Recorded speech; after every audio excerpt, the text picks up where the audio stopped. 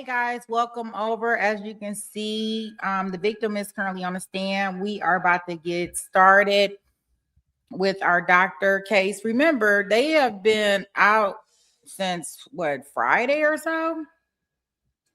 We only had like an hour worth of testimony on Friday, but here we are. Glad things have calmed down and everything has not completely flooded over there in Hawaii. I do have on my Aloha shirt, so I am Hawaiian ready. Tomorrow, I think I'm going to wear my beads. I got a whole bunch of necklaces from Hawaii. I think I'm going to wear those tomorrow. They didn't match anything that I had on today. All right, guys, I won't hold us. Let's get in here.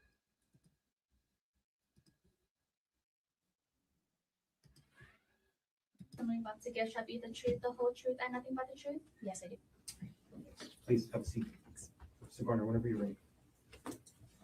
Good morning. Morning. Okay, before we get any further, first thing I'm asking you to do is ask you to sit as close as you can as to the microphone, Okay. and then speak into the microphone as much as you can today, okay? Okay. All right. Can you please state your name? My name is Ariel Konig. And Ariel, what do you do for work? I am a project manager for TerraPower. What does TerraPower do? TerraPower is a nuclear innovation company. When you say nuclear innovation, what do you mean? We're designing an advanced reactor to deploy to replace retiring coal plants. And what do you actually do at TerraPower? I work on the fuel supply. And Ariel, where do you live? I live on Maui, Where on Maui? in Kahului. Is that at 19 Pu'uehu Place? That's correct. Who do you live with? I live with my children. Which children? I have two little kids and then my stepson. How long have you been living on Maui? Just over 3 years now. Ariel, are you currently married? Yes, I am. Who are you currently married to? Gerhard Konig. As of March 24th, 2025, how long had you been married to Gerhard Konig? About 6.5 years. Okay, as of that date, 1 year ago today, how long had you been in a relationship with him? Would have been about 9 years then. When did you first meet Gerhard Konig? We met in the spring of 2016. And you mentioned you have some children. Do you have any children with Gerhard? Yes, I have two children with Gerhard. How old are those children? They're 5 and 3. If you were to see Gerhard again, would you recognize him? Yes. Could you stipulate to identification, Your Honor? Okay. Stipulation accepted, will reflect that there's identification by Mrs. Koenig. I'll skip ahead a little bit. Ariel, I'm going to ask you about an incident from March 24th, 2025, around 10 o'clock a.m. Do you remember that incident? Yes, I do. Where were you going that morning? Gerhard and I were going to a hike on the Palipuka Trail. And so, where is that hike again? The Palipuka Trail? Is that on the island of Oahu? Yes, it is. Why were you and the defendant on the island of Oahu on March 24th, 2025? We came to Oahu to celebrate my birthday. When is your birthday? My birthday is March 24th. Okay. When did you actually arrive on Oahu? We got here March 23rd, the day before. And when were you scheduled to leave? On the 25th. And you said March 24th was your birthday. I'm going to approach now what's been marked as State's Exhibit 133, previously shown to defense counsel. 133. State 1, 2. May I approach, Your Honor? Yes. Okay, Ariel, I've just handed you what's been marked as State's Exhibit 133. Do you recognize what I've just handed you? Yes, I do. Okay. What is this? This is a birthday card that Gerhard gave me last year. And when did the defendant give you that birthday card? It was in the morning. We were at our hotel getting ready to leave for breakfast and then for the hike, and gave me a present in this card. Does this photograph fairly and accurately depict the birthday card the defendant gave you on March 24th, 2025? Yes, it does. Okay. At this point, the state will move State's Exhibit 133 into evidence. Mr. Otake. No objection. What has been marked for identification as State's Exhibit 133 is received as evidence. I'm going to publish now what's been marked as State's Exhibit 133.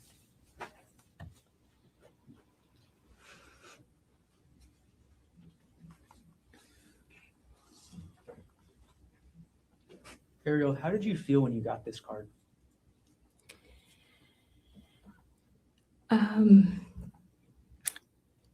Hopeful. I was kind of, I teared up when I read it. I thought it was really sweet. And we were coming off of a hard season. So, I felt hopeful that this was a turning point for us in our marriage and that this was going to be a nice trip and kind of start of the next chapter for us. I'll come back to what you just mentioned there a little bit later. Sure. But could you walk us, and I'm going to take down State's Exhibit 133, and I'm going to retrieve it from you now. Could we have it read to the jury and at least publish it in a way where they can see it? They'll get it when they deliberate. Well, It's up to the state to publish the exhibit as they wish. I'm going to retrieve the exhibit from there. I'm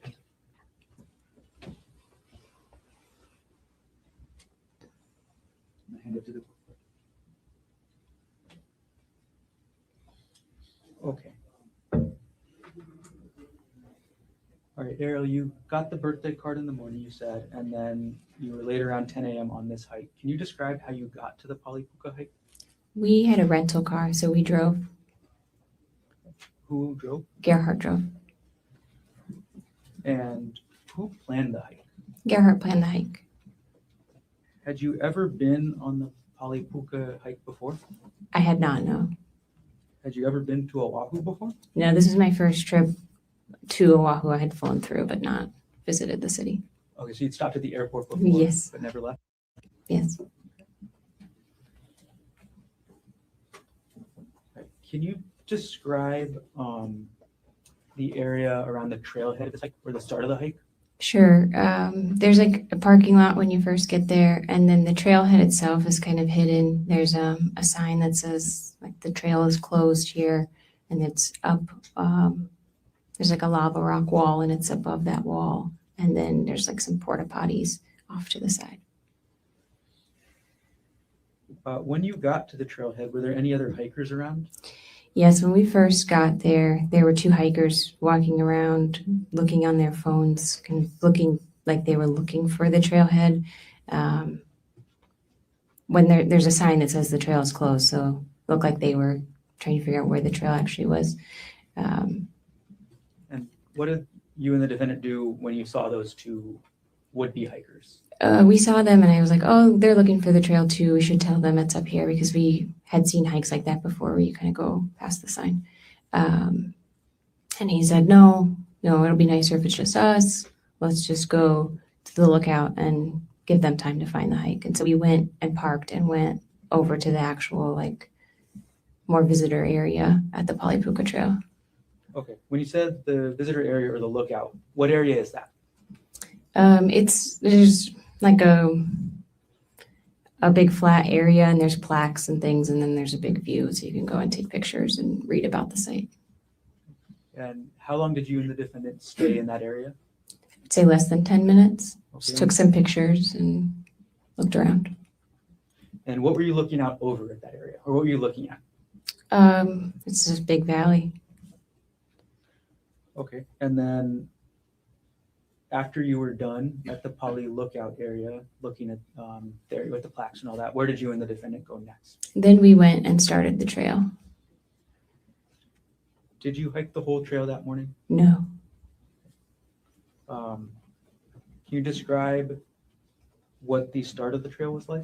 Sure. And we just kind of quickly went behind the porta potties to get up there. And the start of the trail is pretty wooded and rocky. You mentioned you didn't hike the whole trail. At a certain point, did you decide to turn around? Yes, we were hiking and there's kind of these like cliff faces that you walk past and it's pretty narrow. And I was just feeling uneasy and I wasn't enjoying myself. And we got to a part where you had to kind of scramble, use your arms and legs to get up. and it was kind of exposed. There weren't really a lot of trees, and I was just uneasy. And so I told Gerhard, I'm not having fun. I don't want to keep going. I'm going to stop here. Ariel, can you explain to us what was making you uneasy? The cliffs were just feeling, it was windy, and the trail was narrow, and the cliffs were really steep. Do you know how tall the cliffs were? I don't, hundreds of feet, I would say. Okay, so you're feeling uneasy, and you just said you told the defendant you didn't want to continue. What happened after you told the defendant that? Well, I had hiked up part of that little scramble area, and I came back down because I was feeling it was like very exposed up there. And so I came back down, and I was like, I told him he could keep going if he wanted to, and I would wait there. And so he went on for a little while I just kind of hung out. And it was maybe, again, 5 or 10 minutes, and then he came back. Okay, so once the defendant got back, did he say anything? Yeah, he came back, and he was like, it's really beautiful. You should really come on it. It's too dangerous for me to be walking around by myself, but you've already done the hardest part by coming up this part.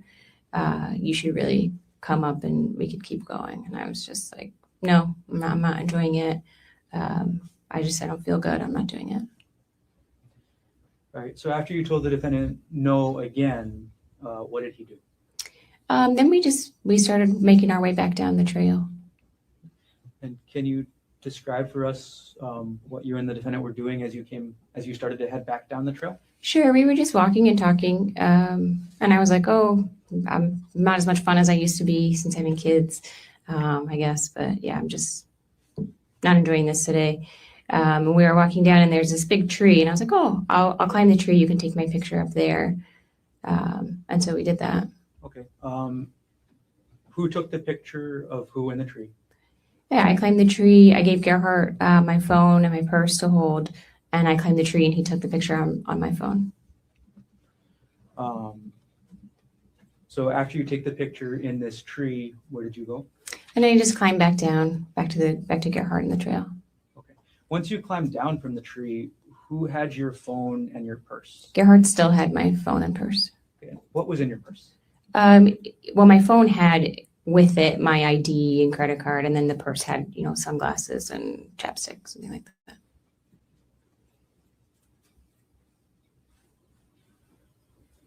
Okay.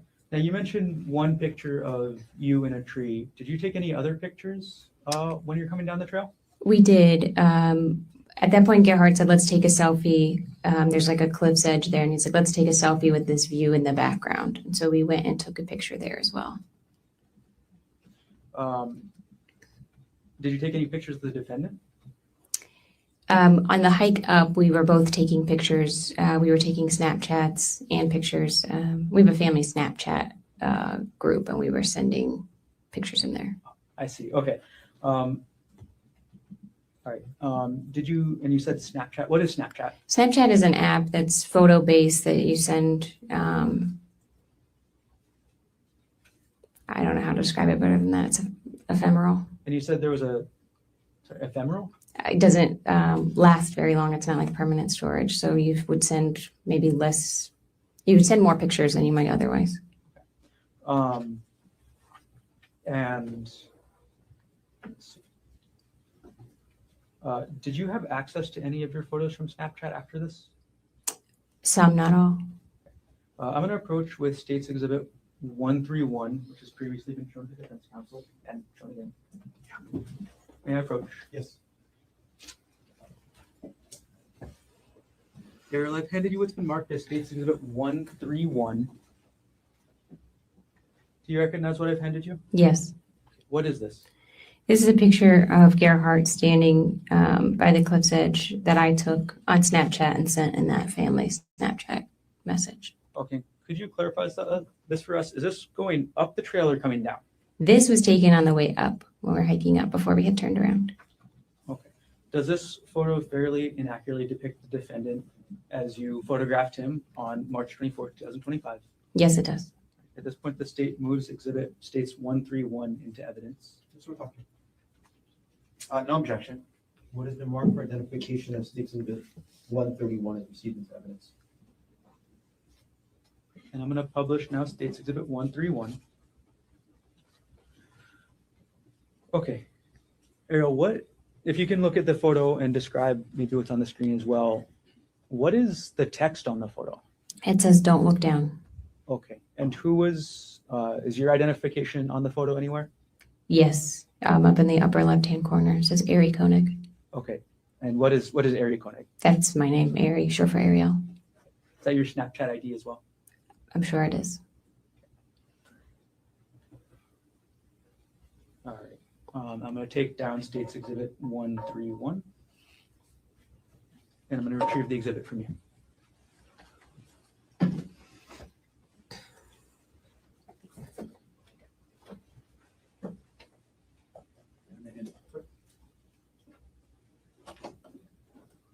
Ariel, why did you say don't look down?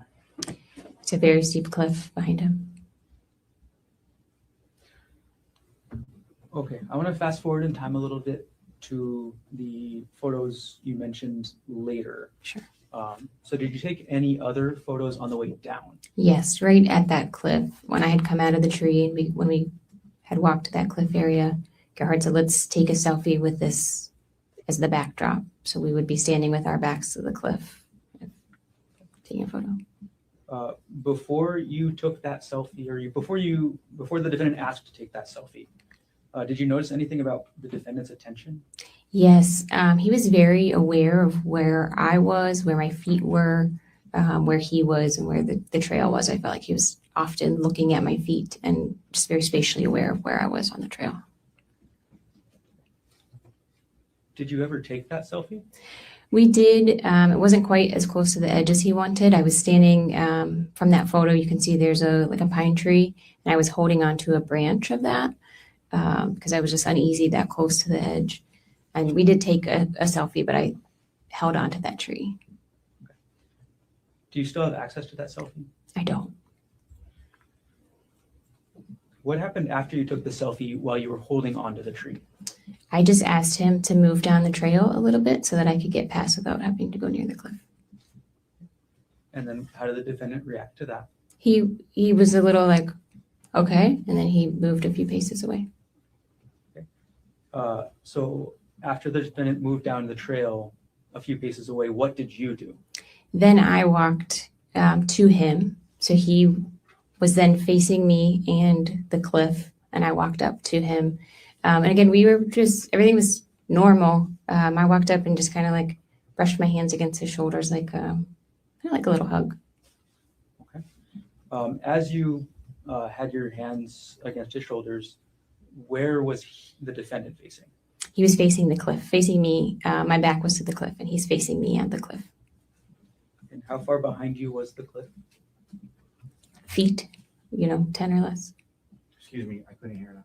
10 or less feet. Right. So, okay, after this happens, after you get to where the defendant is on the trail, what happened next? When I walk up to him, then he grabbed me really forcefully by my upper arms, and he said, "I'm so fucking sick of this shit. Get back over there." And he starts pushing me back towards the cliff. While the defendant was grabbing you and pushing you, what did you do? I was surprised. It felt almost like he was kidding at first, and I was like, "What are you doing?" But he had grabbed me really hard and was moving me. So we kind of wrestled a little bit, and I threw myself onto the ground because there's a lot of trees and shrubs there so that I could hold on. As you threw yourself to the ground, how did the defendant respond? Well, he got on top of me, and he was kind of trying to pull me, and we're wrestling, and he ended up straddling me. So he had his legs on either side, kind of across my waist. On March 24, 2025, how tall were you? About 5'6", And how much did you weigh on that date? about 145 pounds. Okay. And on that date, how tall was the defendant? About 5'10", And how much did he weigh? maybe 165 pounds. Okay. And then you said straddling. Can you describe what that looked like for us? Sure. I'm laying on my back, and he's on top of me with kind of like one leg on either side across my waist, facing me. Once the defendant was on top of you, What did he do next? So he was first trying to pull me, trying to get me closer to the cliff. And again, I could kind of hold on to the roots and stuff that were around us. And then he had a backpack that he was hiking with. And he, like I said, he's on top of me. And he had a syringe in his hand. And he says, hold still. And I see the syringe and I just kind of like bat it away from us both. When you first saw that syringe in his hand, did you actually see where it came from? I didn't see where it came from, though.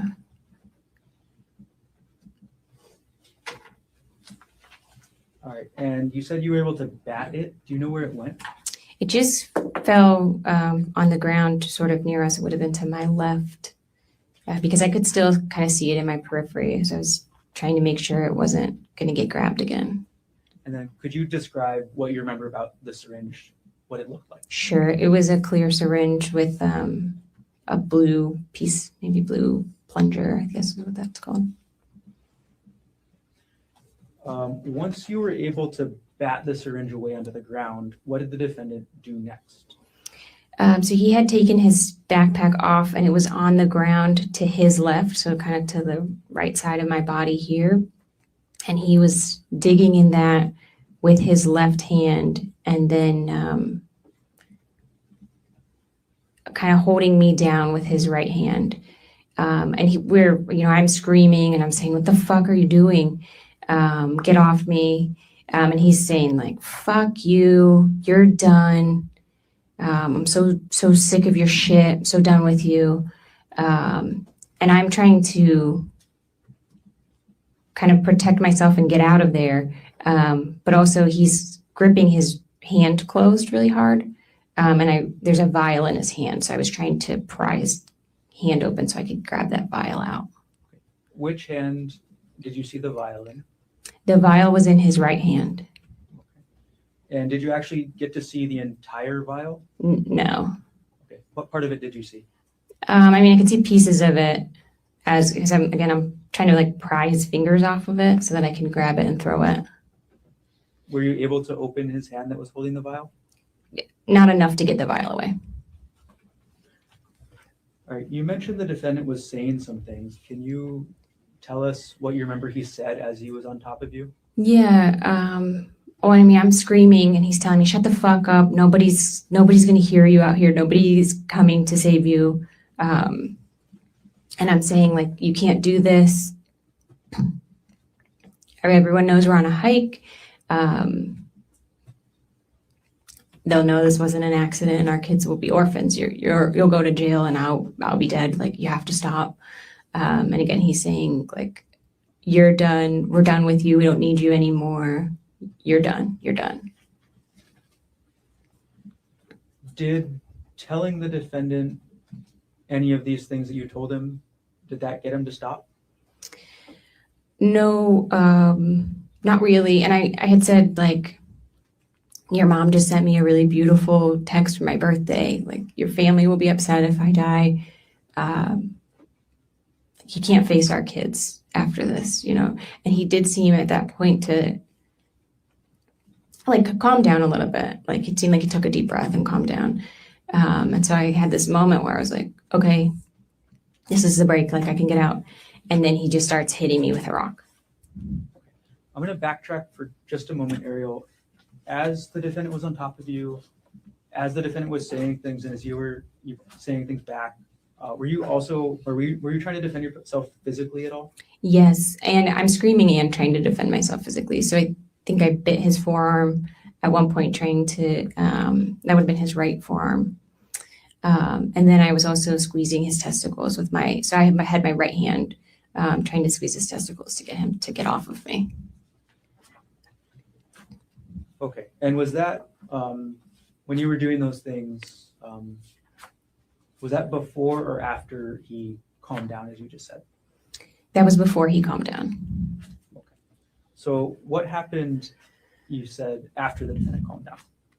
Oh, well, it felt like he calmed down because it looked like he took a deep breath.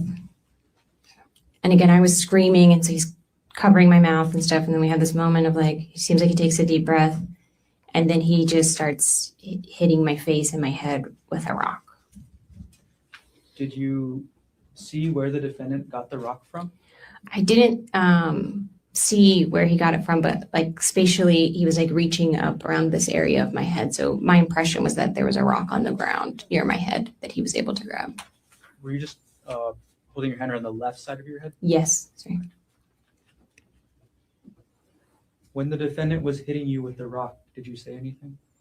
I just started screaming because in my mind, he was trying to knock me unconscious to get to be able to drag me over the head. So I just was screaming then as much as I could. Did the defendant respond to what you were screaming? No. Did anybody other than the defendant respond to what you were screaming? Yes. So I'm screaming, and I do think I was saying something like, please help. He's trying to kill me. I'm hoping somebody can kind of hear that. And I, at some point, hear a woman's voice say, we're here. We're calling 911. We're here. We're calling 911. Okay. So after you hear that woman's voice, what happens? He just kind of like, Gerhard just kind of froze and knelt back away from me. And I just crawled away really slowly. And again, he seemed just like frozen. And then I was yelling to the voices I heard, are you still there? Are you still there? Don't leave me. And I couldn't hear anybody calling anything back. So I just kept crab walking away. Like I'm on my butt, kind of like scooting. And I just kept going and got to like a lower part of the trail. The women were down there, and one of them was on the phone with emergency personnel.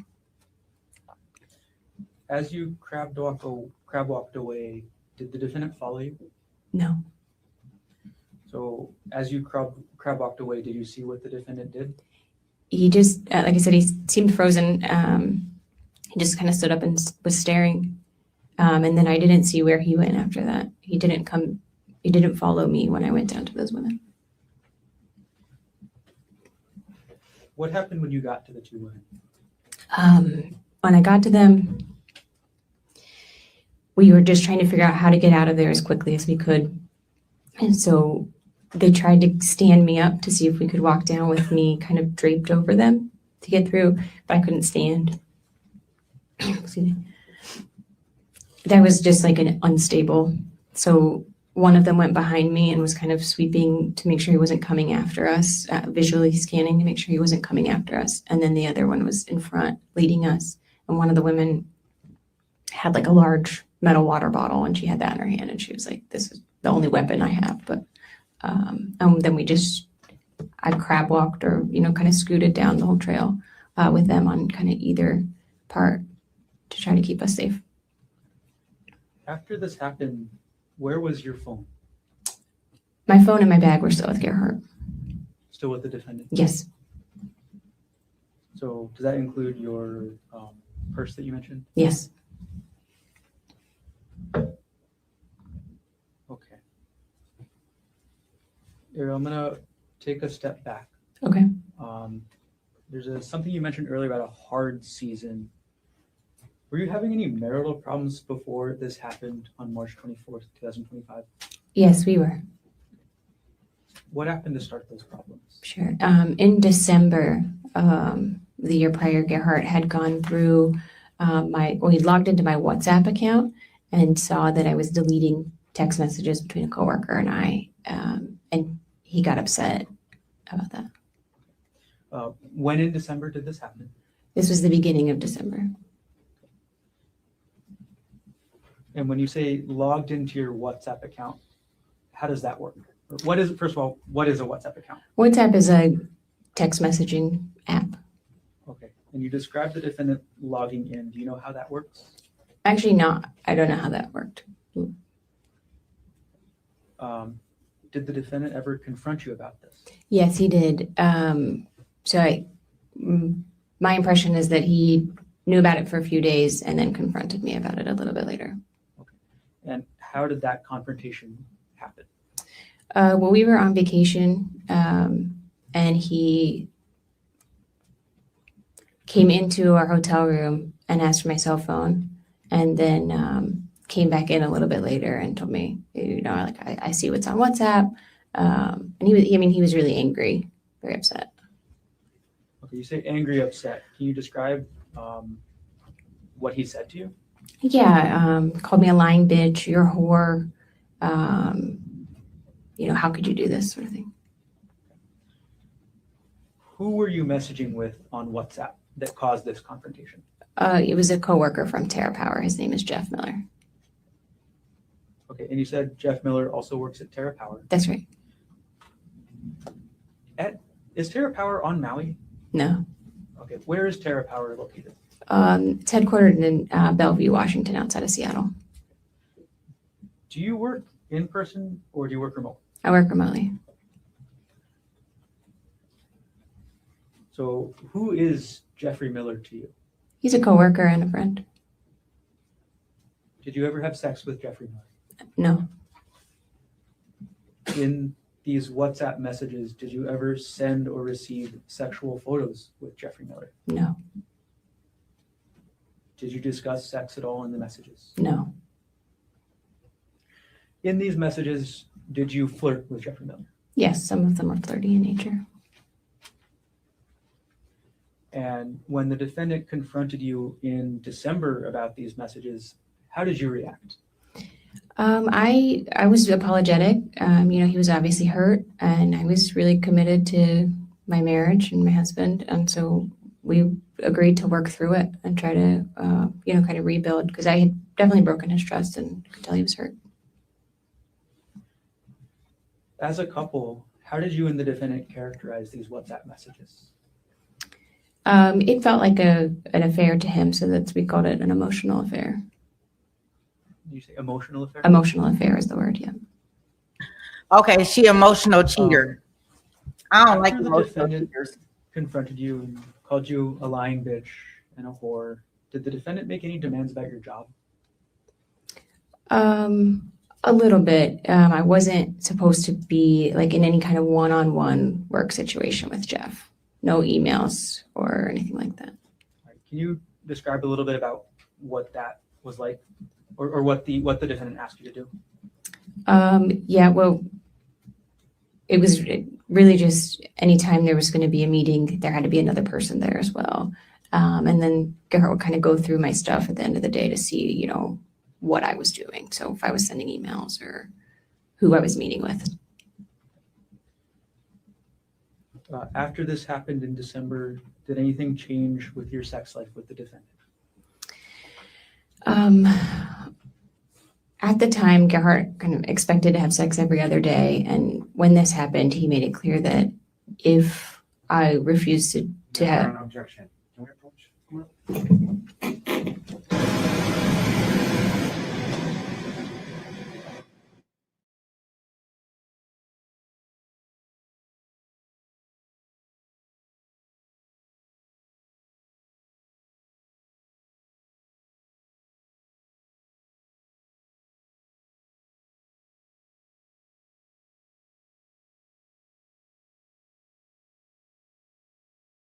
Gentlemen, Ms. Konig's last answer is stricken from the record. Ariel, I'm going to rephrase the question.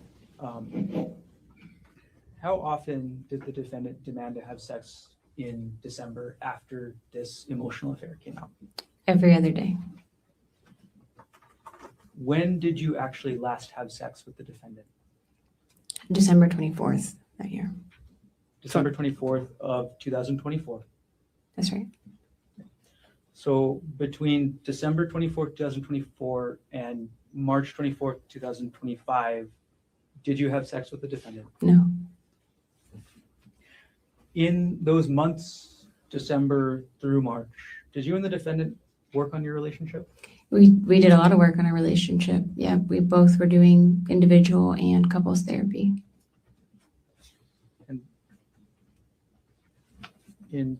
And can you describe a little bit about, what that was like? Yeah, we were trying to work on a lot of different things in our marriage, in addition to the deleted text messages, which again, I could tell Gerhard was deeply hurt by. So working on rebuilding trust.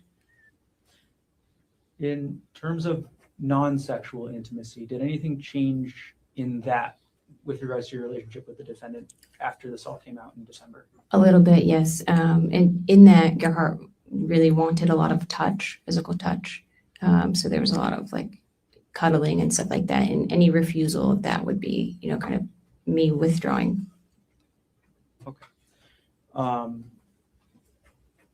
When you didn't want to cuddle, what types of things would the defendant talk to you about? Then that would be like, a lot of questions. How could you do this to us? Would kind of bring up the WhatsApp messages back to the surface.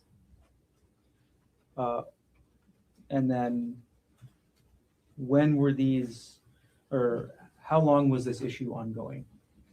I guess. I mean, like December was really hard. January, it seemed like things were getting a little bit easier. Things were getting a little bit better. By February, we had gone on a family vacation with our little kids and had a really fun time. And so it seemed like by February, we were starting to kind of turn a little bit of a corner.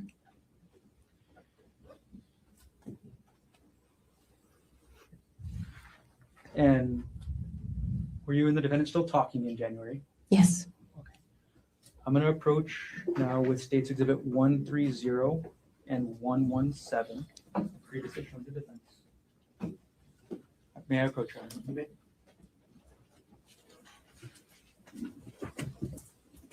Thank you. Ariel, I've handed you two exhibits now, 130 and 117. Without showing them to the jury, could you look at what they are, and when you're done, look up?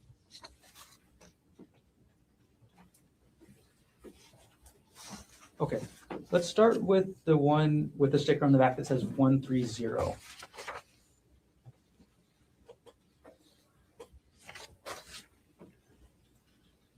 What is that? This is a text message exchange between Gerhard and I. And what month did that exchange take place? This would have been in January. Okay, who does this exhibit fairly and accurately depict the text message exchange between yourself and the defendant in January 2025? To the best of my knowledge, yes. Okay, at this point, the state moves exhibit 130 into evidence. Mr. Ozaki. No objection. What has been marked for identification of case exhibit 130 is received into evidence. I'm going to now publish and put up on the screen what's been marked as states 130. Okay, and then can you describe the context of this message? Yes, so Gerhard would have been at work, just kind of texting me an update. So he's in the blue, but I was at home. And what was Gerhard's work? Gerhard was an anesthesiologist in Maui Do you know where he primarily did his work? at the hospital. We're going to take states exhibit 130 down. Could you now take a look at the one marked states exhibit 117?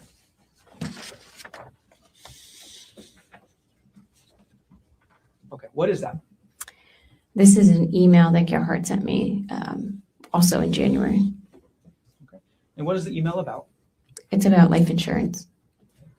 And is this a true and accurate copy of the email the defendant sent you? And sorry, what date was the email sent? The date is January 21st, 2025. Is this a true and accurate copy of the email the defendant sent you on January 21st, 2025? To my knowledge, yes. At this point, the state moves exhibit 117 into evidence. Mr. Ozaki. No objection. What has been marked for identification as state exhibit 117 is received into evidence. I'm going to publish states exhibit 117.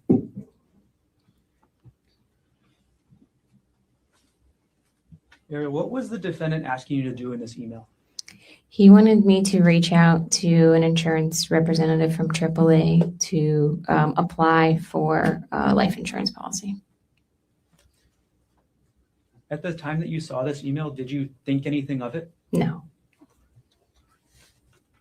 We're going to take exhibit 117 down from the screen right now. And I'm going to retrieve both exhibits from you, Ariel.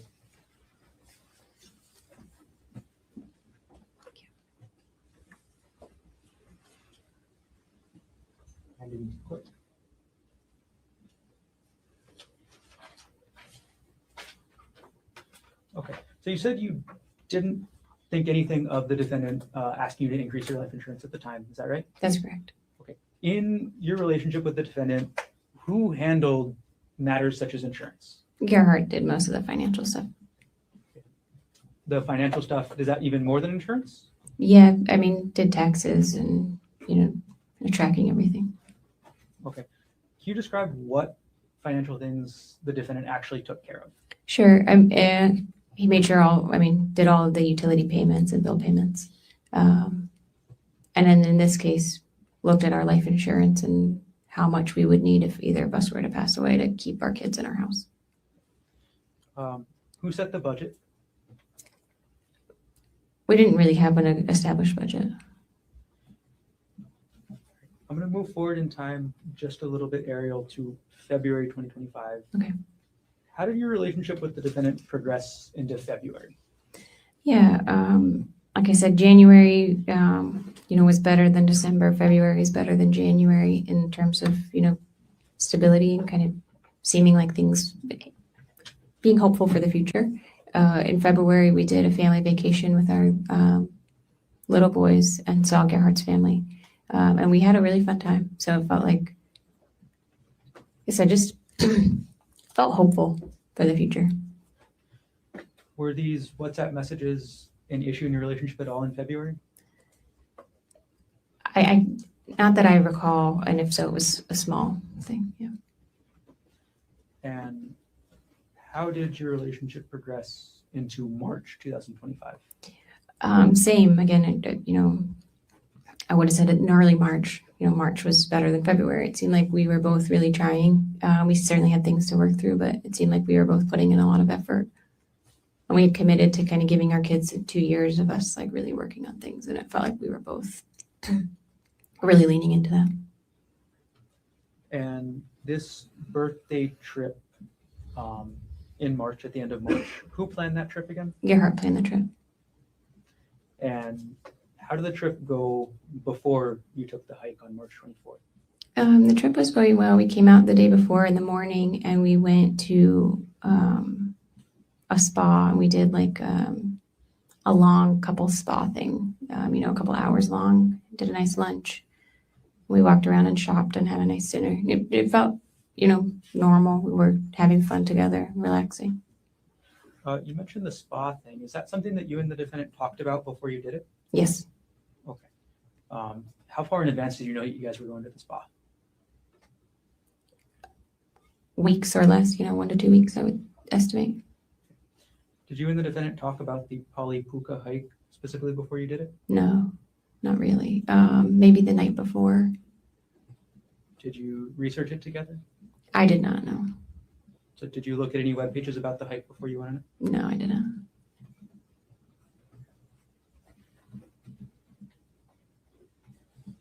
Ariel, I'm going to jump forward in time now to after March 24th, Okay. or after the incident on March 24th. After this happened, did you receive any medical treatment? I did, yep. I was taken by ambulance to the hospital where I was treated for severe complex scalp lacerations. And they did some imaging and stuff. How long did you stay at the hospital? I was in the hospital for 1 night. So you got out of the hospital then March 25th? In the evening of the 25th, yes. And where did you go once you got out of the hospital? To my house in Maui. Can you say that one more time? To my house in Maui, sorry. And is that the 19 Hu'u'ehu place address that you mentioned? That's correct, yes. When you got back to Maui, did you find anything relevant in your house to what happened? Yes. A few days later, I found Gerhard's work bag in our closet. And what did you find that was relevant about the work bag? I just unzipped it and I could see syringes and medication were in there. How did you react to finding the bag of medical supplies? I was surprised. I called an attorney and then got in touch with the police to have them come get it, just in case it was relevant. Did the police eventually come and collect the bag? They did, yes. 2 evidence specialists came to take it. And between the time that you saw the medical supplies in the defendant's work bag to the time that the police came to collect them from your house, did you tamper with, alter, substitute, or destroy any of the items in that bag? No. And could you describe the bag for us, just the physical bag? Sure, it's a black backpack, but it has like a one shoulder strap. It's not a full backpack.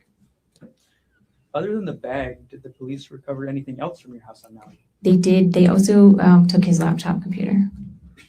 Where was the defendant's laptop before the police recovered it? It was on his desk at our house. Do you know the login information for that laptop? I do not know. Do you have like a computer account on that laptop? No. From the time that you got back to your house on Maui to the time that the police recovered that laptop, did you do anything at all with the laptop? No.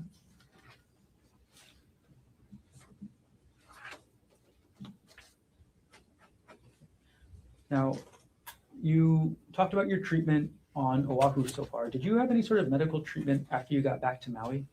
I did. I had a lot of wound care for. I had a bunch of stitches through my scalp. I had a lot of wound care for that, and then I had some treatment for a distal fracture of my thumb. Were you able to work after this happened? No, I was out of work full time for maybe 4 weeks, something like that, and then I was on light duty for a few weeks after that, and then ongoing physical therapy for vertigo and for just kind of fatigue and being able to sit at the computer and do. I work on my computer screen all day, so did physical therapy to kind of strengthen the ability to do that. How long before you were fully recovered, just in terms of able to work a normal work day? Maybe between 2 and 3 months. Do you have any visible long-term effects from the injuries from March 24th, 2025? Yes, I have scarring on my scalp and my face. And Ariel, could you show everybody in the courtroom the scar on your scalp? Sure.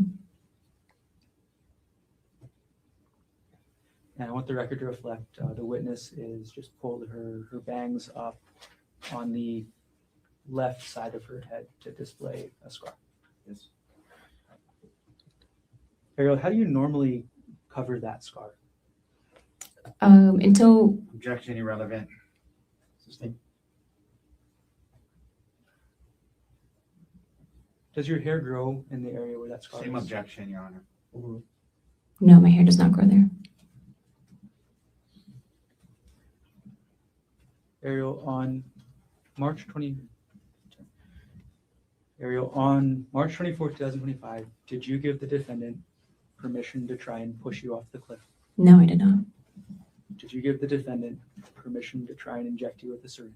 No, I did not. Did you give the defendant permission to hit you with that rock? No, I did not. Thank you. I have no further questions at this time.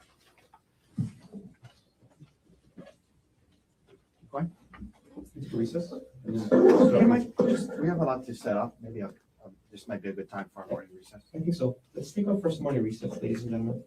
2-minute recess. It is Officer Fisher and Mr. Captain Williams will come get you at just past 10:15. Be your local temperature. All right.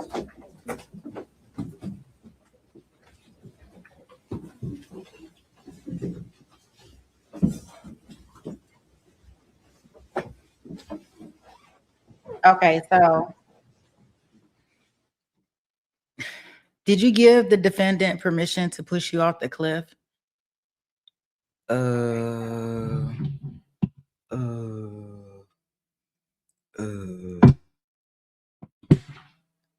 No. Like what kind of question was that? I don't know if I like those questions. Did you give the defendant permission to hit you with a rock? Yeah, I told him he can hit me one time, but don't hit me twice. Did you give the defendant permission to push you off a cliff? Even if I did give the defendant permission to push me off the cliff, wouldn't that be assisted suicide? We wouldn't be here. What would be the point of all of this right now?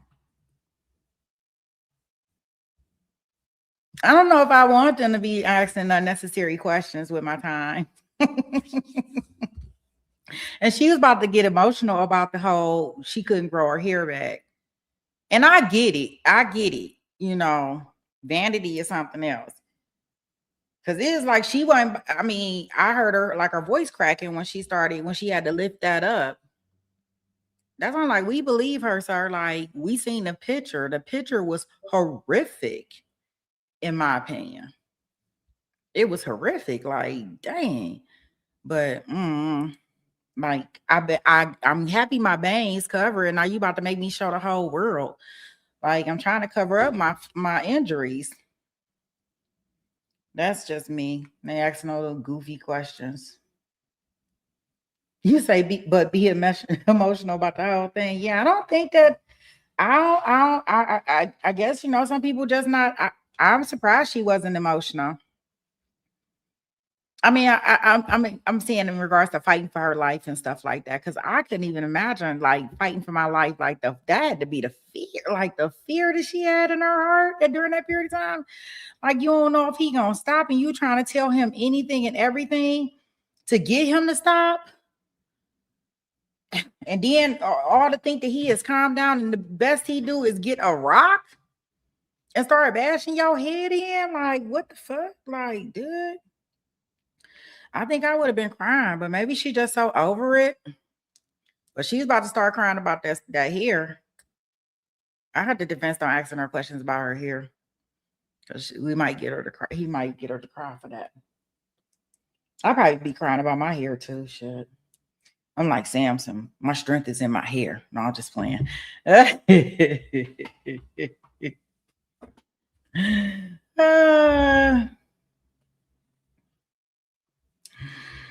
Oh boy. Brooklyn, you say she's not 100%. I don't know. I mean, I think that she I don't know. Maybe they got her on some pills or something. Maybe she like sedated, you know, like, you know, mental health pills or something, some medical pills to kind of get her through there. I don't know. But it definitely seemed like she calm, cool, and collected. Sweet Pea got a haircut. Now she can lift the milk jug, send help. Oh.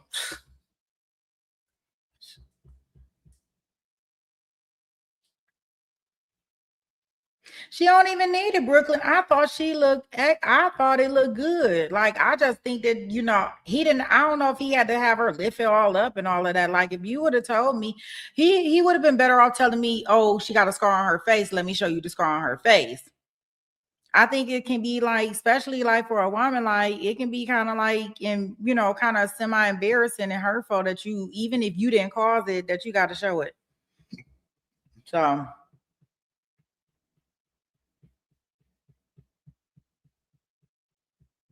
you say she's remains so detached. Yeah, she is detached.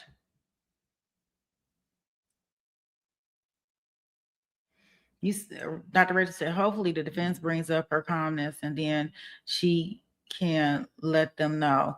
Yeah, you know, I think that we're going to get a couple things probably on the defense. Remember, the defense is minimizing this. You understand? Look, you only had a scratch, lady. You had a scratch. You went to the hospital and they sent you home that same night or the next day. So they trying to minimize the situation. So that's the first thing. So maybe that's why the prosecutor was like, no, well, let her show y'all the bruise. So maybe that's what it was about.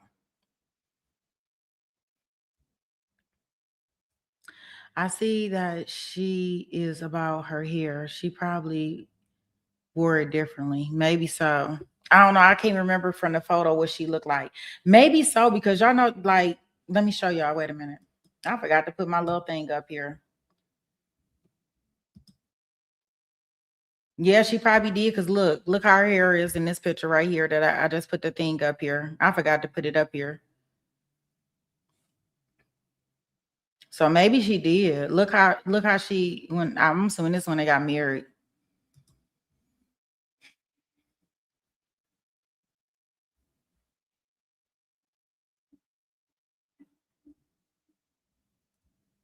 Okay, so if this is the only visible injury she has from getting hit with a rock, why not go with him after battery? I don't know. I think because I don't know. And did she test? Yeah, I don't know.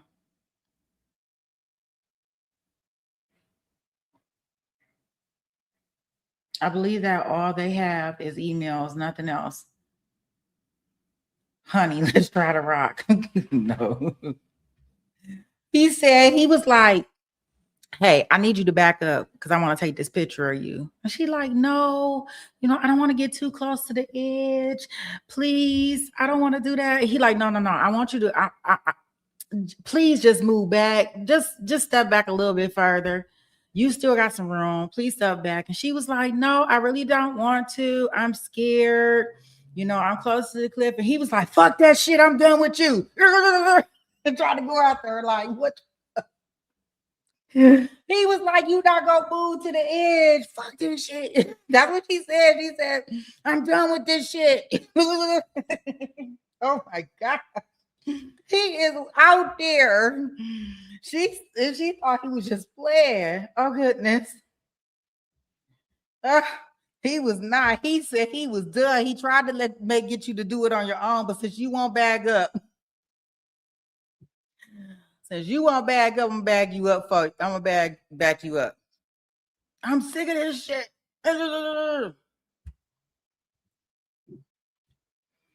Yeah, he had made her think that everything was cool, everything was good, and that's why they ended up going on this trip.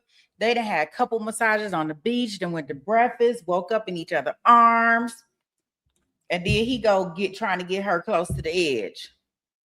That must be his parents right there, because I see he looking back and smiling.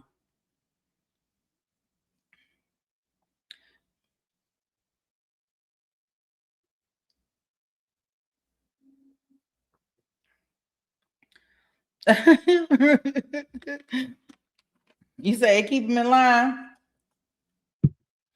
I tell you, no, yeah, like I want you to love me, baby. I want you to love me. Don't love me to death. I don't need nobody to love me to death. Not at all. Okay, so we gonna get into the defense portion of the case. Here we go, guys. 1 CPC 25-373. Dr. Konig is present in court. All 4 counsel record are present. All jurors are back in the courtroom. And Gerhard Konig is back on the stand. Ms. Konig, you're still under oath. Yes. Mr. Otake, you may begin your cross-examination. Yes. Good morning, Ms. Konig. Good morning. My name is Tommy Otake. I'm Gerhard's attorney. I have some questions for you this morning, ma'am. If I ask a question that you don't understand, please let me know and I'll try my best to clarify it, okay? Yes, sir. All right. Now, I want to begin a little bit with this issue of Mr. Jeffrey Miller. Mr. Miller was a co-worker of yours, yes? That's right. And was he a senior vice president at the company that you worked for? Not at the time, no. At the time, what was his position? And when at the time, I mean in November, December of 2024. What was his position at TerraPower at the time? A director, senior director, something like that. Senior director. Okay. Now, you understood Mr. Miller was also married, yes? Yes, You were married at the time, yes? that's right. You indicated under oath today that after the discovery of these communications with you and Mr. Miller, you and Gerhard would refer what had happened between the two of you. You would refer to it as an emotional affair, correct? That's right. All right. In fact, there were times in communications where he referred to it as a secret affair, yes? When you say he, you mean Gerhard? Yes. I don't recall, but potentially. Okay, we'll come back to that. And in fact, in the counseling sessions that you guys had, it was whatever was going on with Mr. Miller was referred to as emotional infidelity at times, yes? As far as I can recall, yes. Okay. Now, emotional affair, secret affair, emotional infidelity. When you were interviewed by the detective in this case, following this incident we're all talking about, you were asked by the detective about your relationship with Mr. Miller, yes? Yes, sir. And you understood that he was investigating this case and he expected you to be honest and truthful, correct? That's right. And he asked you whether or not you had an affair with Mr. Miller, and your response to the detective was no, that you didn't have an affair, correct? Based on, My question, ma'am, is was your answer to his question, when he asked you a very specific question, did you have an affair? Your answer with Mr. Miller, your answer was no, correct? That's correct. You described it to the detective simply as some flirty text messages with a coworker, correct? That's what it was, sir. That's what it was, according to you, right? That's right.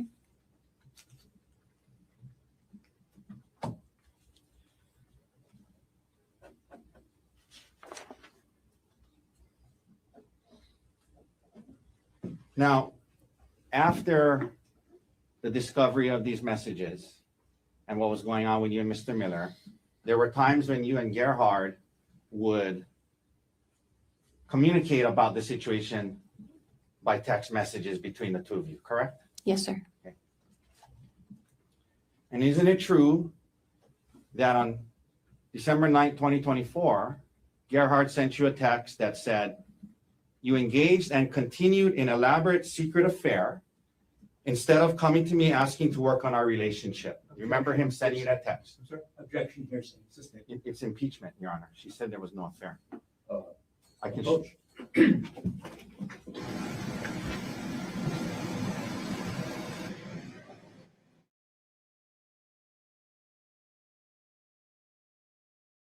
I don't know why he would be in a wheelchair.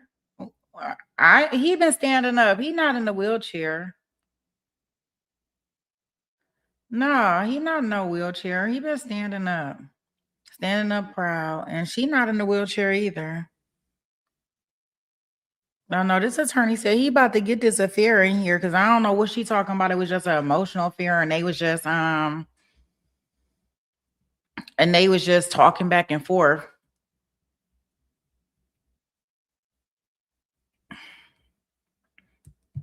Nah, the defense said no. They was clapping.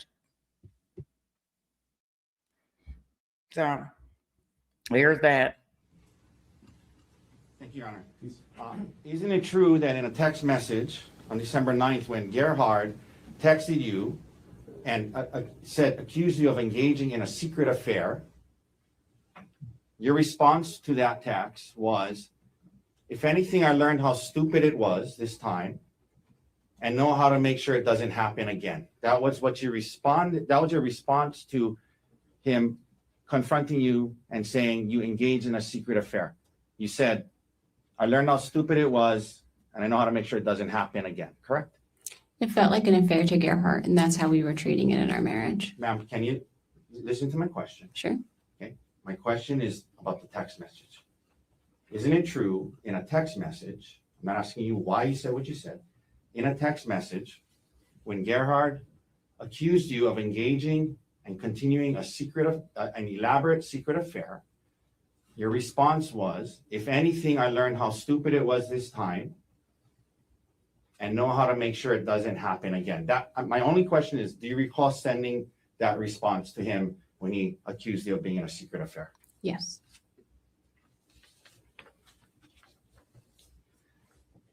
You didn't say to him, it was just flirty text messages, don't worry. You said it was stupid of me, it won't happen again, correct? Because when I did that, we would start to argue. So Okay. you're right.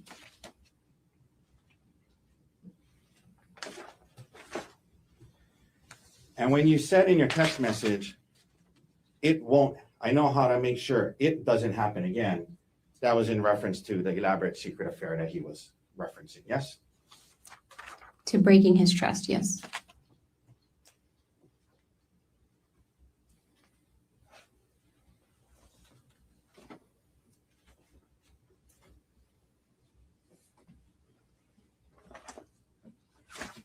Another thing that happened after the discovery of your relationship with Mr. Miller, another thing that happened is, as you talked today about working through this in January and February. Remember that?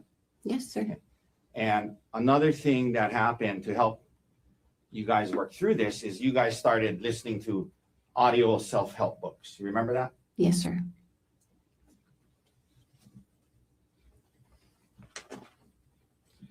One of the audio books that you purchased and listened to was entitled How to help your spouse heal from your affair. You remember purchasing and listening to that audiobook.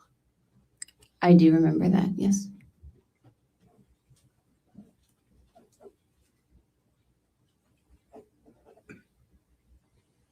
You took the time to purchase it and listen to it, and that was the title of it. How to help my spouse heal from my affair, as in your affair, correct? That's correct.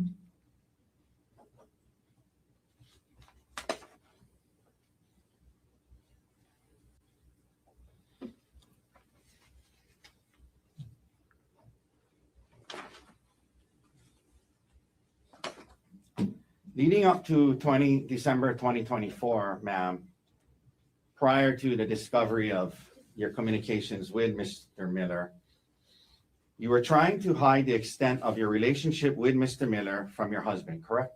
That's right. To conceal the substance of your communications and the extent of your relationship with Mr. Miller from your husband leading up to December 2024, you were purposefully deleting your messages to and from Mr. Miller on your phone, correct? I was deleting messages on my phone. That's correct. Yeah, so Gerhard wouldn't see them, right? That's right.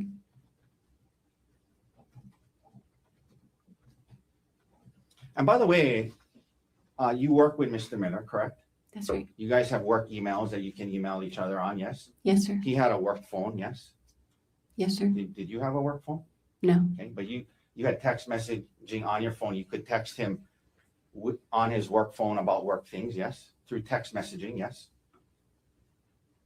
That's an option for sure. Yes. Yeah, and emailing about work things on a work email, that was an option, right?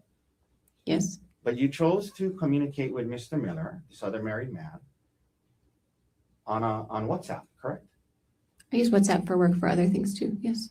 Ma'am, that wasn't my question. Yes, I talked to him on WhatsApp, sir.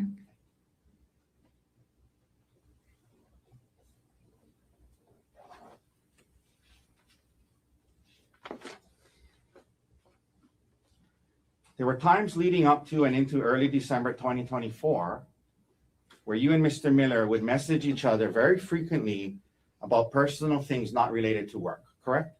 Yes, sir. Some days all day long, back and forth all day long, correct?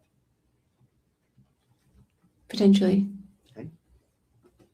Your Honor, I'm going to ask Your Honor to take judicial notice that December 1st, 2024 was a Sunday, and I believe we have a calendar here somewhere. May I approach, Your Honor? This is from timemandDate.com. Or the witness. Excuse me? Bench or the witness? You want to? You, Your Honor, ideally to show you the calendar. Come on up. December 1st, 2024. Mr. Gardner, any objections? None at this time. Okay, so the court would judicially notice that December 1st, 2024 was a Sunday. Okay. December 1st, 2024 was a Sunday, not a work day, correct? Sure. I'm going to show you now what's been marked as D123. D123. May I approach, Your Honor? You may.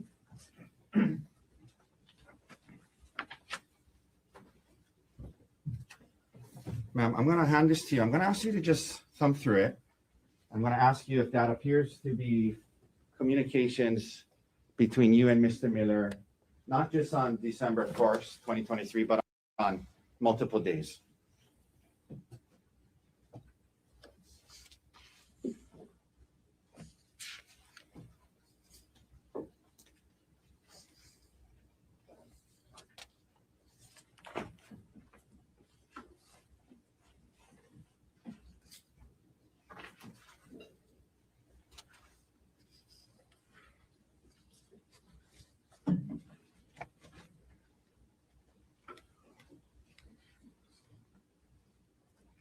Will you please repeat your question? Just that appears to be messages between you and Mr. Miller back during that time period, yes? Yes, it does. All right.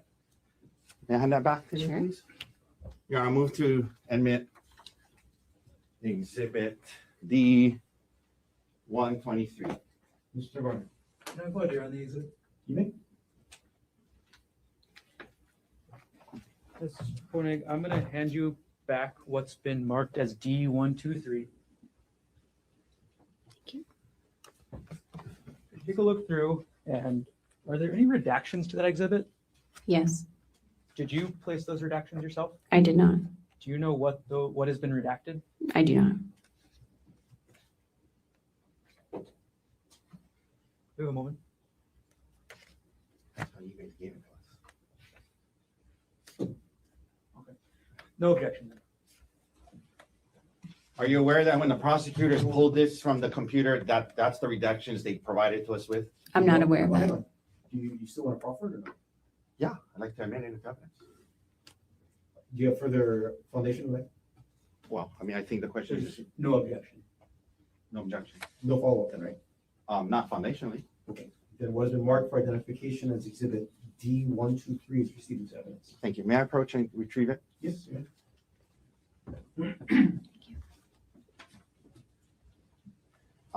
May we publish, Your Honor? Yes. Granted. And Mr. Dirks, if you can please go to 12:1. First of all, this goes on for pages and pages and pages, correct? Yes, it's over months. Excuse me? It looks like it's over months, but Yeah. yes, But this is all between you and Mr. Miller, correct? Yeah. Your coworker, right? that's right. Let's go to 12:1, please. Mr. Dirks, let me know when we're there. I think it's the bottom of 1908. Is that it? Yes. Can we blow up the bottom section, please? Okay. Is it possible to make it bigger? Not really. Shucks. Okay. Ma'am, I'm gonna read this to you, and can you see it on the screen there? May I have a copy? Oh, sure. It's probably a good idea. Thank you. Thanks. I'll turn to 1908.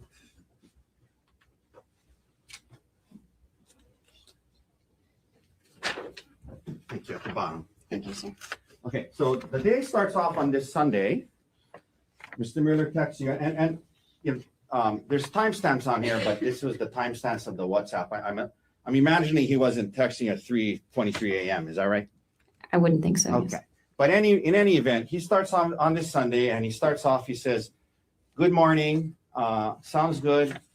I hope you're getting some good sleep. I've slept a ton over the break," which has been, and we'll go to the next page.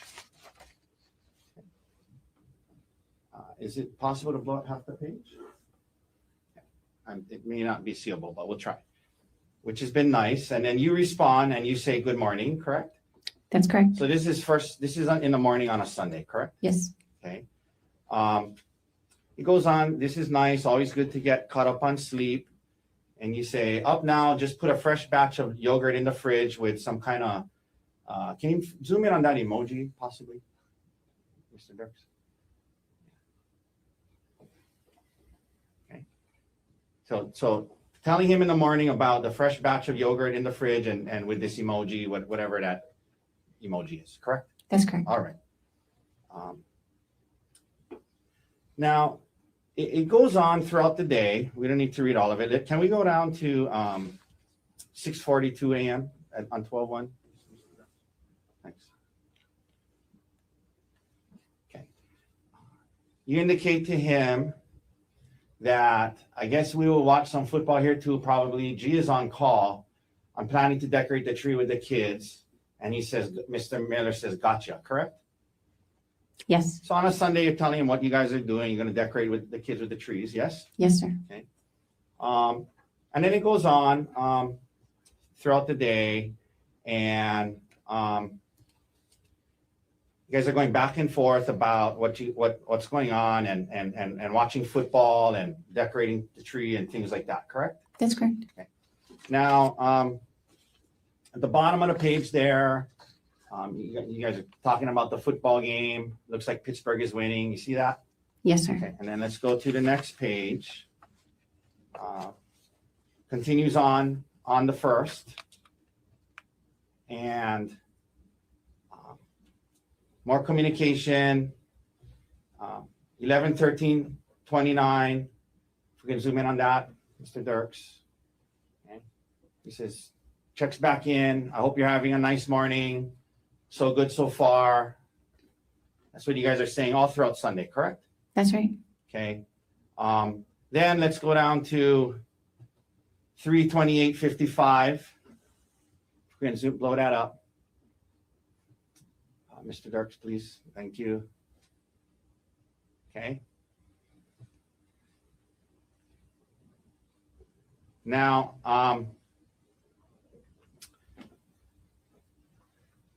he says, I'm making sure Kay eats OFC, guessing that's what the lie was about. Mr. Miller says, no, REK, not at all, just much easier to discuss. And then he says, plus, I'm looking forward to chatting at some point anyway. And can we blow up that emoji, please?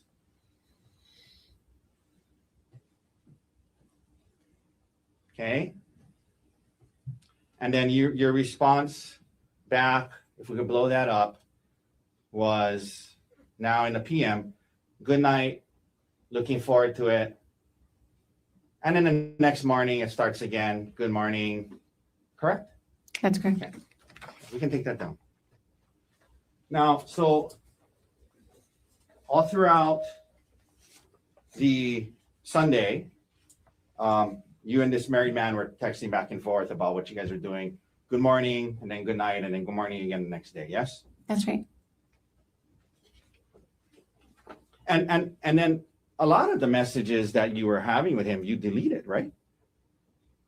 I did delete a lot of messages. That's correct. So we can't see those messages, the ones you deleted, correct? That's correct.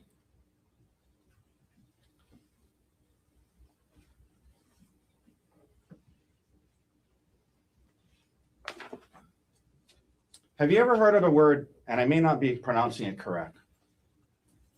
Actually, have you ever heard of the word Heleu? How do you say Heleu? Haleu. Haleu. What is, in your line of work, what is Haleu?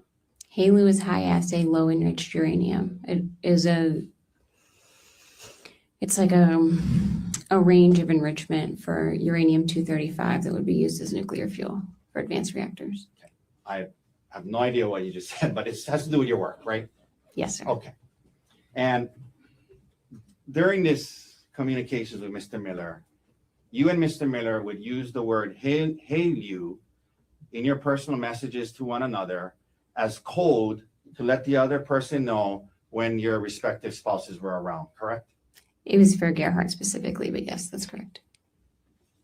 It was for Gerhard specifically, meaning you would tell Mr. Miller, I got Haleu today, can't talk. And that was your way of communicating to him, hey, I'm around Gerhard today, yes? That's correct.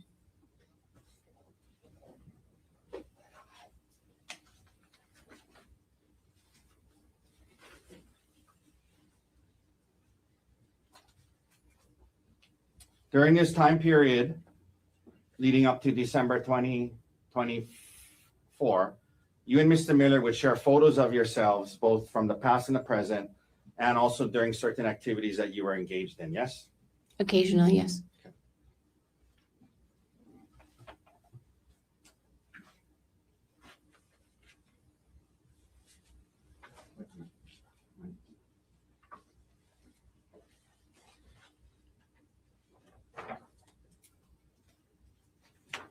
And Your Honor, may I approach with D-124? Yes.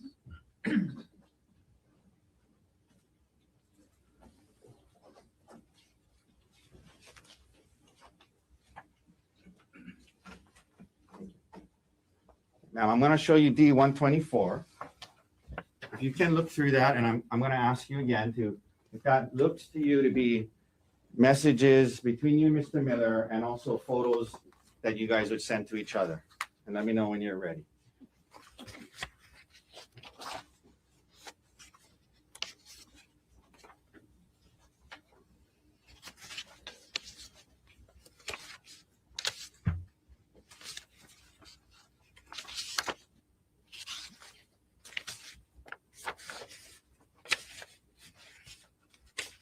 Yes, sir. And that appears to be fair and accurate depictions of messages you guys would send to each other, correct? That's correct. All right, Your Honor, move to admit D124. No objection. Will be marked for identification as exhibit D124 as received as evidence. Can we please publish and start on page P2250? Okay. Let's blow up that picture at the top there, please. You want a copy? I'll give you. Yes, please, sir. Thank you. May I approach, Your Honor? Yes. Would you like this one? Oh, yeah, I'll take this out. Thank you. Okay, so this is a picture Mr. Miller sent to you. One of my two BFFs. This was in Vegas. And then you looks like you attached a heart emoji to it. Yes? That's a reaction, yes. Excuse me? It's like a reaction on the message. It's not attached. It's just like acknowledge. Got it. A heart emoji reaction. Correct. Got it. Let's go to the next page, please. We publish that, and let's pull up the one with the dog in it. Okay. So Mr. Miller sends you this with a picture of his dog, yes? It says my brother's family's dog, but yes, Wow. a dog. A picture of a dog, yeah. That's correct. It's his brother's dog, right? That's what he says, yes. It's not his dog. He's sending a picture of his brother's dog, right? According to the message, yes. And is he making a kissing face at you, or you don't know? I don't know what it, Okay. Let's go to page 2253. This is from October. Can we blow up the beaches on the top, please? You sent him photos of, this is you sending him photos of beaches, correct? That's correct, yeah. All right.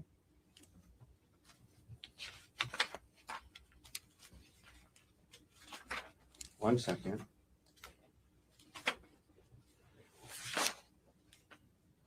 Now, while we're here, why don't we go to page 2256 while we have this up? Okay. Can you blow up that thing on the top that says HMA VPN service, Mr. Dark? Thank you. So in November of 2024, Mr. Miller sent you a link to something called HMA VPN service, total online privacy with HMA, correct? That's correct. And that is a website. If you look further down, apparently HMA stands for hide my ass, correct? Correct. www.hidemyass.com, yes? That's correct. And you understood that a VPN is an app that allows you to hide your internet activity from others, correct? That's not my understanding of a VPN. This was sent to be able to watch football that was streamed locally. Okay. VPN service, total online privacy, hide my ass. And he sent you that so you could watch football? That's right. Okay.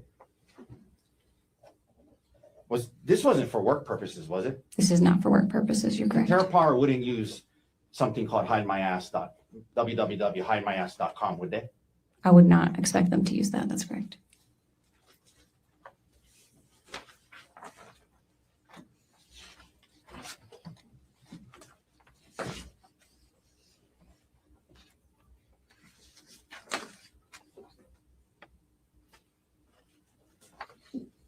One second, Your Honor.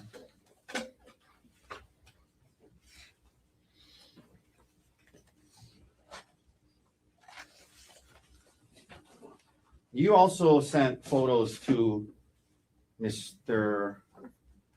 Miller as well. And may I approach, Your Honor, with 183? Yes.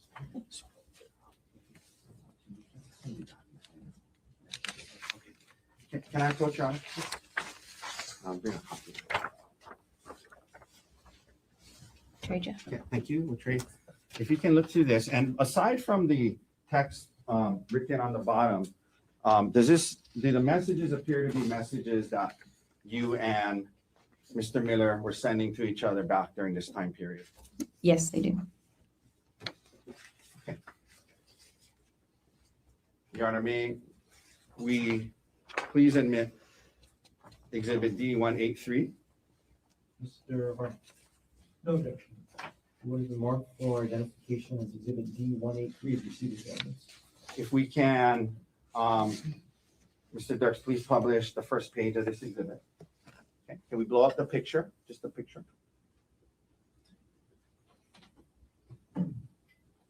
Well, actually, I take that back. Let's blow up the message to begin with. Okay, so you were on a trip. Who's the other lady in that photo, ma'am? That's my best friend, Gianna. Gianna. Okay, we're gonna talk about her a little later, but you were on a trip with her, correct? Yes. And you're texting Mr. Miller while was it just a girls' trip? Was Gerhard there? It was the first night of a trip, so it was just the girls the first night. And 9:47 p.m., you're texting Mr. Miller saying, we're still out, almost midnight, did an Irish car bomb, which was her first in my 1000th, but first in many years, correct? That's correct. Okay. And that's a text you sent to Mr. Miller when you're on this trip, yes? Yes, sir. Can we blow up the photo? And then you sent him this photo of the two of you, yes? Yes, sir. And you didn't send these, you send this to him, not Gerhard, correct? I don't recall what I sent to Gerhard that time. All right. Let's go to the next page, please. Okay, let's blow that up. And is that you in the photo? Yes, it is, sir. And you send that to Mr. Miller, yes? Correct. And what is it? What is pre-ICB? What is ICB? From context, I assume that's Irish car bomb. It's the And name what- of the shot. What is Irish car bomb? It's a drink, a shot. And you send this to Mr. Miller on the text, correct? That's correct. All right, we can take that down. I'll retrieve that from you now. Thank you. Thank you. So we just went through all of that, and when the detective asks you about it, you say no affair, just flirty text messages, correct? That's correct, sir.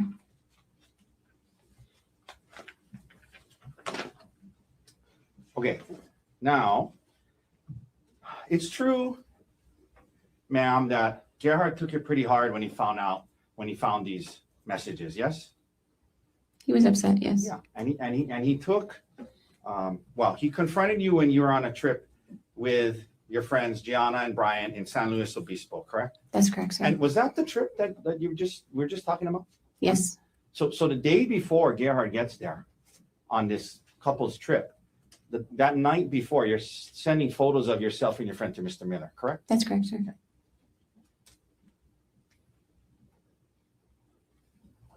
Did he have a code word for you that he would tell you when his wife was around? Not to my knowledge. All right. Now, Gerhard confronts you on this trip in San Luis Obispo, and he had actually told Gianna and Brian about it before he confronted you, correct? That's correct. And that upset you, correct? Yes. Yes, you didn't want them to know, right? Oh, I would have just preferred to be able to talk with him first. I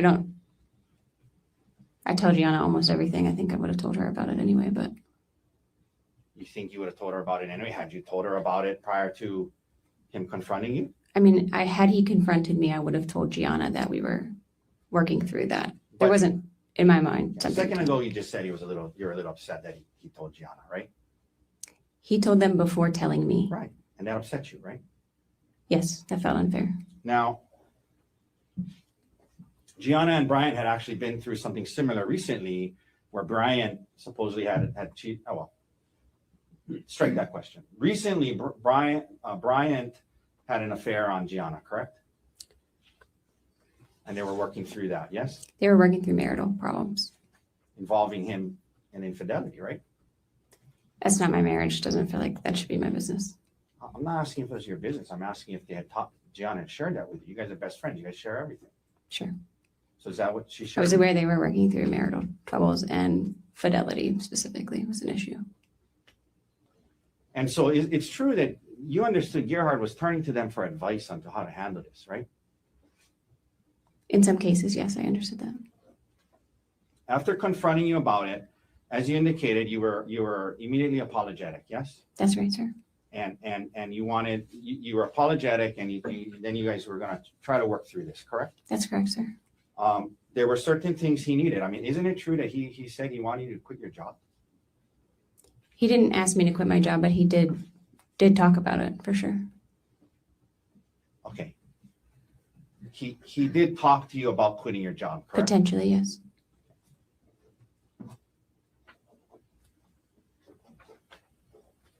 And he also demanded that you cease all contact with Mr. Miller in person, yes?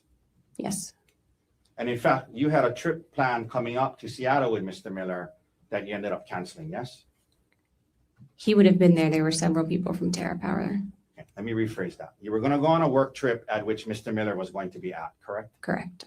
And in fact, on that trip, you had changed your hotel to be in the same hotel as Mr. Miller, correct? And several other Terra Power employees. Yes, sir.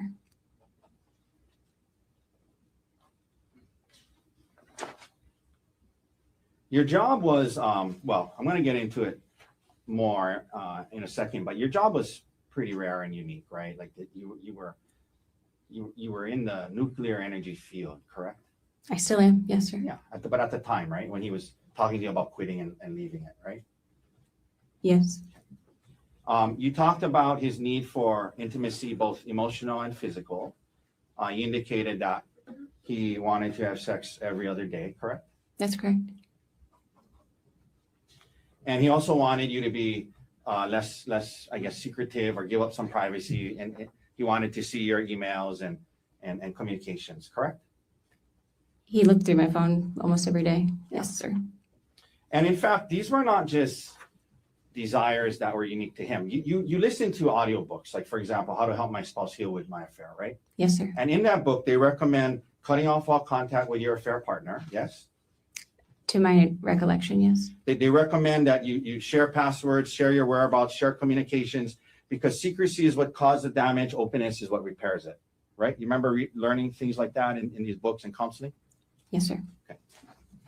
And that's what Gerhard was asking for, right? He wanted to see what you were, just see what you were messaging with others, right? In some cases, yes, sir. Okay. Now, back to your career, ma'am. You mentioned him talking to you about quitting your job so that you wouldn't have contact with Mr. Miller anymore. You're a nuclear engineer, is that right? Yes, sir.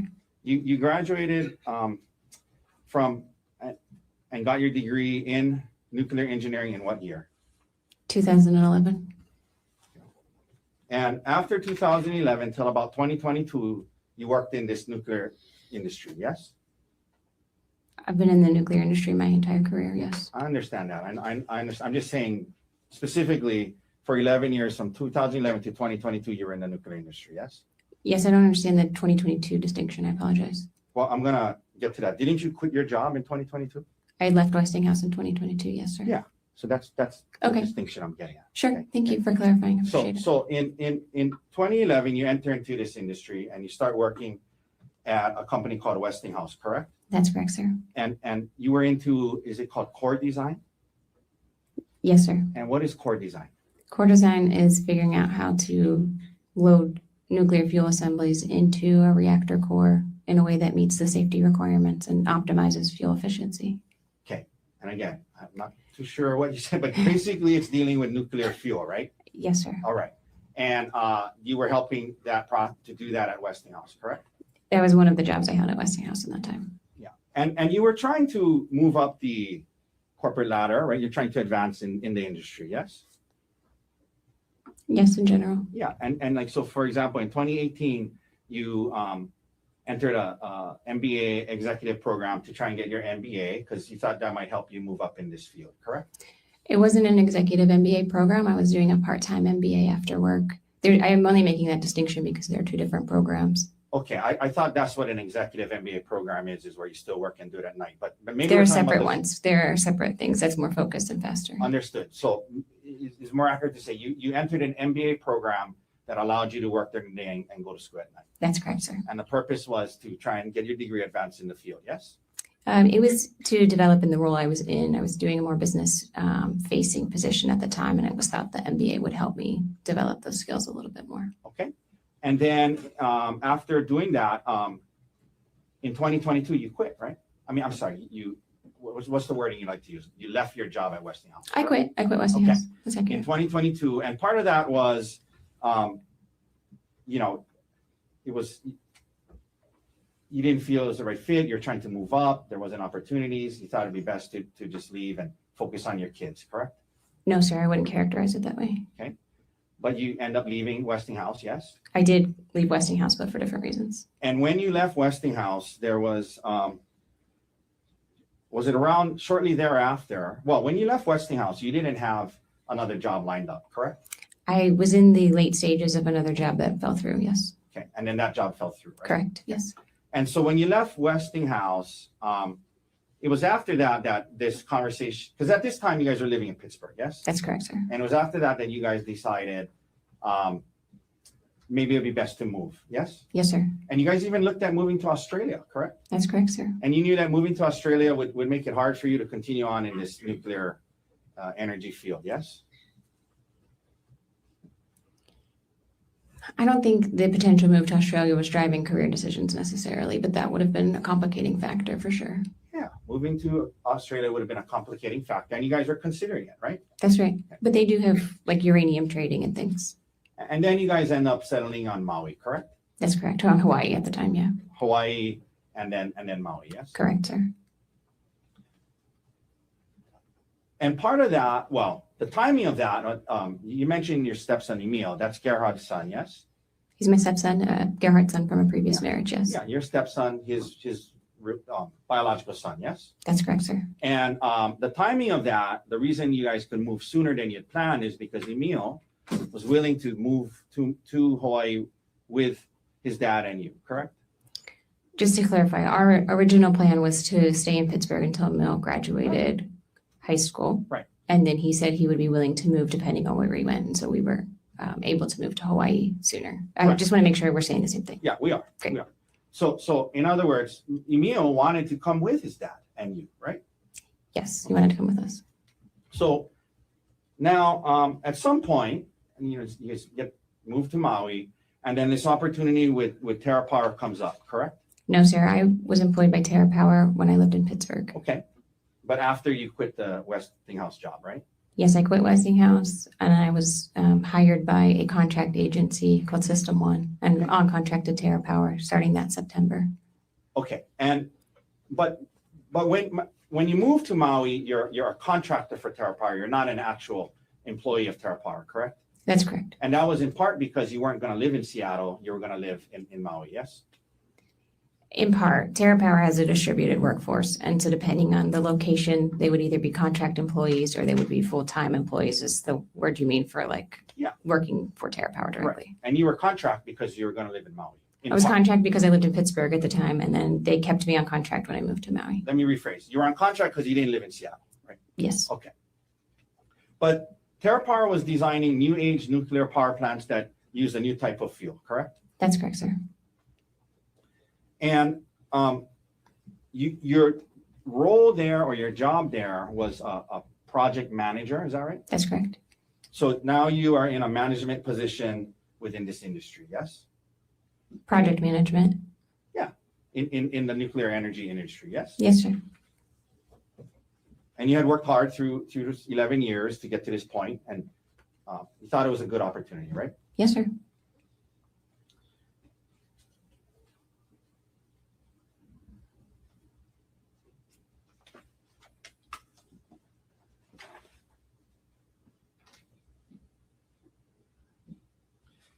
Now, we just talked about Gerhard, when he found out about this, talking to you about leaving, so you wouldn't be around Mr. Miller, correct?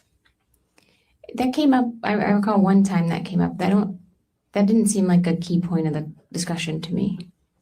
But you didn't want to quit your job at TerraPower. That's correct. I did not want to quit my job. I like my job. Do you now work directly for TerraPower? Yes, sir, I do. Okay, so you're no longer a contractor. You now have a direct job with TerraPower, yes? That's correct, sir. And what is your job title now? Product manager for Halo. Product manager, and that's a step up from project manager, yes? Not necessarily, and not at TerraPower.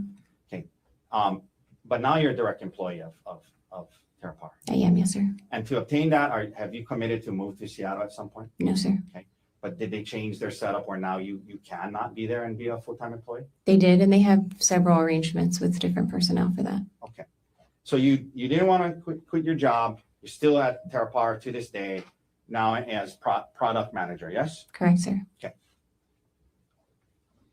And you still travel for work and go to Seattle at times, yes? Yes, sir.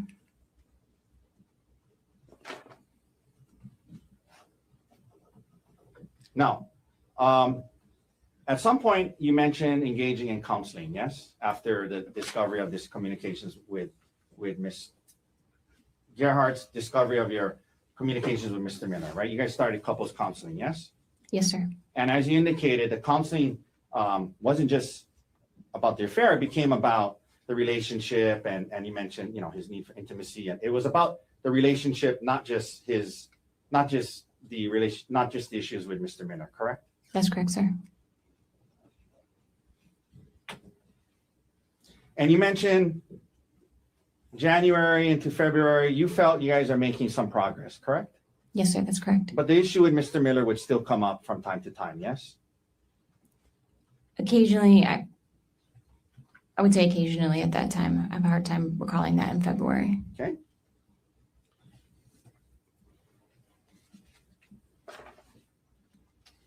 And you know, this issue of the discovery of these things prior to December, generally you describe your marriage as a good marriage, right? Yes, sir. So now we're heading into March and going through counseling, trying to work through it. And your birthday's coming up, yes? Yes, sir. And ma'am, the concept of going on a staycation to Oahu for your birthday, it was actually your idea, yes? No, I didn't want to travel. I was saying I wanted to stay with the kids, but I did say Oahu would be fun sometime. And he was like, well, let's go to Oahu. Okay. So you remember being interviewed by the detective in this case after the incident? Yes, sir. Do you remember being asked by the detective, who planned this trip? And do you remember your response was, he planned the trip. He was kind of asking what I wanted to do for my birthday. And I said, like, sometime I want to go to Oahu. It doesn't need to be now. Remember saying that to the detective? That sounds accurate. Yes, sir.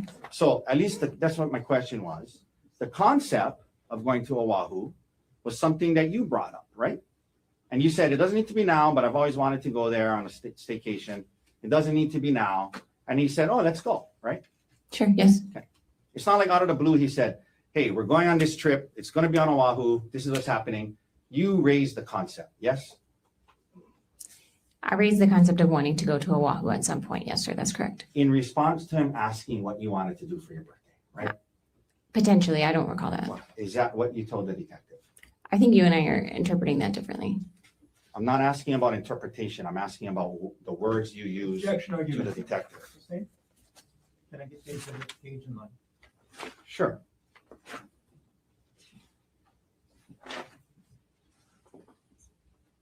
This is exhibit 107, page 5, lines 13 through 15, D107. Ma'am, when the detective asked you who planned this trip, your response was he planned the trip. He was kind of asking what I wanted to do for my birthday, and I said, sometime I want to go to Oahu, but it doesn't need to be now. That's just the words you said to the Yes. You and I agree on that. Yes. Okay.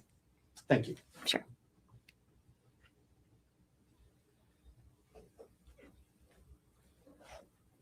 Now, you mentioned the hike, and I think you said that you only learned about the hike the night before once you were already on the trip. Is that right? About which specific hike we went on. Okay. But you knew you were going to go on a hike, right? We didn't have, aside from having planned to do the spa and shop around, a hike was kind of up in the air. I don't know that we had, before leaving Maui, definitively settled on going on a hike, sir. Yeah. But the concept of going on a hike came up. That's why you brought stuff, shoes and clothes to go hiking, right? Yes, like I said.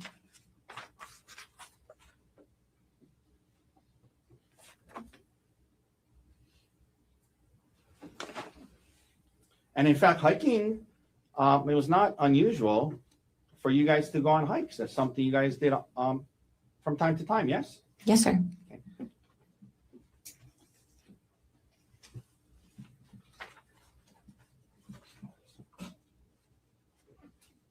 Okay, may I approach with exhibits D158, D160, and D154? Yes. Ma'am, I'm gonna approach. I'm gonna ask you to, I'm gonna hand you D158. Can you, what is that a photo of? That's a photo of you and Gerhard on a hike, correct? That's correct, sir. Okay. Is that a fair and accurate depiction of you and Gerhard on this hike? Yes, sir. And this was on apparently June 2023 in Wailuku. Well, at least the top it says Wailuku, right? That's what it says at the top. Yes, sir. Okay, Your Honor, may we admit D158? Mr. Barr, No objection. and what has been marked for identification as exhibit D1? This with D160. This is just one page. Is that a photo of you guys on a hike as well?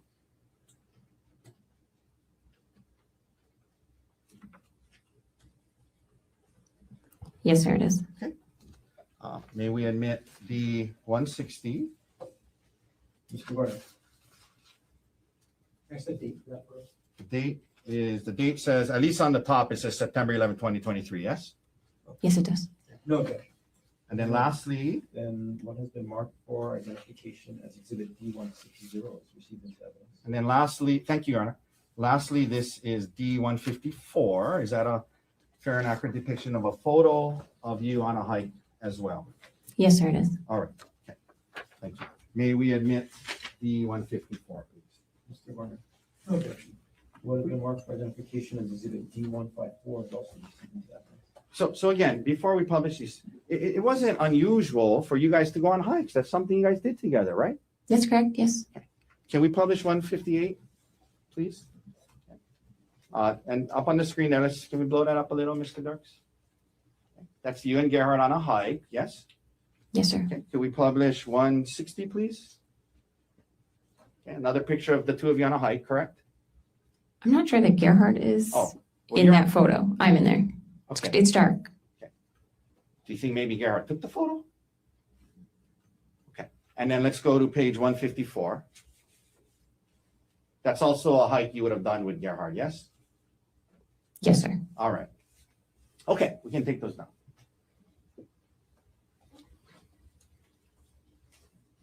Now, the day of the trip comes and you guys go to the airport on Maui, presumably together, yes? Yes, sir. We went together. And isn't it true that you, because it was a short trip, you didn't check bags, you just carried on luggage, right?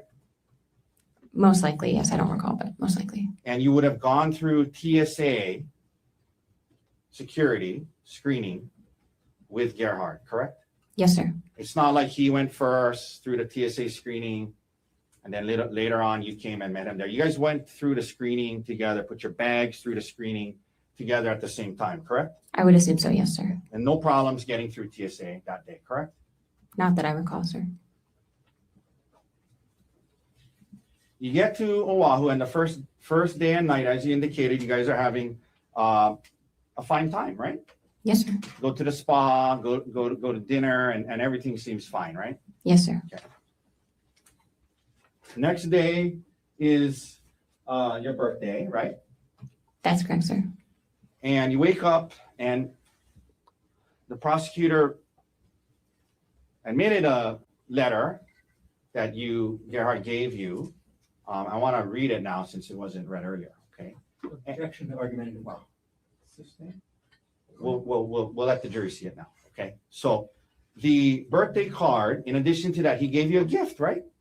Yes, sir. And it was a nice necklace, yes? Yes, sir. He gave me a necklace. So with the card that morning of your birthday, he gives you this nice birthday card and he gives you a nice gift before you guys head out on the hike, correct? Yes, sir. And 1 second, Your Honor, if we could, it's a similar.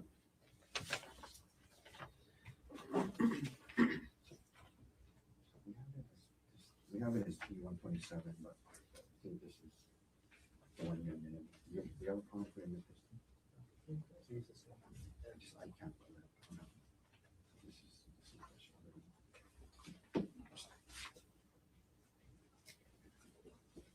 Yeah, is it in there? Okay. May I retrieve the exhibit? Yes. With the card? I don't know what number it is, sorry. Oh, thank you. Okay, thanks. Okay. May I approach? Yes. I'm approaching with S-133 already in evidence. Ma'am, can you please read that out loud to the jury? This is the letter that Gerhard wrote to you on the morning of this hike. Well, let me rephrase that. This is the letter he gave to you on the morning of the hike, correct? This is the birthday card he gave me. Okay, please Yes, read sir. it to the jury. It says, "Happy birthday. Angel face, there isn't an obstacle in this world too hard for me to fight through for you. I would take on anything just to see your smile. You're one of the kindest, most giving, and selfless people I know, putting others before yourself with so much love. You're the heart of our family, and the heart is drawn. Fun, fearless, and a terrific mom. The kids and I hit the jackpot with you. Love always, G." Okay, may I approach? Yeah, so that's the card he gave you the morning of the hike, right? That's right. Okay.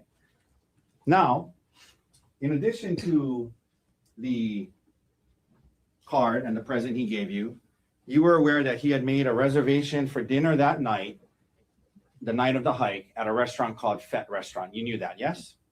I knew we had dinner reservations. That was the extent of it.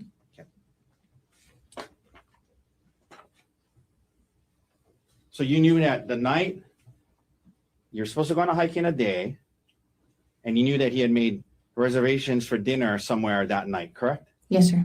But you didn't know it was at Fett? Correct.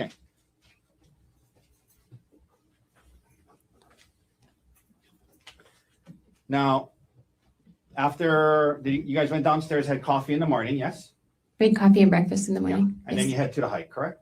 We went and got a coffee on the way out to at a different place. Okay, and then you had drive to the hike in your rent-a-car, correct? That's correct, sir. Now, this topic of life insurance came up, and the prosecutor showed you one email, but during this time period, you mentioned Gerhard was the one that kind of managed the insurance, finances, taxes, things like that, correct? Gerhard managed our finances. That's correct. Pretty anal guy, yeah, in terms of managing that stuff, right? Kept records, had documents about retirement, and that's just how he was, right? During your marriage, yes? He was a good record keeper, yes. And so leading up to March, as part of you guys working through this issue, right? It's part of we're gonna be together. There was a discussion about, increasing life insurance for both of you in case something happened, to make sure that the kids were okay and the house could be paid and things like that, right? That's correct, yes. And in fact, he suggested that he would increase his life insurance to over $1 million, 1.5 million, correct? I don't remember the amount of his, but the rationale is correct. We looked at how much money we would need to keep our kids in our home, and based on our pay disparity, he would need a higher life insurance policy than I would need. Yeah, and so you remember telling the detective that yours was closer to 100 and his was closer to $1 million? Yes. So the effort to do this, he made it a point to make his way more than yours, correct? Again, based on that rationale, yes, sir. The morning of the hike, prior to heading to the hike, Gerhard showed you an email from that morning showing that the second half of his increased life insurance had been confirmed and put into effect that very morning. You remember him showing you that email? I do not, sir. Would seeing that email from that morning help to refresh your memory? Potentially, I'll look at it, sure. May I approach? I'm not going to admit it. D-116, Your Honor. Thank you. I'm gonna show you this email, and I'm gonna ask you if you recall seeing that the morning of the hike. And when you're done reading it, hand it back to me, and we'll read it to yourself and then hand it back to me. Do you want me to read the email No, itself? Oh, I okay. want you to read it to yourself, and then I'm gonna ask you a question when you're done.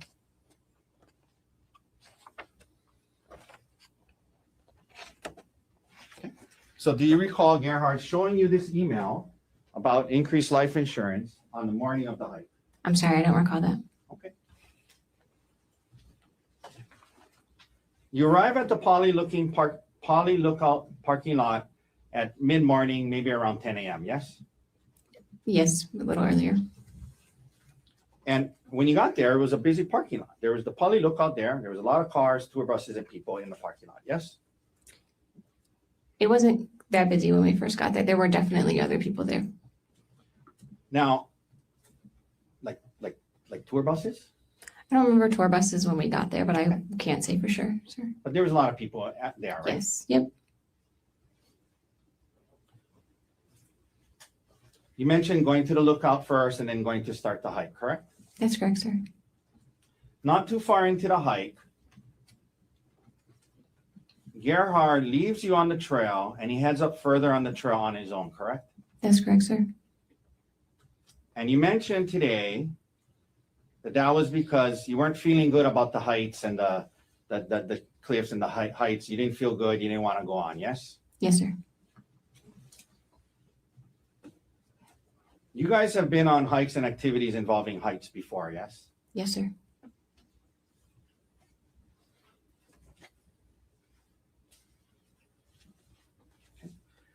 Your Honor, I'm showing defense counsel D-147, 149, and 156.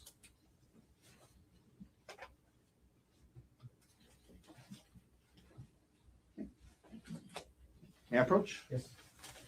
Ma'am, you take a look at D-147. That's a photo of you and a friend going ziplining, correct? That's correct. Is that Gianna? Yes, it is, sir. Is that a fair and accurate depiction of you and your best friend, Gianna? Yes, it is. Your Honor, move to admit D-147. Sorry. Mr. Warner. No objection. You want to mark for identification as exhibit D-147 is received into evidence. I'll trade with you. Give me that one back, please. Sure, sir. D-149, is that a picture of you on a zip line? Yes, sir, it is. Is that a fair and accurate depiction of you on a zip line? Yes, sir. Your Honor, move to admit D-149. Mr. Gardner. No objection. Lastly, What D, has been marked for identification as exhibit D-149 is received into evidence. and lastly, D-156. Ma'am, is that a photo of you on a hike? Yes, sir, it is. Move to admit D-156. Mr. Gardner. No objection. What has been marked for identification as D-156 is received into evidence. Let's start, please, with publishing D-147. We're just talking about that day not feeling good about the heights and whatnot. This is a picture of you and Gianna going ziplining, yes? Yes, sir. This is before this incident, correct? Yes, sir. Okay, let's go to D-149, please. That's a picture of you on the zip line, yes? Yes, sir. Okay. Let's go to 156. That's a picture of you on a hike from 2023, correct? Yes, it is, sir. So you were willing to stand there and take a picture that day, correct? Yes, I was. All right, you take that down. So on this day, you're saying not feeling good about the heights, and that's what caused Gerhard to go off on his own because you were going to stay back, correct? That's why I stopped hiking. Yes, sir. But you do acknowledge that he left you on this trail, not very far in from the parking lot, correct? Yes, sir.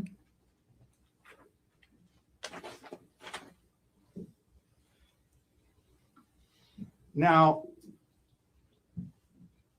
you say today to this jury that you told him, I'm just going to wait here for you, right? That's correct, sir. And you're under oath today, right? Yes, sir, I am. Isn't it true when the detective interviewed about this situation, when he gets back to you, he says to you, oh, you're still here. Remember telling that to the detective? Not specifically, but that sounds accurate. Okay, well, with seeing the transcript of what you told the detective helped to refresh your memory.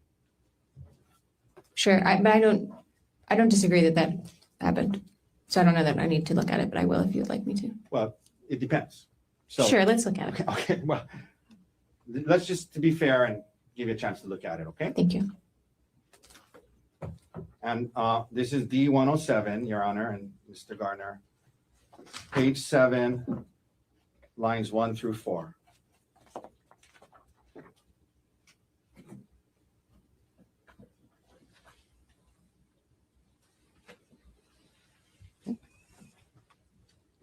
if you can just read, sorry, line 1, read it to yourself, not out loud. Read it till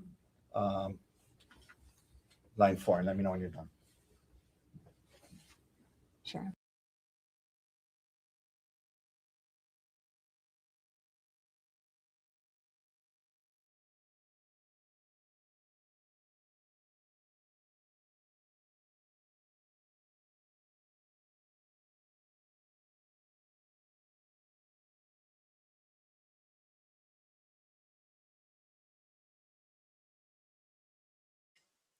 Wait a minute, let me find this. I don't know what happened. I clicked on something and it just disappeared. I hear it. Hold on.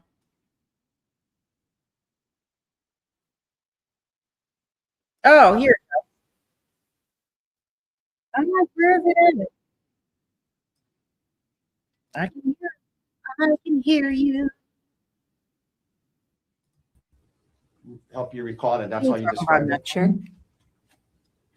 We're now going to go to D106. It's the operator this time, for real. Page 10.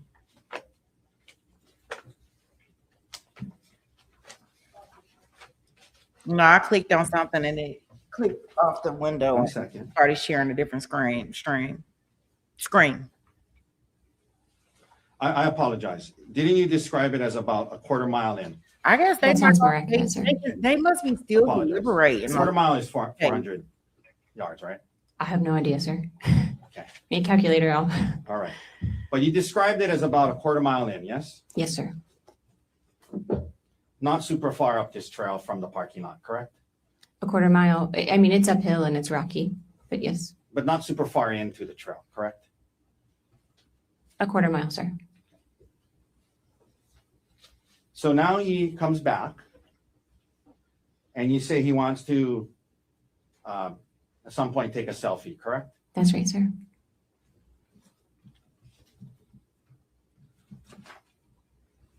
And you don't want to take a selfie where he wants you to take a selfie, correct? I didn't want to get too close to the edge of the cliff, sir. And you indicate that at some point in the process of that, he says, get back over here. I'm sick of this shit. And he tries to throw you off the cliff in response to that. Yes? That was after the selfie, but shortly thereafter, yes. Okay.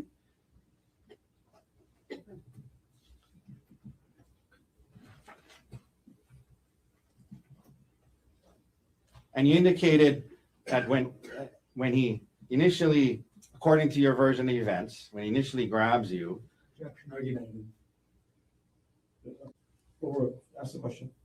according to your version of events, when he grabs you, he says, get back over here. And your first thought was that he was kidding because he really wanted a selfie, right? It was just very shocking.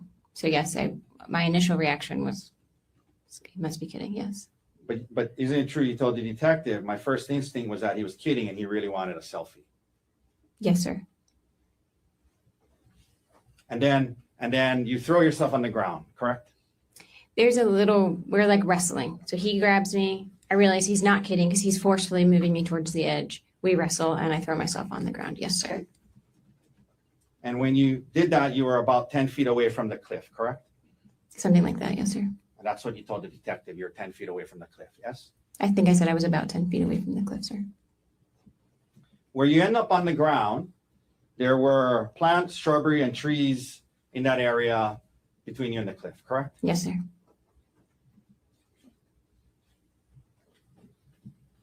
You mentioned now that there's kind of a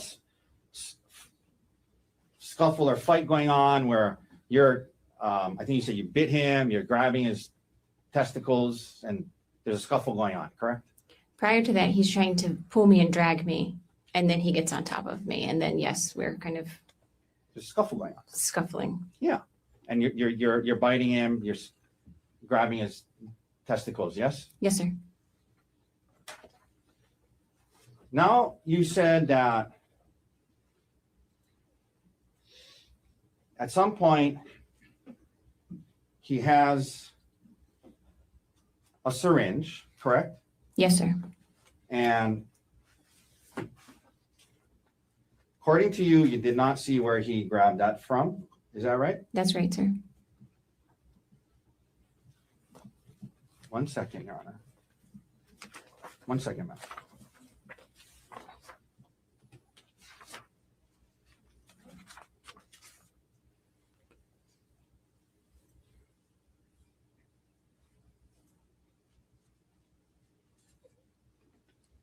And according to you, he's holding this syringe, and according to you, you flick it out of his hand, right? Yes, I swatted his hand and caused him to drop the syringe. Yes, Okay. sir. You mentioned that at some point, according to you, you see him holding a vial, correct? Yes, sir. And your belief was he was trying to load the syringe with the vial when he was wrestling with you, correct? No, sir. The first syringe he What? produced. 1 second. Sure.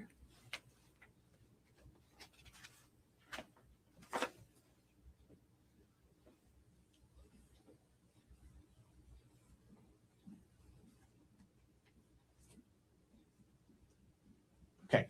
So you knocked the first syringe. He's getting the second syringe. But you think the vial is because he wants to load the syringe, right? That's right, sir. According to you. This is happening while you're on top. He's on top of you. According to you, there's a kind of a scuffle going on, and he's holding a vial with one hand, reaching for another, into his bag with his other hand, and he's also covering your mouth at some point, right? Yes, sir. If I can explain, he has the vial in his right hand in a closed fist. And so he's using that arm and hand to kind of hold me down. And then when I'm trying to talk to him too. And when I start screaming, he gives up his search for the syringe with his left hand and will hold his hand over my mouth while I scream and then resume looking Okay. at his bag. So holding the syringe in one hand, No, sir. It's a vial in his hand. I'm holding the vial with one hand, holding you down with that same hand, according to you, reaching for another thing, then covering your mouth. That's what's going on, according to you, yes? When he's sitting on top of me, so his Right. weight is on me too, sir. Yes. And then you guys are having a conversation as well. You discussed that, yes? I don't know that I would call that a conversation, but yes, we were. Now,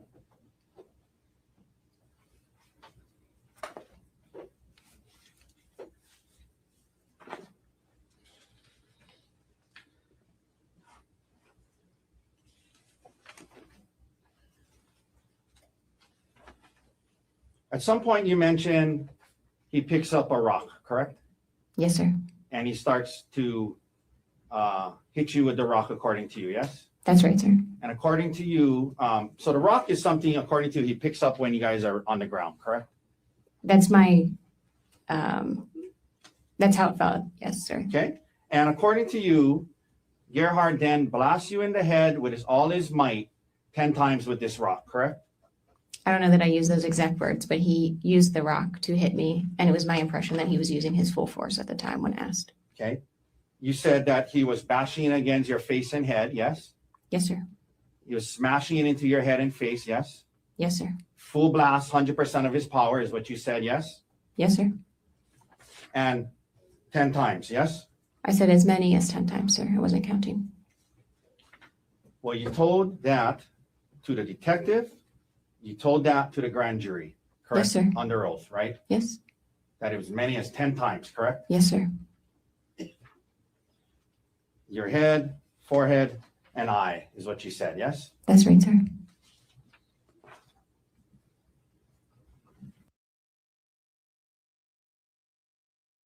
Wait a minute. Is it just me or is her mouth movement off from what they talking about? Her mouth movement seemed like it's off to me. Oh gosh.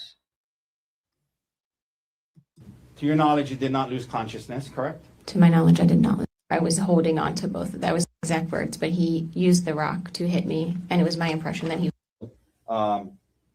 Covering your mouth at some point, right? Yes, sir. If I can explain, he has the vial in his right.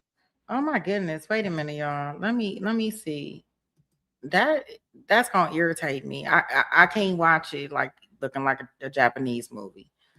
So y'all have to give me a second. Let me see what's going on. Okay.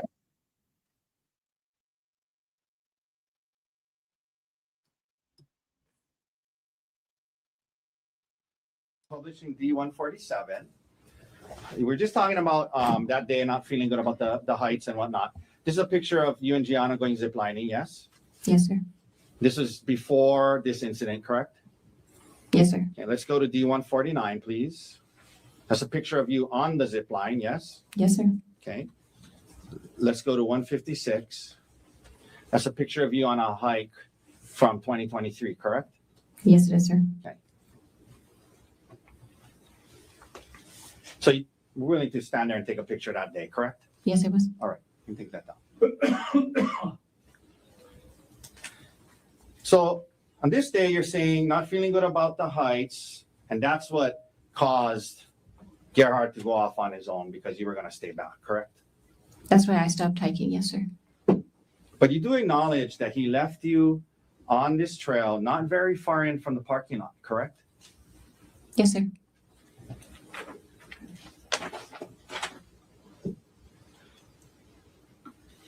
Now, you say today to this jury that you told him, I'm just going to wait here for you, right? That's correct, sir. And you're under oath today, right? Yes, sir, I am. Isn't it true when the detective interviewed about this situation, when he gets back to you, he says to you, oh, you're still here. Remember telling that to the detective? Not specifically, but that sounds accurate. Okay, well, would seeing the transcript of what you told the detective help to refresh your memory? Sure, but I don't disagree that happened. So I don't know that I need to look at it, but I will if you'd like me to. Well, it depends. So, Sure, let's look at it. okay, well, let's just, to be fair, and give you a chance to look at it, okay? Thank you. And this is D107, Your Honor, and Mr. Garner. Page 7, lines 1 through 4.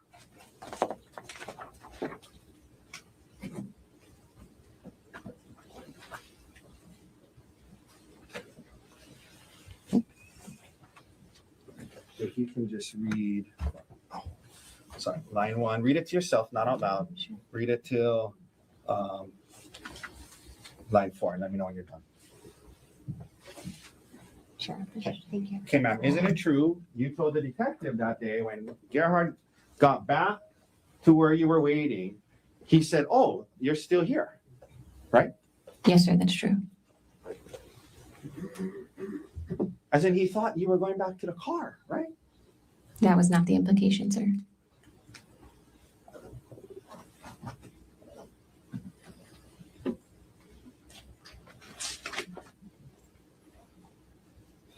But to be clear, the area that you guys stopped was not very far in from the hike, not very far into the hike, not very far in from the busy parking lot, correct? That's right. It wasn't very far. That's correct. You described it as about 400 yards in, correct? I don't think I described it that way, sir. Okay. Would seeing what you told the detective help you recall that that's how you described it? Sure. We're now going to go to D106, page 10.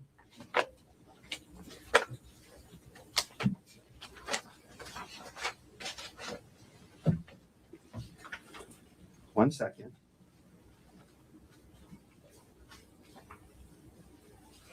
I apologize. Didn't you describe it as about a quarter mile in? That sounds more accurate, sir. I apologize. A quarter mile is 400 yards, right? I have no idea, sir. Okay. Any calculator out? All right. But you described it as about a quarter mile in, yes? Yes, sir. Not super far up this trail from the parking lot, correct? A quarter mile. I mean, it's uphill and it's rocky, but yes, But not super far into the trail, correct? a quarter mile, sir. So now he comes back and you say he wants to, at some point, take a selfie, correct? That's right, sir.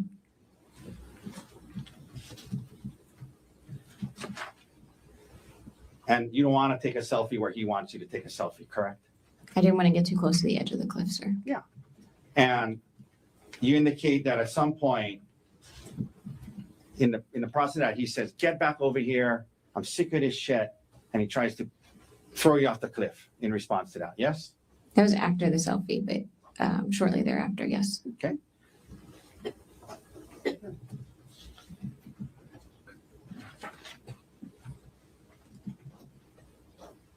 And you indicated that when he initially, according to your version of events, when he initially grabs you, Objection argument. Forward, ask the question. according to your version of events, when he grabs you, he says, get back over here. And your first thought was that he was kidding because he really wanted a selfie, right? It was just very shocking. So yes, my initial reaction was, he must be kidding, yes. But isn't it true you told the detective, my first instinct was that he was kidding and he really wanted a selfie? Yes, sir. And then you throw yourself on the ground, correct? We're like wrestling. So he grabs me. I realize he's not kidding because he's forcefully moving me towards the edge. We wrestle and I throw myself on the ground. Yes, sir. Okay. And when you did that, you were about 10 feet away from the cliff, correct? Something like that. Yes, sir. And that's what you told the detective, you're 10 feet away from the cliff, yes? I think I said I was about 10 feet away from the cliff, sir. Where you end up on the ground, there were plants, shrubbery, and trees in that area between you and the cliff, correct? Yes, sir.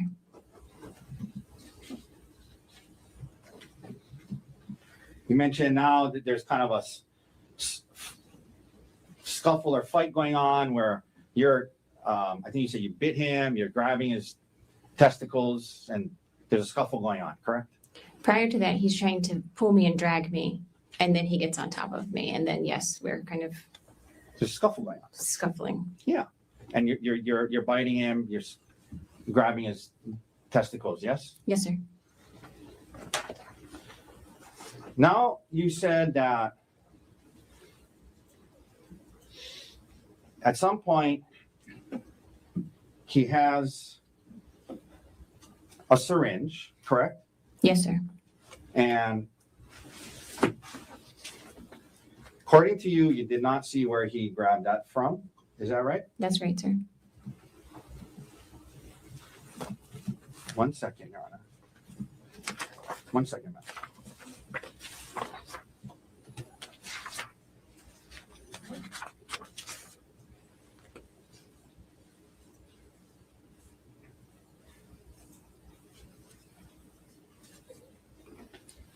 And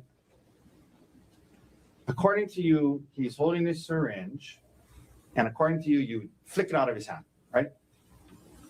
Yes, I swatted his hand and caused him to drop the syringe. Yes, sir. Okay. You mentioned that at some point, according to you,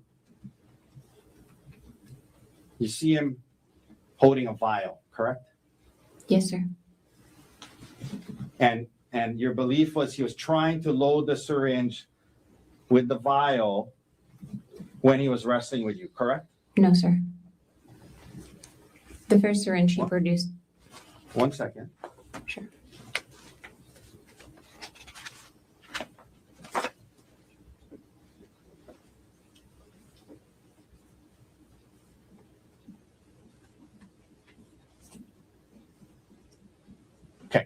So you knocked the first syringe, he's getting the second syringe, but you think the vial is because he wants to load the syringe, right? That's right, sir. According to you. This is happening while you're on top, he's on top of you. According to you, there's a kind of a scuffle going on, and he's holding a vial with one hand, reaching for another, into his bag with his other hand, and he's also covering your mouth at some point, right? Yes, sir. If I can explain, he has the vial in his right hand in a closed fist. And so he's using that arm and hand to kind of hold me down. And then when I'm trying to talk to him too. And when I start screaming, he gives up his search for the syringe with his left hand and will hold his hand over my mouth while I scream and then resume looking Okay. in his bag. So holding the syringe in one hand, No, sir. That's a vial in his hand. I'm holding the vial with one hand, holding you down with that same hand, according to you, reaching for another thing, then covering your mouth. That's what's going on, according to you, yes? When he's sitting on top of me, so his Right. weight is on me too, sir. Yes. And then you guys are having a conversation as well. You discussed that, yes? I don't know that I would call that a conversation, but yes, we were. Now,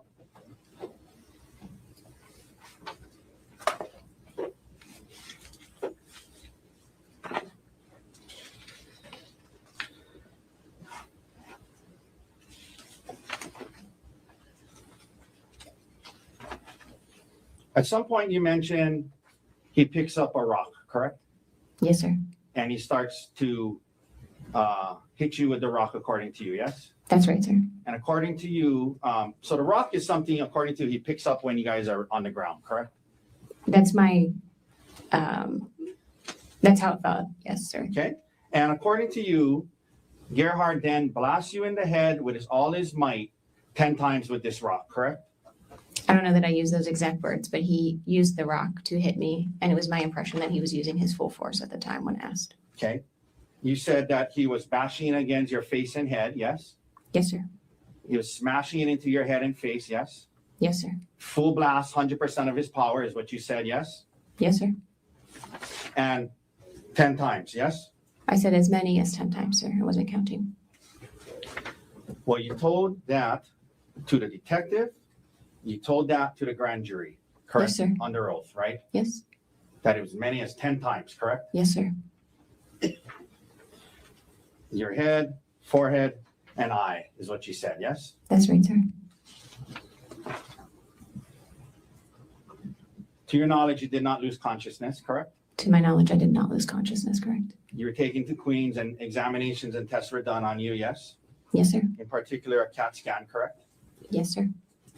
You did not have any skull fractures, correct? That's correct. No skull fracture. You had no facial fractures, correct? That's correct. No fracture on my face. You were discharged the next day, correct? Yes, sir. When you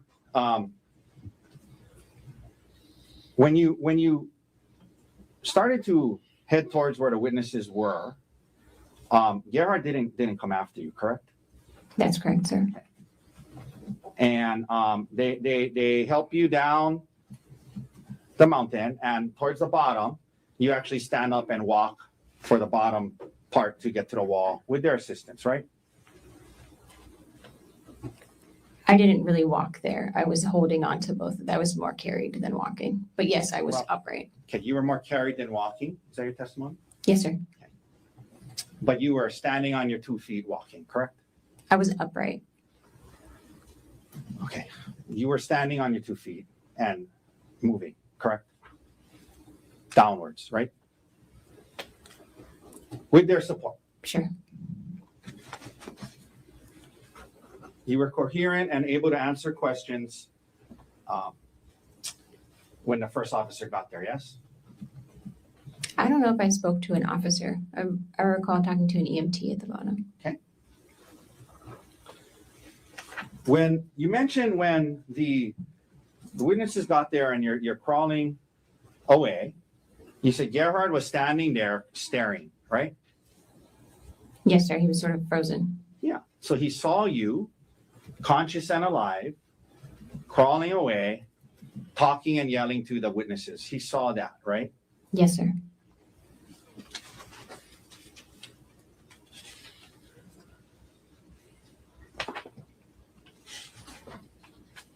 Okay. You go back to Maui. 3 days later, you say that this work bag of his gets turned into the police, correct? The evidence specialist picked it up on that Friday. And you said today that you're at home and you see his work bag and you open it and you say under oath today to this jury, the words you used was, I was surprised. I was surprised to see the syringes and vials, right? That's what you said today, right? Yes, sir.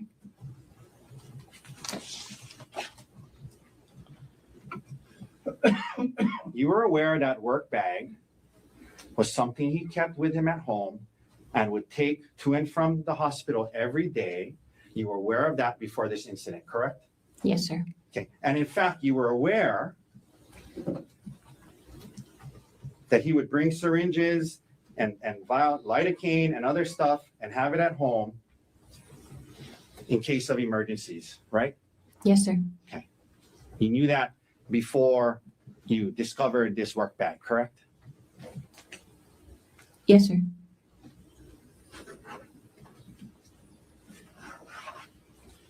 The detective asked you, have you ever seen him bring home any type of medications or syringes for work prior to this? And you said, yeah.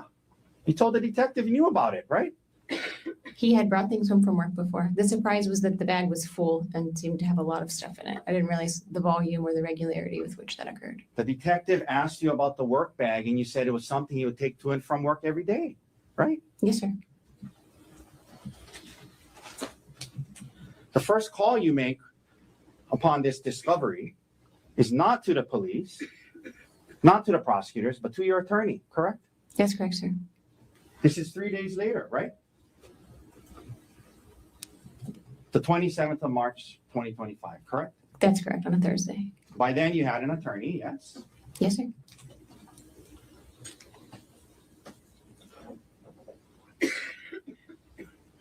First call you make is to your attorney. He says, we're going to introduce this into the case. And he calls the police, correct? I'm not sure. He says it's relevant. We need to have the police come get it. It's probably relevant.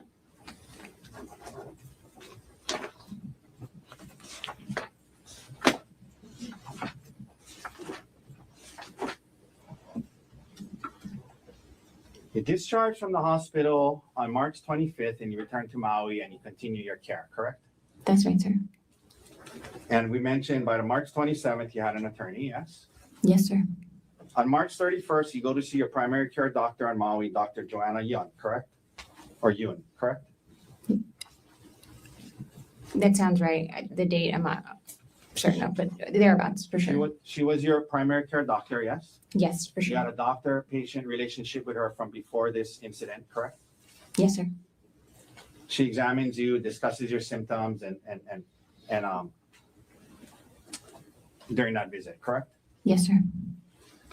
She comes up with well, could you actually access your, that was with Kaiser, correct? Yes, sir. Could you access your Kaiser records at that time online? I'm sure I could. Yes, sir. She comes up with a diagnosis list for the visit. And then the next day on April 1st, you email her and you ask her, hey, doctor, do you mind adding traumatic brain injury to your diagnosis list? Objection, rule of completeness. Sustained. I'm going to get to the second part of it. We'll read the exact email. Isn't it true you emailed Dr. Yun? Hi, Dr. Yun, on April 1st, 10 a.m., 10:03 a.m. Would you mind adding either traumatic brain injury or concussion to the diagnosis notes from my appointment on March 31st? I want to make sure the documentation is consistent between my care at Queens and back on Maui. Do you remember emailing that to your primary care physician on April 1st, about a week after this incident? Yes, sir. She had not included that on her diagnosis list after your visit, correct? Traumatic brain injury or concussion, correct? Correct. That's the I'm purpose of sorry, the I email. apologize. She had not added traumatic brain injury to her diagnosis list, correct? For her notes for the 31st. That's correct.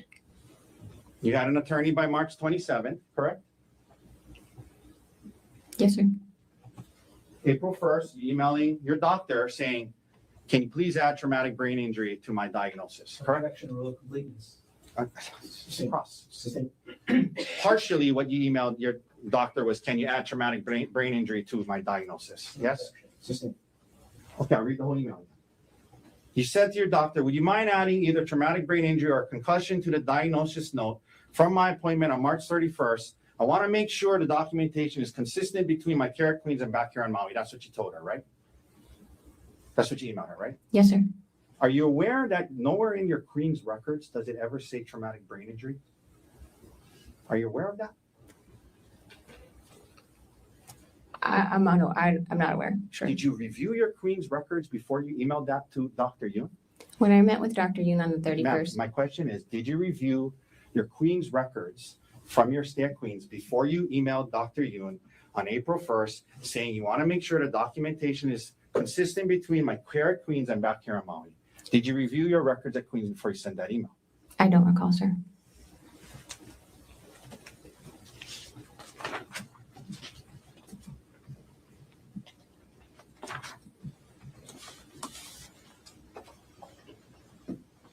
Ma'am, following the incident, well, I'm sorry, prior to the incident, you and Gerhard had joint bank accounts together, correct? Yes, sir. Joint meaning they belong to both of you, yes? Yes, sir. For example, you had a joint saving account with Gerhard with Capital One, yes? Yes, sir. And you admit that back then Gerhard made more money than you, correct? Yes, sir. More of the money in the joint account was from his earnings than yours, yes? Yes, sir. In other words, he put more money into that account than you did, correct? Yes, sir. On March 27th, 3 days after the incident, you opened up, you went on, well, I'm assuming, well, let me ask you this way. You opened up an individual checking account only in your name without Gerhard being on that, and you moved $123,515.38 from the joint account that belonged to both of you, and you moved that money into your individual account, correct? I moved a large amount of money. The exact dollars I'm not sure of, but it is in that ballpark, sir. In the ballpark of 120, 130 grand, right? For sure. Yes, sir. And you didn't ask Gerhard's permission to do that, did you? That's correct. I did not. No, you didn't take half of it and leave half of it for him, did you? No, sir. Is that something you did online Yes, sir. in front of a computer, Yes, sir. logged on, Yes, sir. created your own new account I made a new bank account. Yes, sir. online, right? Yes, sir. 3 days after the incident, correct? Yes, sir. Did that by yourself, right? Yes, sir.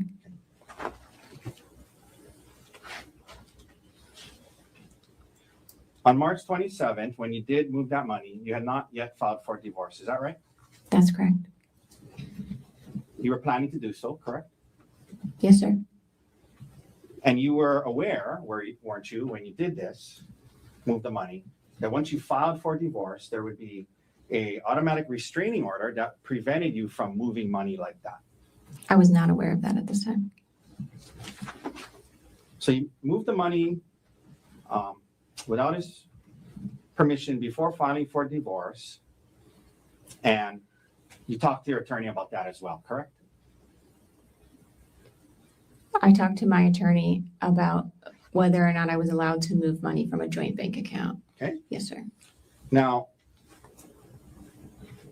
and he told you you can as long as you don't file for divorce yet, right? He did not say that, sir. Later on, when you were asked about this, you indicated to the prosecutors that you did it because, in part, there was a need to pay back your parents $85,000 from a loan that they had given you and Gerhard, correct? That's what you told the prosecutors, that partly why you moved that money, partially, was because you wanted to, there was a loan your parents had given you and Gerhard for $85,000, and you wanted to pay them back with the money you moved, yes? Yes, sir. And your parents were not in a rush to get paid, correct? You guys had been paying them off slowly, correct? Prior to this, we had been paying them off slowly. That's correct, sir. And in fact, isn't it true that later on when you filed for divorce and you and your divorce attorney tried to get access to Gerhard's retirement accounts, one of the things that was stated in that proceeding was that you had been making ends meet by seeking the financial support of your family, meaning your parents. You remember asserting that to the family court in your divorce case? Yes, sir. I remember that.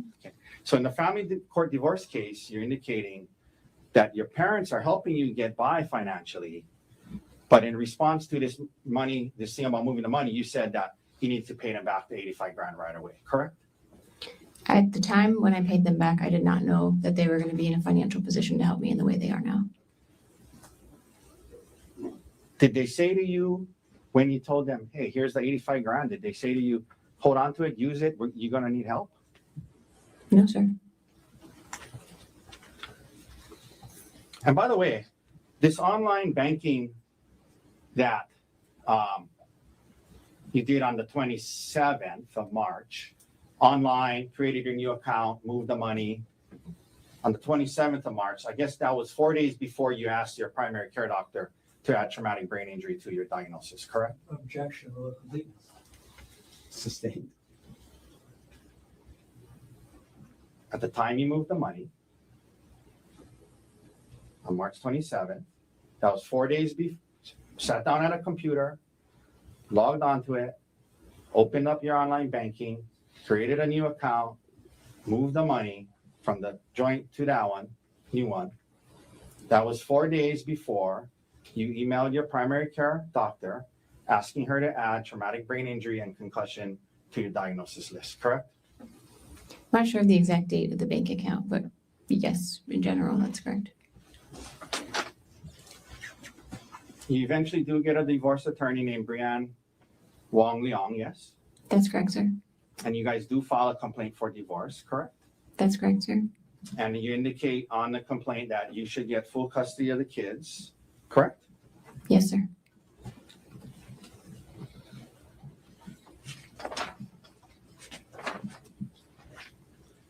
Emil, his son, your stepson, continues to live with you to this day, yes?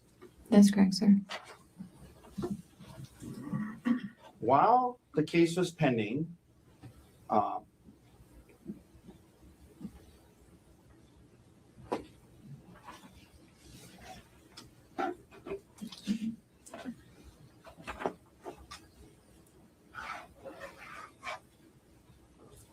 after the incident and Gerhard is arrested, you start having phone calls with Mr. Miller again, correct? Occasionally, yes, sir. 1 second.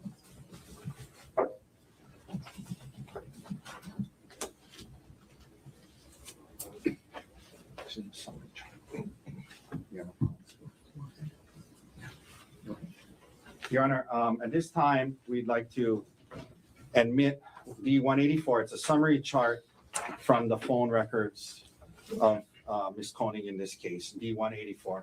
I believe the prosecutor had a chance to examine it for accuracy.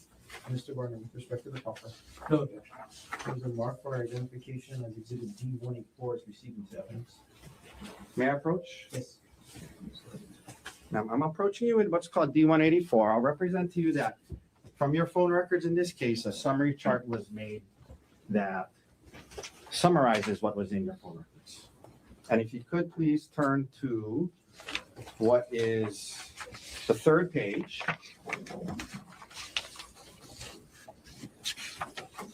Let me know when you're there. It starts on September 5th, 2024 at the top. You see that? Yes, sir. If you go down to March 29th, 2025, which is 5 days after the incident, it looks like Mr. Miller tried to call you 3 times, correct? Please give me a second to look at this.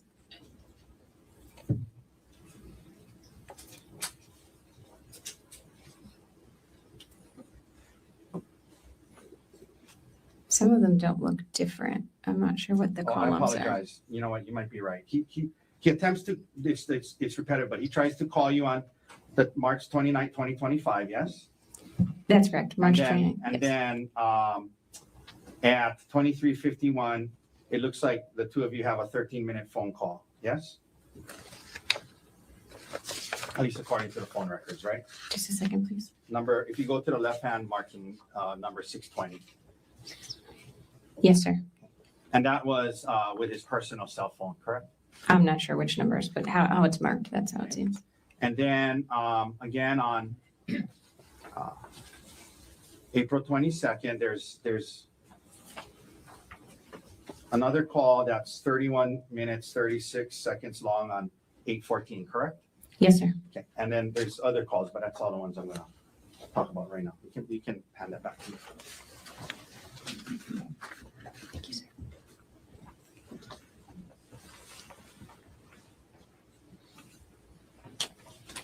Now, Ms. Konig, in the divorce case, you and your attorney are raising the allegations of attempted murder in this case to get the upper hand in that case, correct?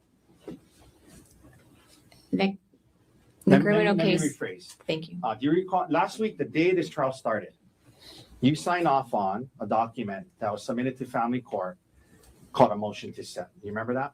Yes, sir. I remember signing the And, motion to and set. in that motion, well, you signed it and adopted it as true. Remember Yes, that? sir. And that motion details the allegations in this case and then states that you should get full custody of the kids, correct? Yes, sir. That the father should not have any contact with the kids due to a finding of family violence, yes? Consistent with previous ruling, yes. That you should keep your retirement and get half of his, right? Yes, sir. That you should keep the house, right? Yes, sir.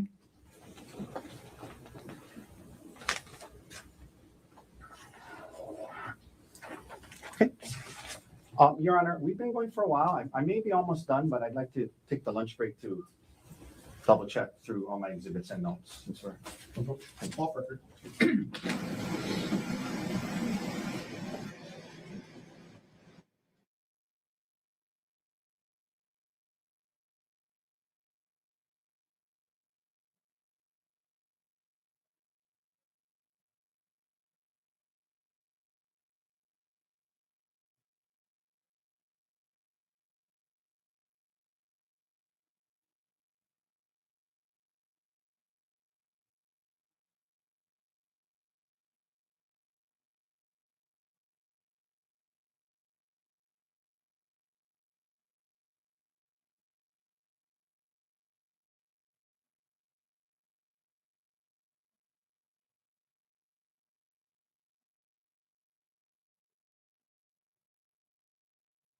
So, ladies and gentlemen, we've been going for a long stretch this time. I'm going to call it early lunch break.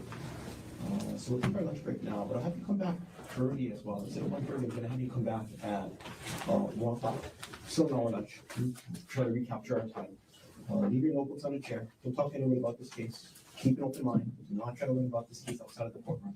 All of you have a good lunch. See you at 1 o'clock. All right. So I don't even know. So 1 o'clock Hawaii time is what time here? I don't even know. What time is that, y'all?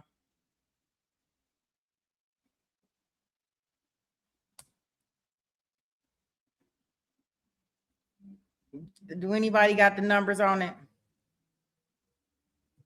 Where's all my cap? 4? Oh. Oh my.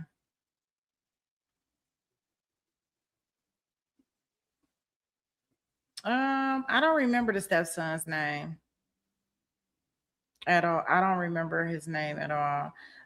Is there anybody's testimony that we need to re-listen to? I don't think I can listen to that cross-examination. That was like terrible.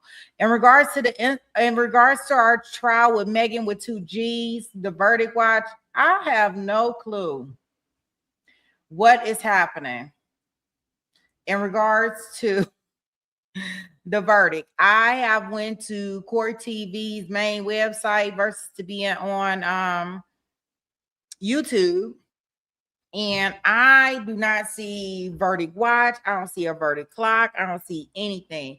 You go to Law and Crime, you go to Court TV, both still have it up as waiting. March 24th at 7:30 a.m. So I don't know. I don't know if they got a verdict or not. I need to just call the courthouse. We should just call the courthouse and find out. Is the jury deliberating or what's going on?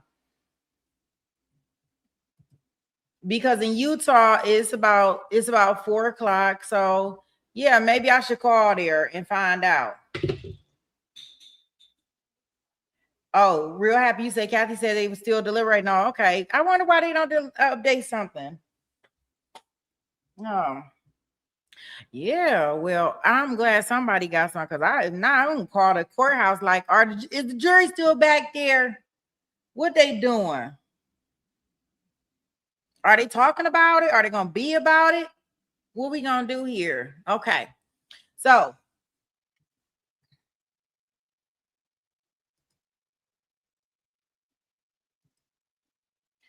with this case right here, I think that the best thing that the defense can come up with is in regards to this affair. The way they're trying to spin this around is that, hey, this was not pre-planned. These two were up here on this hill. They started talking about their marital issues. She started slapping him on his side, and then he decided that he wanted to. Then they got in a tussle. So it wasn't so much her fault, his fault. It was her fault, and that's how things got happened because she was trying to do stuff to him. And I think that's part of what the defense is trying to try to convince us. Now, is it gonna work? I don't think so, but whatever. I mean, I guess they got to try whatever they can try because, witnesses seen them.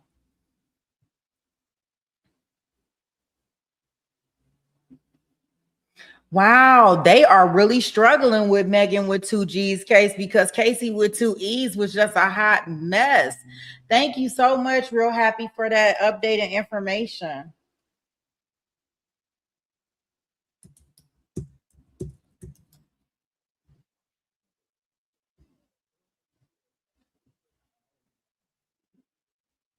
Yeah, they are. They are. I definitely agree with that, Elaine, but I mean,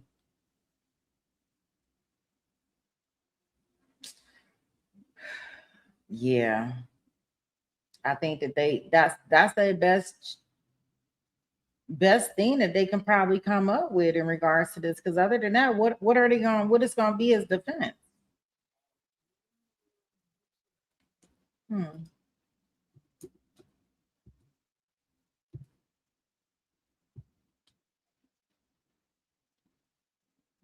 That would be my thing. Wait a minute. Is there any testimony that we need to listen to again, or are we good? I can't think of none off the top of my head. And I don't even think that they should have her testify. And I think the next person that will probably testify is the son. I don't even see this case being that long. Do you guys think it's gonna be that long? It don't seem like it's gonna be a long case, which is fine with me. Remember, they don't even have court Thursday, so we'll have court today and tomorrow, and then I think they come back on Friday. Yeah, that jury back there is struggling.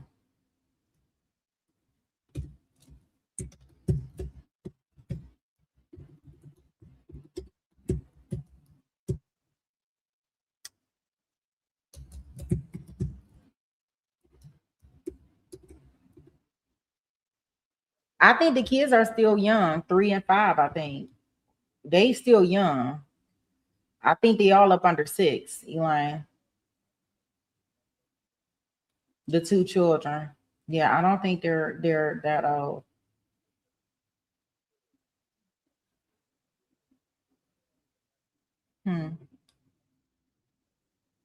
Nope. I don't think they're that old.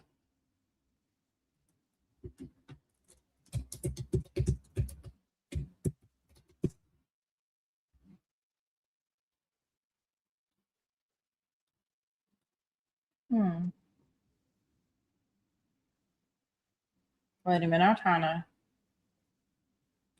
Oh, okay, videos. I'm trying to do something here. I think. Okay, there we go. All right, I wanted to make sure I got that in there like that. Yeah, I think they all up under 6. Okay, let me see.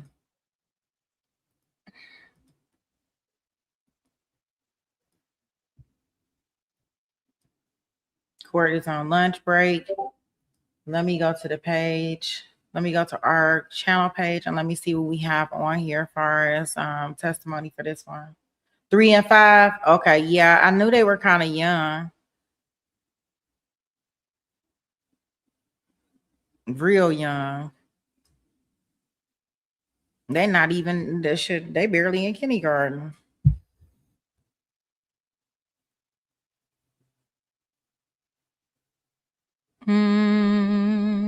Live, okay. So the last testimony we had in this case was last Friday. Let me see. Let me see what we had in this case for his testimony.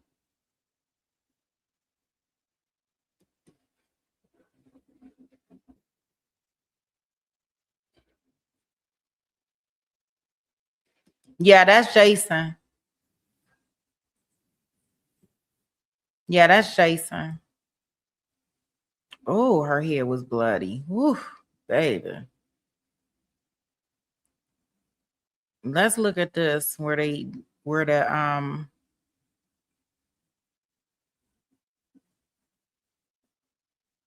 where we got the testimony from the person who is she the one took the pictures of the defendant. Oh man.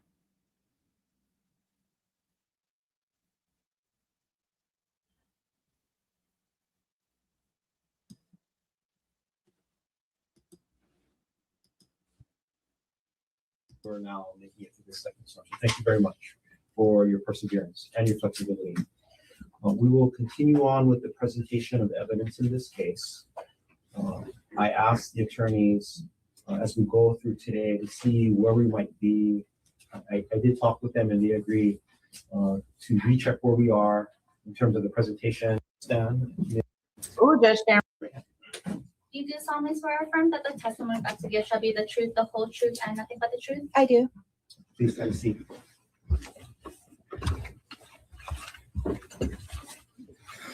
Good morning. Good morning. Before we get any further, can you pull the microphone as close to your mouth as possible and speak directly into the microphone as much as possible today? Yes, Thank you.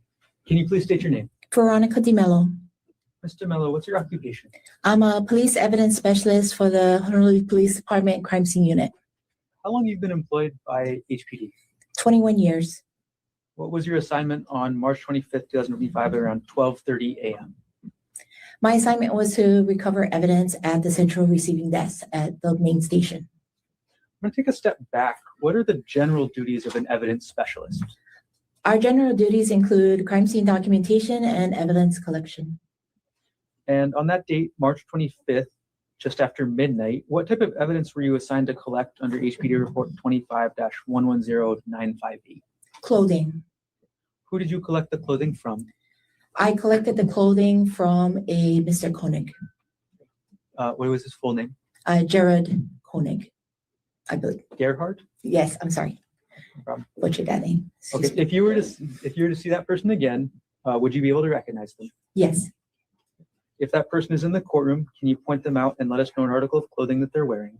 yes. As I'm facing the court, he's on my right, wearing a blue collared shirt.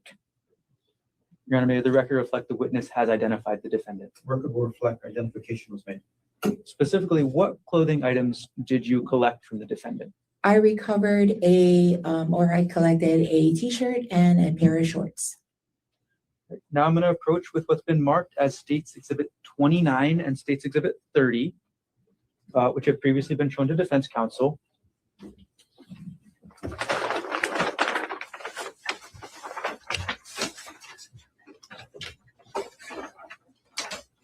Okay, Mr. Mello, I've handed you States Exhibit 29 and States Exhibit 30. Could you take a look in that package without taking anything out? Yes, Okay. For Exhibit 29, do you recognize what that is?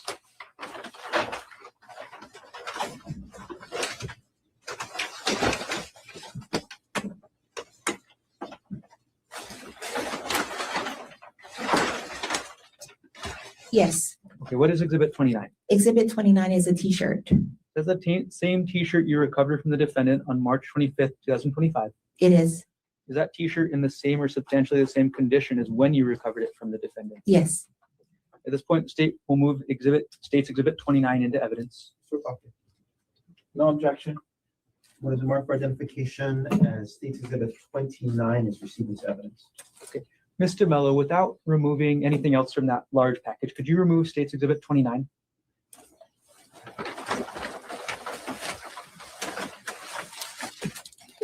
Okay, and if it's okay with you, could I have you stand up and display States Exhibit 29 for the court? Yes.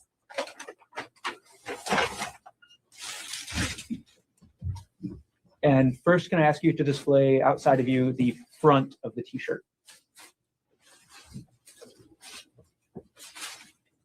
In front of the t-shirt. Okay, different part of the t-shirt. All right, and now can you display, please, the rear part of the t-shirt? Okay, thank you. And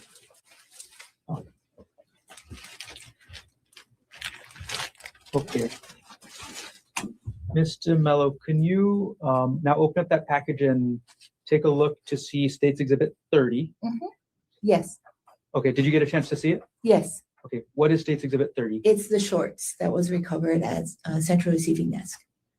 This is the same pair of shorts you recovered from the defendant on March 25th, 2025. Yes, Are these shorts in the same or substantially the same condition as when you recovered them from the defendant? yes,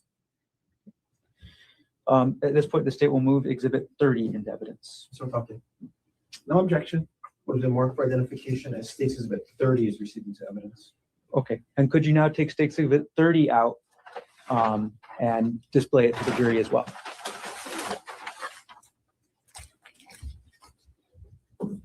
And could you start with displaying the front?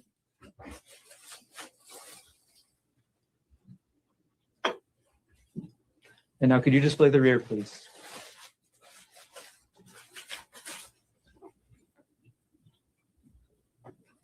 Thank you. Just one moment.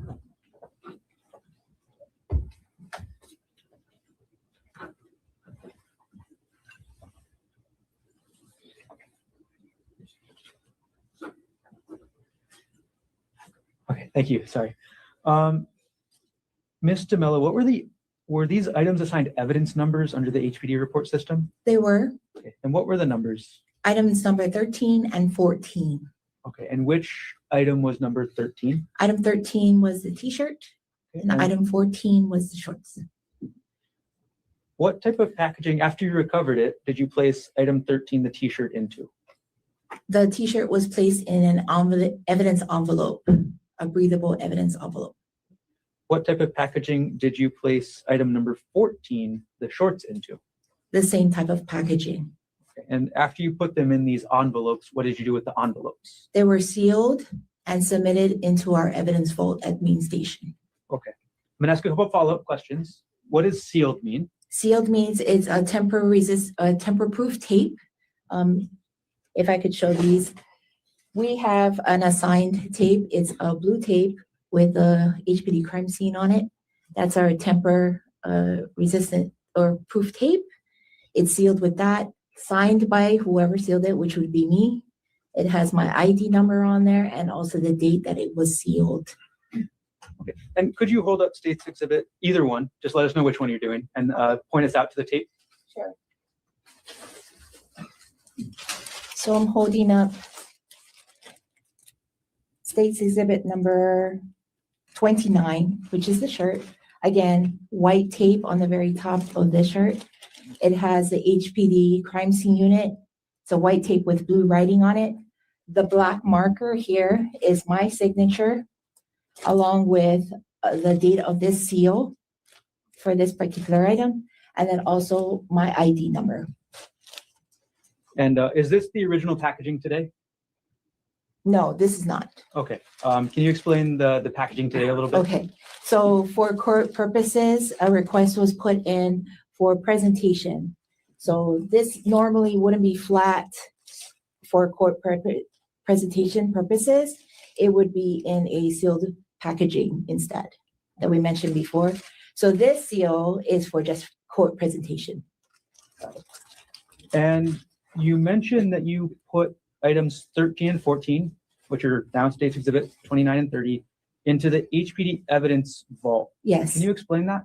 HPD evidence vault, our evidence room, which normally takes in evidence, is not a 24/7 evidence dispository. They have a vault outside of work hours for them, and then it's a sealed, locked in the basement of the HPD main station. And then how do you transfer a piece of evidence Or how do you transfer the two pieces of evidence in this case into that vault? Okay, we also have a case report system within the police department, and there is a electronic transfer. So from me, it would go to whatever locker it was assigned to. It was transferred and then it was locked and then sealed within that. And the only other person that can open that lock after me would be somebody that is employed with the evidence room. And which locker did you place the items in this case? Main station evidence locker 121. Now, from the time that you collected the T-shirt and the shorts to the time you put them in the evidence room locker 121, did you have sole custody and control of the items? I did. During that time, did you tamper with, alter, substitute, or destroy the contents of those packages or those items in any way? I did not. During that time, after you sealed the packages, did anybody open the packages at all between the time you sealed them and the time you placed them in the locker? No. Did everything you testified to occur in the city and county of Honolulu State Court? Yes. Thank you very much. No further questions at this time. Your Honor, can we approach briefly with the On or off? on?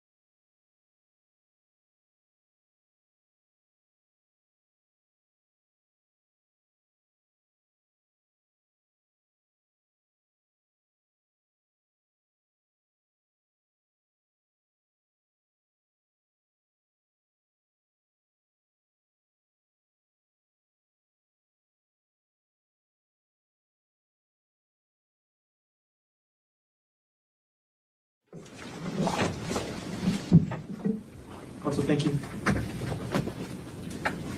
Thank you, Your Honor. There you go. Good morning, Ms. DeMello. Good morning.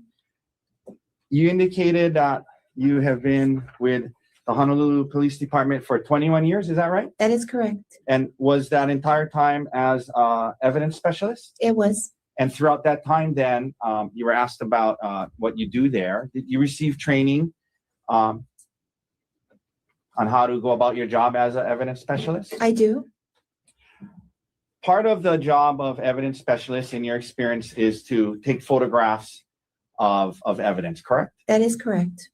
And it's also to collect physical evidence like you did in this case, the shirt and the shorts that you just showed the jury, yes? Yes. When it comes to, do evidence specialists from HPD sometimes actually go to alleged crime scenes and photograph evidence at the crime scene? Yes, they do. And that's something that evidence specialists, I mean, they're called specialists because that's what they specialize in, correct? That is Yeah. correct. And as part of that, evidence specialists have tools like, certain types or cameras, right? Yes, Versus a patrol officer, he might just have his cell phone, but evidence specialists have actual cameras to do their work, yes? that is correct. And sometimes you guys have like tape measures and rulers and things like that you can utilize at a alleged crime scene when you're photographing where evidence is located, correct? That is correct. And generally speaking, it is good practice at a crime scene, if there's an important piece of evidence, that an evidence specialist can come out, photograph it in the trained way that you are before the evidence is moved, correct? Yes, You want to document it well where it is, because oftentimes exactly where a piece of evidence found is important, correct? that is correct. And so you're trained that as much as possible, evidence specialists come out, try to maybe use your rulers or whatever to help, show where a piece of evidence exactly was, and photograph it and use your training to document where exactly that important piece of evidence was at the crime scene. That's good practice, yes? That is good practice. And then that way, like a year later, we're not guessing where exactly something was and wasn't, correct? Correct. All right, thank you. Now, Ms. DeMello, do you know somebody by the name of, and I'm going to try to pronounce it right, Miss Niu Zhang? That would be Zinwei. Completely wrong. The rest- Zhang. Yes.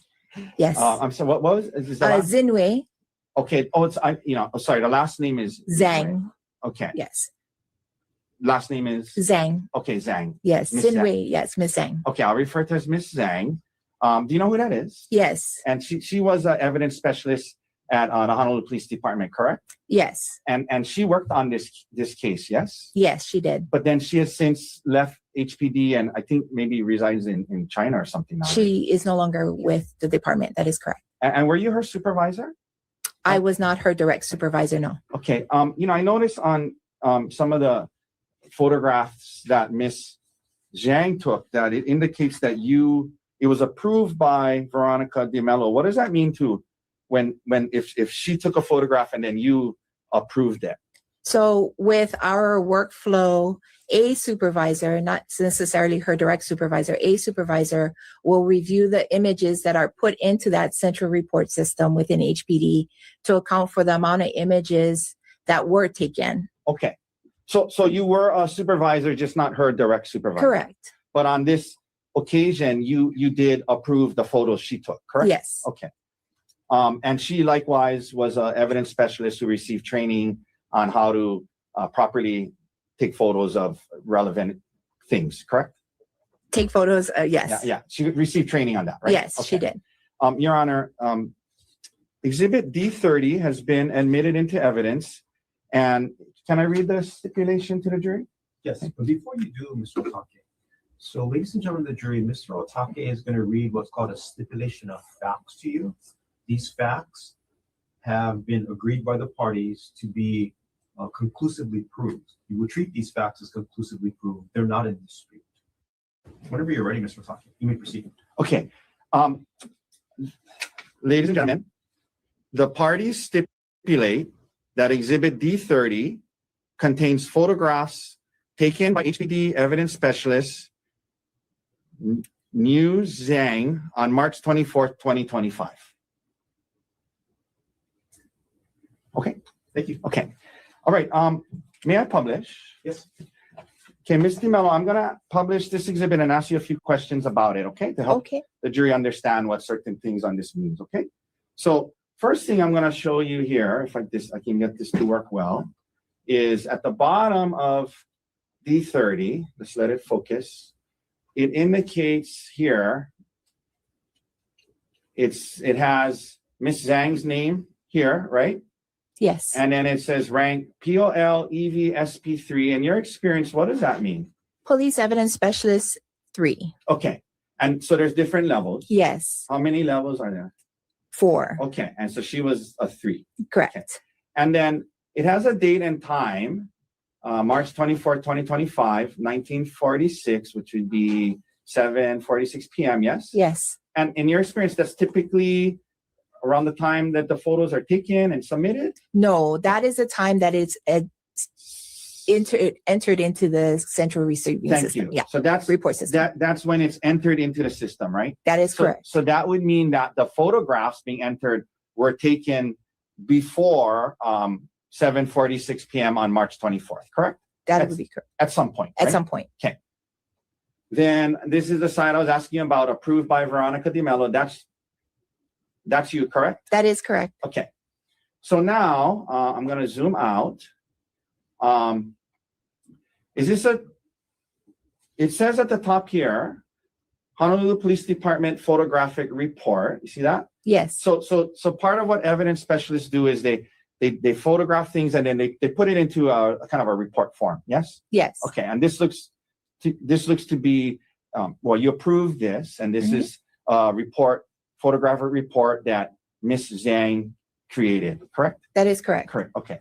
And she is now lives in China, to your knowledge. To my Okay. knowledge. Thank you.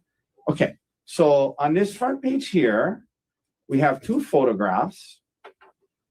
We have one on the bottom there is a full-length photograph of Gerhard Konig. You see that?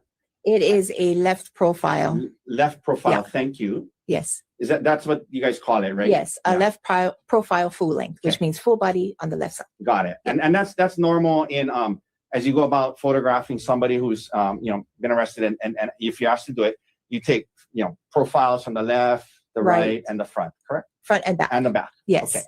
And then the top one, and that's photograph 8.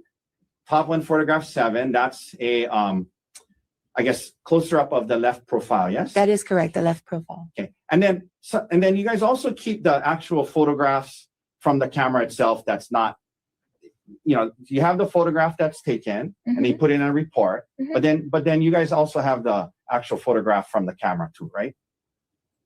I'm not. I'll show you the next page. Okay. So this was turned over, Okay. and it's not in a report form, but it's a photograph that was turned over. So you guys have the photographs, and then it's included in the report after. Yes. Yeah. So if you're talking about keeping the digital file Yes. image, yes, That's what I mean. Sorry, Yes. I don't know the right term, Yes. but yes. the digital file image is It's kept. kept. Okay. So, and this is again, digital file image of the left profile of Gerhard's face. Yes. That is correct. Okay. And sometimes you guys are trained to, well, not sometimes, but are you guys trained to take photos of apparent injuries on a suspect's body? We are trained to do that. Yes. Yes. And in this case, there was a photograph taken of the left side of Dr. Konig's face on March 24th, 2025, correct? I don't know when she took these images. But it was before, I'm sorry, it was before 7:46 on March 24th, Correct. 2025, correct? Correct. And we just read the stipulation where the parties are agreeing that it was taken by her on March 21st, 2025. Right? But you weren't there when it was taken. Correct. Okay. I wasn't there when. Okay. All right.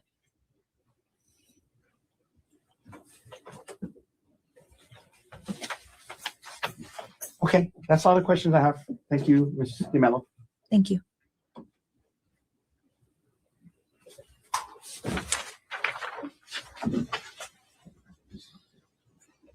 Any redirect? No, you don't. Thank you. Mr. Mello, thanks for being here. Please Thank sit you. down. Watch that first. Yes. Now, the state's next person is Gerhard Konig, but as we're calling Mr. Konig, I'm going to retrieve the exhibits and the packaging from the stand. Please.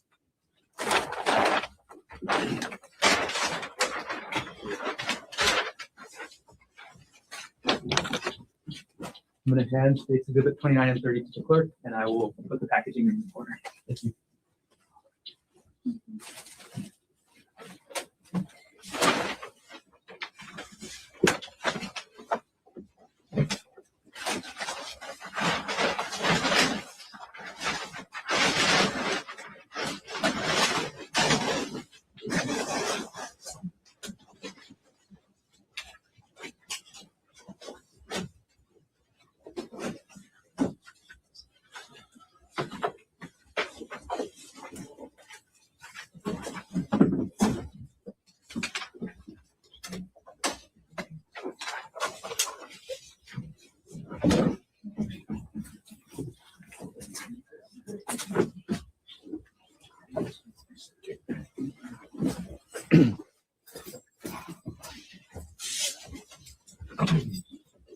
You do solemnly swear or affirm that the testimony about to give shall be the truth, the whole truth, and nothing but the truth? Yes.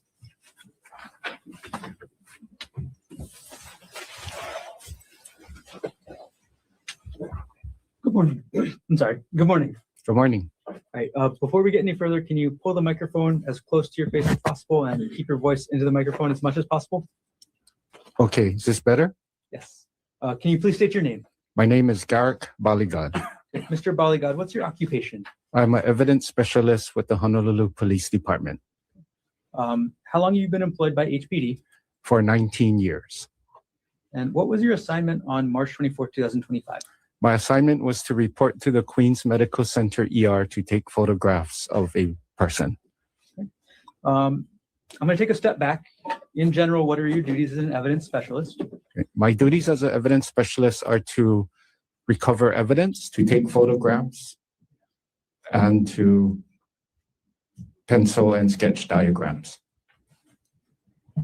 Okay, and you mentioned that you were assigned to respond to Queens Medical Center. Yes, Is the Queens Medical Center in the city and county of Honolulu, state of Hawaii? yes, it is. And what specific location of the Queens Medical Center did you respond to? It's a punch bowl location, the emergency room. What time did you arrive to the Queens Medical Center punch bowl emergency room? Approximately 11:50 in the morning. And you mentioned earlier you were assigned to take photographs. Who were you assigned to take photographs of? I was assigned to take photographs of Ms. Ariel Konig What time did you start taking the photographs at the ER? at approximately 1:40, 1:50 p.m. And how long did you have to wait before taking the photographs? We had to wait about 2 hours. Why did you have to wait about 2 hours to start photographing? Objection. Calls for hearsay, Max Foundation. If you know why did you have to wait 2 hours? We had to wait because there was no room available for her. All right, Mr. Balaga, I'm going to approach with exhibit state 22 through state 28. I'm going to show them to the defense counsel as well.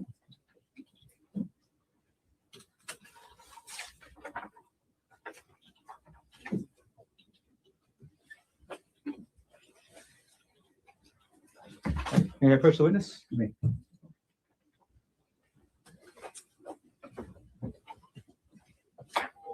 Mr. Baligad, I've just handed you what's been marked as States Exhibit 22 through 28 inclusive. Could you take a look through those exhibits, and when you're done looking through them, can you look up?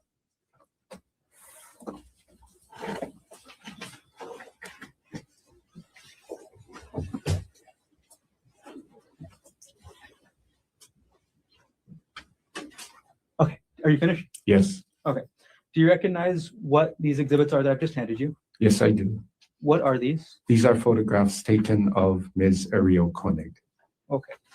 In the time that you saw Ms. Konig on March 24th, 2025, were you able to familiarize yourself with the condition she was in? Yes, Were you able to familiarize yourself with any injuries that you could see? yes, These exhibits, state 22 through state 28, did you take all of these photographs yourself directly? no, Despite that, do these photographs fairly and accurately depict Ariel and her injuries as you observed them on March 24th, 2025? yes. The state now moves Well, Your Honor, exhibits. can I approach?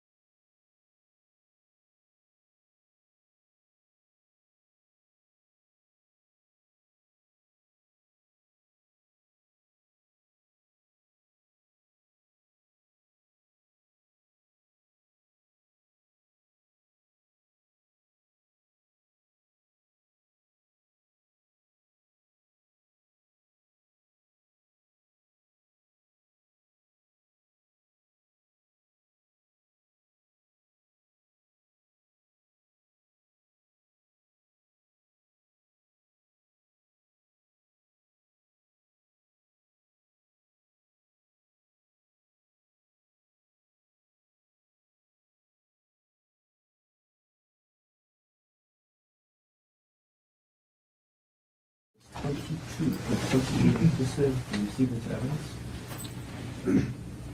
And your permission to publish. Right. Mr. Balagan, I'm going to put the photos up on the screen next to you in order, 22 through 28. As I put them up, can you describe what each photo depicts? Yes. All right, now publishing States Exhibit 22. Could you describe for us what this photo is depicting? States Exhibit 22 is an image of the face of Ms. Ariel Konig. And I'm going to zoom in on the top right of this. What does the top right of Ariel's head depict? On the top right of the image, which is on the top left of her head, is an injury to the head and scalp area. And I'm going to now zoom in on. Your Honor, I apologize. Can we approach? Sure.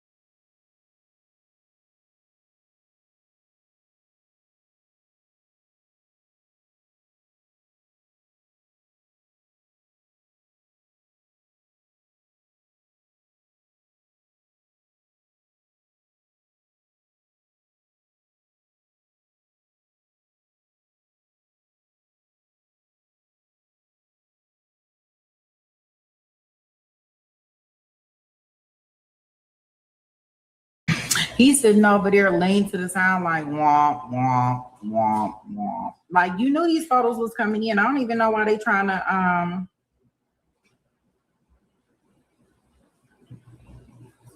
keep them out. I don't know what that's about.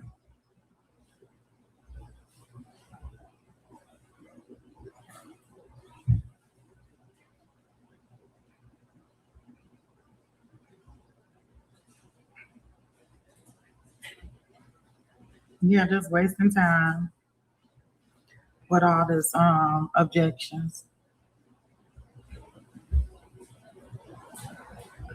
Yeah, I don't know. It was a lot of blood on her. I mean, what are you gonna try to say? He slammed the rock down and then missed her? Because I mean, she got blood on the rock, right? And he did admit that he had a rock in his hand, so I don't know how that works.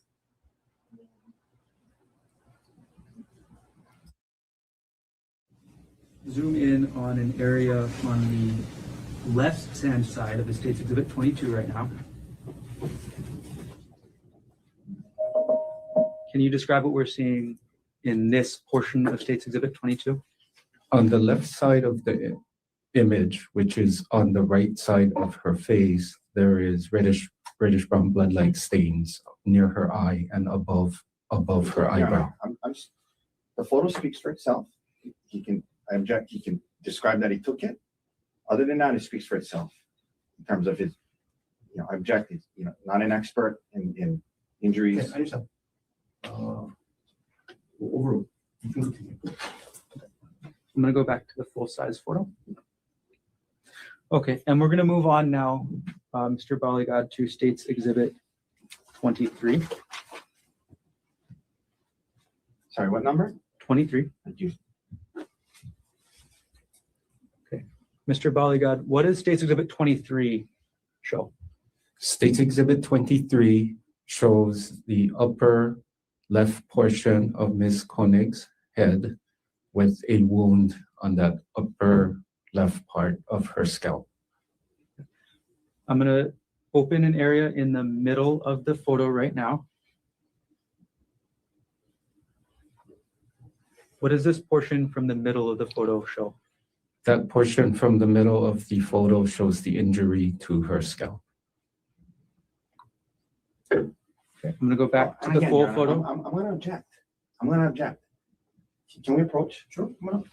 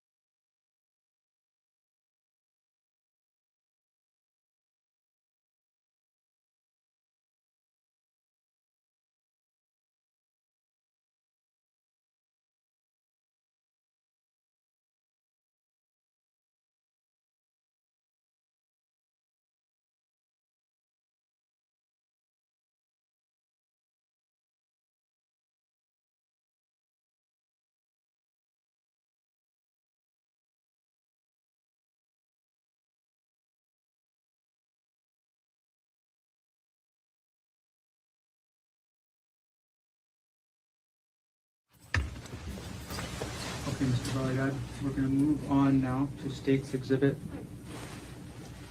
24. What does State's Exhibit 24 show? State's Exhibit 24 shows a out of focus view of the top of Ms. Konig's head. I'm gonna move on now to State's Exhibit 25.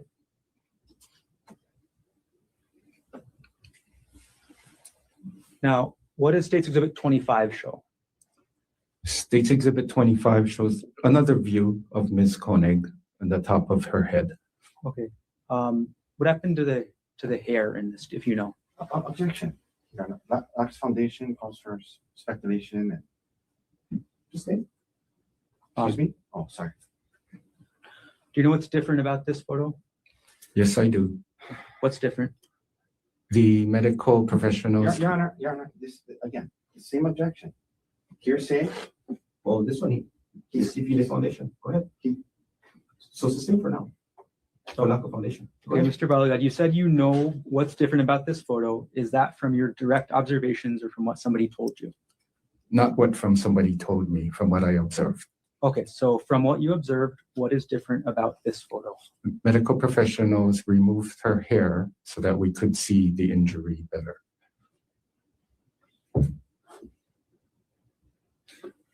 Now publishing State's Exhibit 26. Mr. Baligad, what does this exhibit show?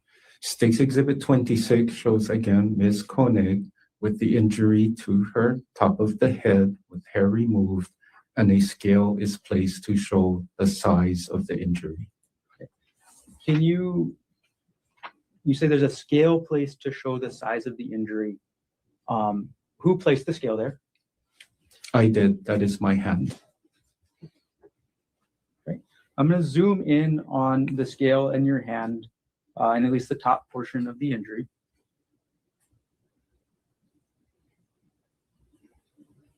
Okay. What does the marks on the scale represent? The marks are in millimeters. Thank you. I'm going to move on now to State's Exhibit 27. What does State's Exhibit 27 show? State's Exhibit 27 is the back of her left hand. The back of whose left hand? Excuse me, Ms. Konig's left hand. And State's Exhibit 28. What does State's Exhibit 28 show? State's Exhibit 28 shows the back of Ms. Konig's left hand with a scale placed to show size of injuries. I'm going to zoom in get a closer look at the top middle of this photo. What is depicted in this portion of the photo? Injuries that are on the back of the index, the finger, the back of the thumb, the back of the middle finger with the scale showing in millimeters the injury of Ms. Konig.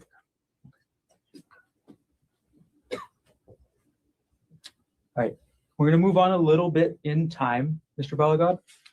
In addition to taking photographs and observing Ariel Konig on March 24, 2025, did you collect any other evidence in this case? On March 24th? In general? Yes, I did. Okay. What evidence did you collect? I recovered Ms. Konig's clothing. Later on in the case, did you collect any other evidence? Yes, I did. So what did you collect later on? On March 25th, we reported back to the Queen's Hospital and I got a DNA reference sample, or what is called a buccal swab, from Ms. Konig. I want to ask about the buccal swab from Ms. Konig.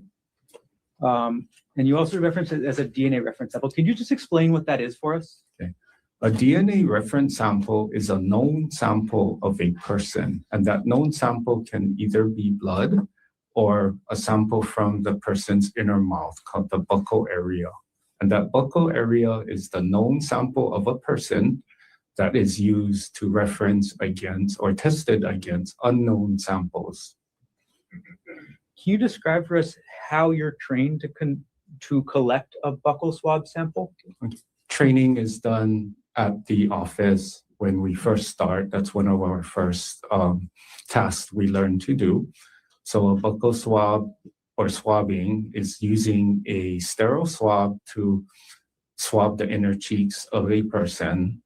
And then that swab is placed in a sealed envelope, and then it's sealed with tamper-proof tape and submitted to the HPD evidence room. Before you take the swab, is there any procedure you follow? We take an identification photo of the person that we are doing the reference sample on. I'm now going to approach with State's Exhibit 128. Going to defense.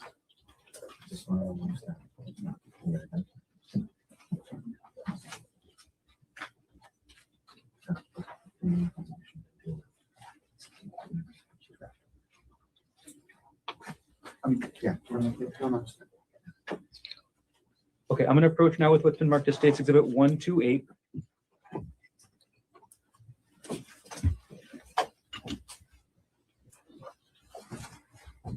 Do you recognize what I've just handed you? Yes, I do.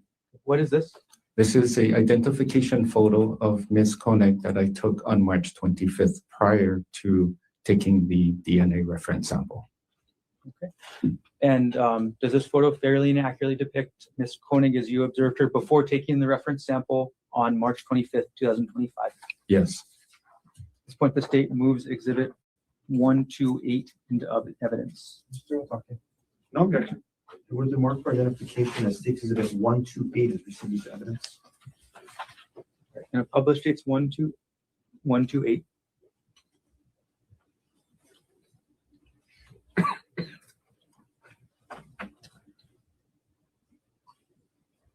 All right, I'm going to take now Oh, thank you so much, Susie, for the gifted membership. So before they still on lunch, y'all. Just so y'all aware. So Susie, it's so funny that you say something about Jody Ears, right? So I was thinking to myself last night, and that's why I say it's a confession. Last night I was thinking to myself, I said, it's been, I think like 17 or 18 years since she's been locked up, right? And I was like, she only 45 minutes away from me. Maybe I should go out there and see Jody. Like, maybe I should write her a letter because I really, really, really, really am interested to know, like, was it worth it?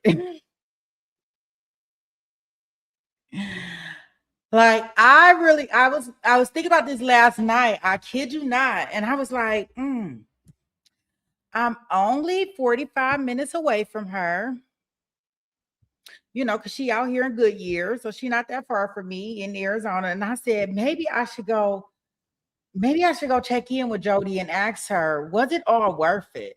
Like doing all unaliving that man and doing all this stuff. Was it all worth it, Jody? Please tell me. I want to know. Inquiring minds. I would like to know. We got a verdict. We got a verdict with the girl, y'all. I heard something in my background. Hold on. Let me get this on here because I had law and crime up. We got a verdict. Here we go. Hold hands.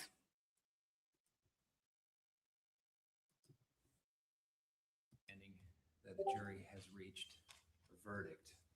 Before we bring the jury in and the verdict is read, just want to remind the gallery,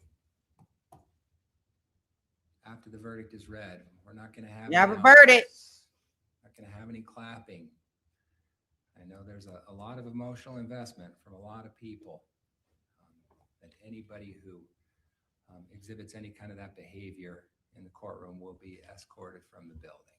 So we appreciate everybody's understanding. Counsel, we ready to bring the jury in? Yes, from the defense, Your Honor. Yes, Judge. Thank you. Cole.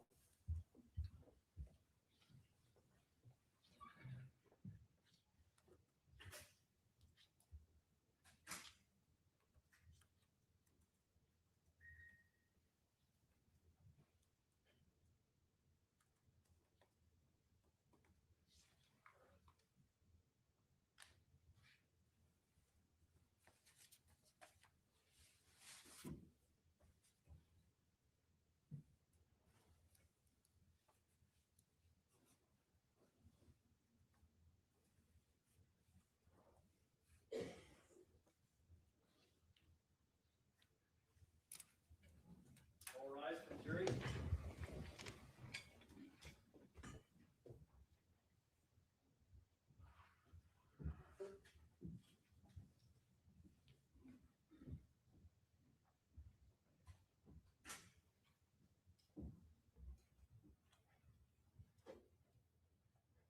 Thank you. Please be seated.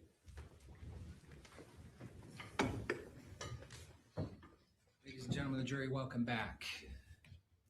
Who is the foreperson? Thank you. Has the jury reached a verdict? Yes. And is it a unanimous verdict? Yes. Thank you. Will you please hand it to the bailiff?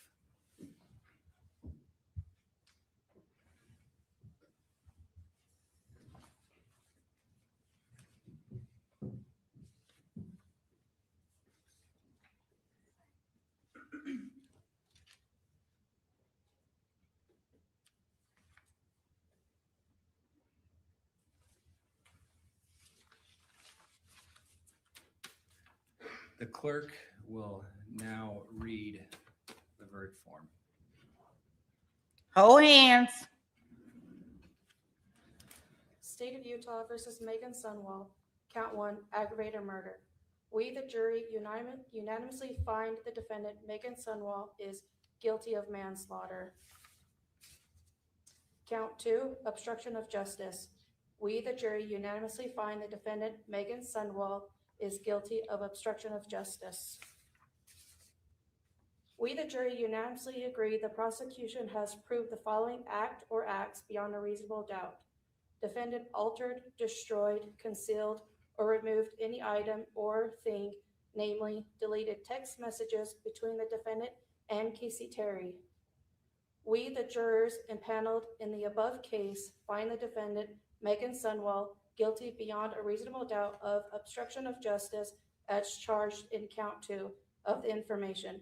Unanimously find beyond a reasonable doubt the defendant obstructed the investigation of the following criminal offense, manslaughter. Dated the 24th of March, 2026, signed the jury foreperson. Does either counsel wish to poll the jury? Not from the state. No, Your Honor. Thank you. Ladies and gentlemen of the jury, your service is now done. As I've stated before, we appreciate your attention and efforts in this matter. We know the time that this has taken out of your lives, and we appreciate your service. You are now, counsel, any objection to discharging this jury? None, Your Honor. Not from the state. All right, you're now going to be excused. You are free to talk about this case with anybody you want. You're also free to not talk about this case if anybody has questions for you, but you are no longer under the admonition. Thank you for being here.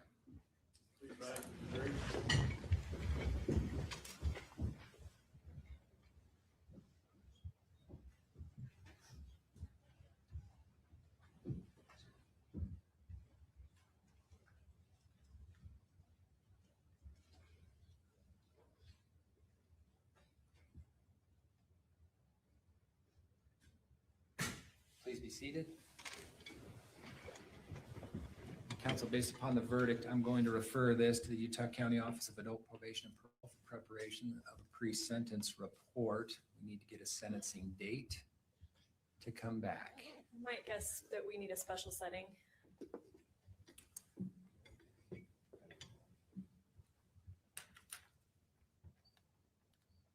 Where are we looking, Rod?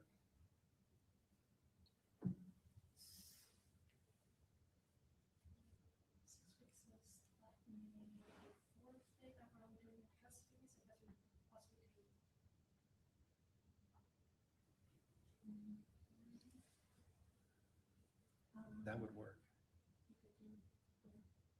What about the morning of May 4th? 8:30.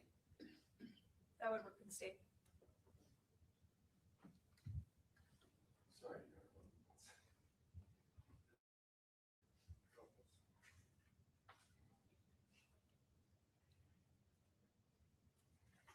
That looks like it would work for the defense, Your Honor. May 4th at 8:30, we will come back for sentencing. Ms. Sunwall, someone from Adult Probation and Parole will be meeting with you to prepare a pre-sentence report and recommendation.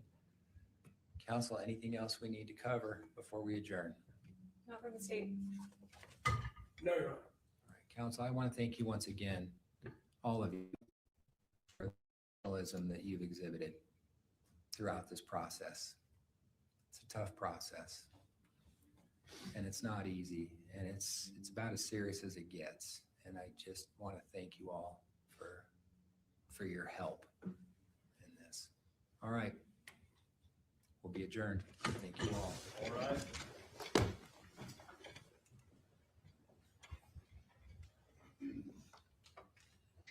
Wow. Oh, okay. I thought with them deliberating that long, boy, I just knew they must have been back there struggling. Gosh, the struggle must have been real. So Megan had been found guilty. Megan with 2 G's, Casey with 2 E's, then put her in this position. And Casey with 2 E's is gone to, I guess, gone to a better life, and she done set this all up. Dang it. It is such a mess. Such a mess, such a mess, such a mess, such a mess, such a mess. Yeah, she should have dropped that friend. That wasn't a good friend. Neither one of them were good friends to each other. For her, keeping that mess going on, Casey with 2 E's and then Megan with 2 G's getting mixed up in that mess. I think her baby, Megan with 2 G's, is up under 6 years old. She got a husband and everything. I don't even know how she even got herself mixed up with that mess. Okay. So it looked like they still they may be back from a little bit of this break. I wasn't expecting for that to come in the way it did, but it looked like they waited to the last minute for that part. I told you I would play them songs for y'all, so I am going to get those up and load that up for you guys. Let me see. Recently added. Okay. Where did it drop it at? Wait a minute, y'all.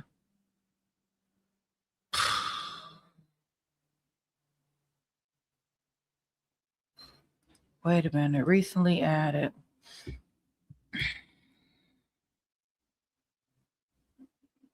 Hold on, I may have to send them to my computer again.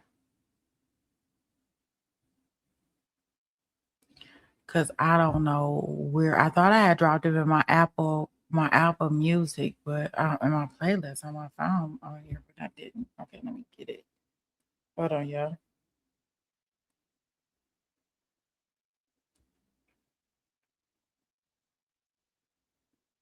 It's probably gonna ask me, do I want to do it again? I guess once it comes up, then I could probably tell where it's at.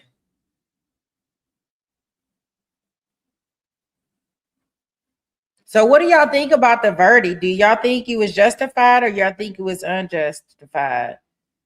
Do you think that Megan with 2 G's? I just really don't know, but the jury has decided. Where is it at? Show and folder. Okay, I got them now. Okay. I got them. Okay, I got them. Okay, let me see. Y'all let me know if y'all can hear it. If not, I may have to put them in StreamYard. But let me know if y'all can hear them. Yeah.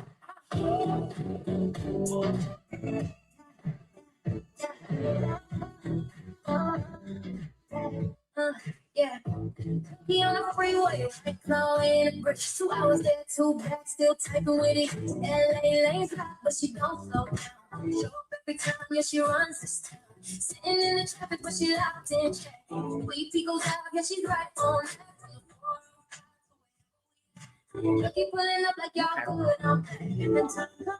Name front row seats, no matter where we are, we all meet. In the free, we the California keep on. From 1, 2, we had a vibes and life. From the coast to the sky, yeah, we show up right. We lost it. Yeah.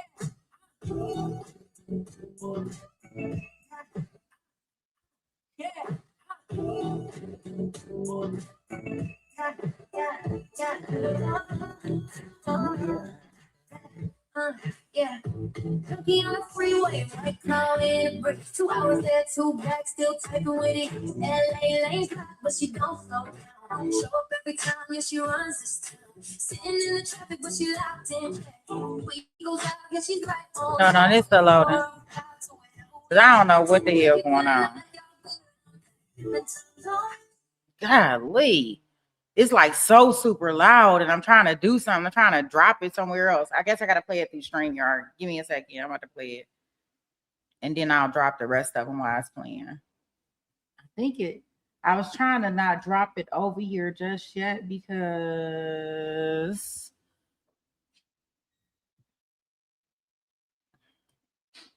I didn't want my thing to be full, but we will see.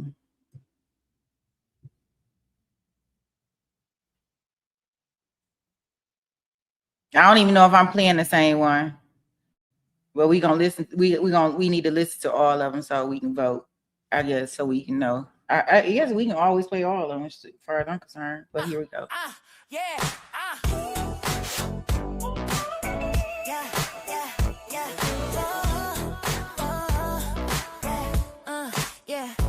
Junkie on the freeway, white claw in a brace. 2 hours there, 2 back, still typing with ease. LA lanes locked, but she don't slow down. Show up every time, yeah, she runs this town. Sitting in the traffic, but she locked in check. If Sweet Pea goes live, yeah, she's right on that. From the 405 to wherever we at. Junkie pulling up like y'all good, I'm back. Different time zones, same front row seats. No matter where we are, we all meet in the free. We the California's rolling deep on line. Four corners, one crew, yeah, the vibes align. From the coast to the chat, yeah, we show up right. If you lost downstream, we gon' guide you like Californians. Yeah, we stay in the mix. Four names, one flame, you can't remix this. SD rolling with the sunset glow. West Coast haze where the good vibes flow. Little bit lifted, yeah, she stays serene. Ocean breeze mixed with the evergreen. Late to the stream, but she still gon' slide. Panel opens up, she already inside. Hold up, I'm here, yeah, she dropping bars. Calm, cool energy, no matter how far. She got that FOMO, scrolling every stream. Little lost downstream, but she part of the team.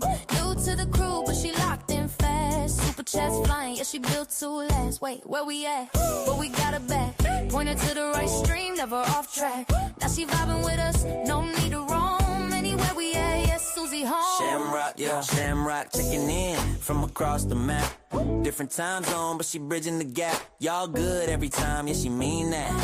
Heart so big, you can't teach that. Algorithm running, she keep it alive. Dropping love in the chat, keep the whole thing thrive. Quiet power, steady hand in the dark. Every stream glowing, got a Shamrock spark. Yeah. Junkie, junkie, junkie, junkie, junkie, junkie, junkie, junkie, junkie, junkie, junkie, junkie, junkie, junkie. Susie, Shamrock, Shamrock. Junkie, junkie, junkie, junkie, junkie, junkie, junkie, junkie. Susie, Shamrock, Shamrock. We the California, say the name twice. Show up every stream, yeah, we never think twice. From the traffic jams to the ocean tide. From the lost lanes to the worldwide ride. Californians, yeah, we stay in the mix. Four names, one flame, can't remix this.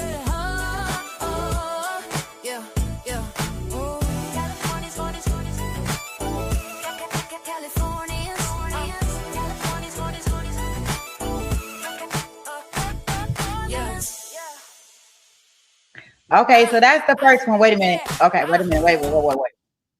I like that one. I like that. That's cute. Okay, let's see what this one does. I kind of may try and download the phone one, but I think I am. I keep trying not to download it.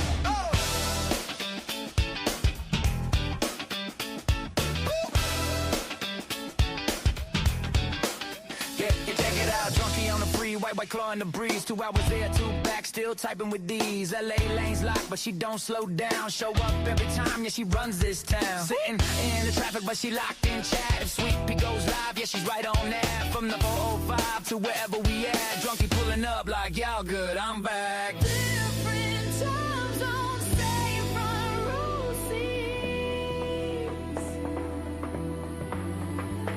No matter where we are, we all meet in the feed. We the Californians, rolling deep on line. 4 corners, one crew, yeah, the vibes alive. From the coast to the chat, yeah, we show up right. If you lost downstream, we gon' guide your life. Californians,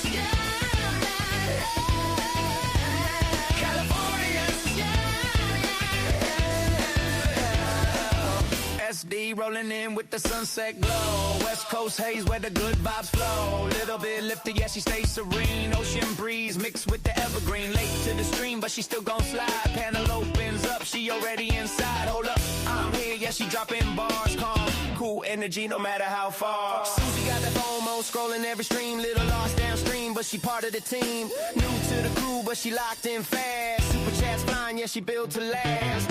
Where we at, but we got her back, pointed to the right stream. Never off track, now she vibing with us. No need to roam, anywhere we at, yeah, Susie home. Shamrock checking in from across the map. Different time zone, but she bridging the gap. Y'all good every time, yeah, she mean that. Heart so big, you can't teach that.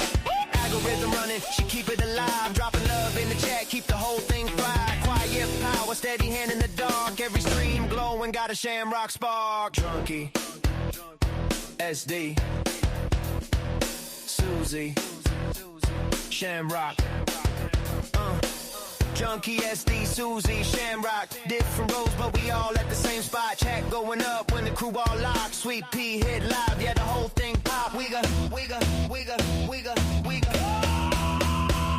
Californians, say the name twice. Show up every stream, yeah, we never think twice. From the traffic jams to the ocean tide, from the lost links to the worldwide ride. Californians, yeah, yeah, yeah.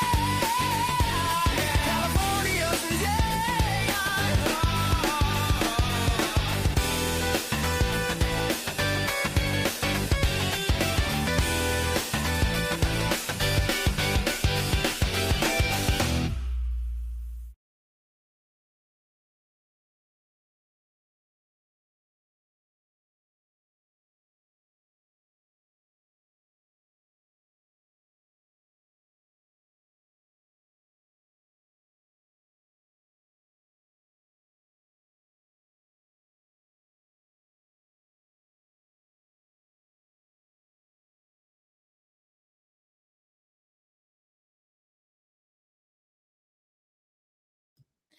I was saying we got to vote 1 or 2 in the chat. We're going to be like the eye doctor. I got 2 more that I got to play. That's going to be 3 and 4. So 1 or 2. Thank you so much. Yeah, I was muted. 1 or 2. So far, 1 has my vote.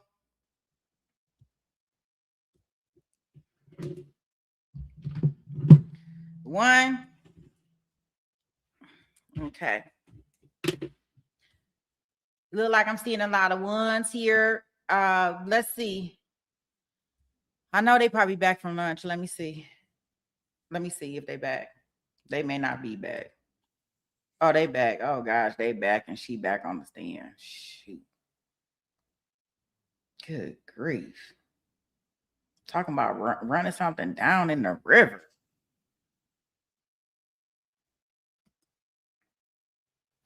Okay, so let me see.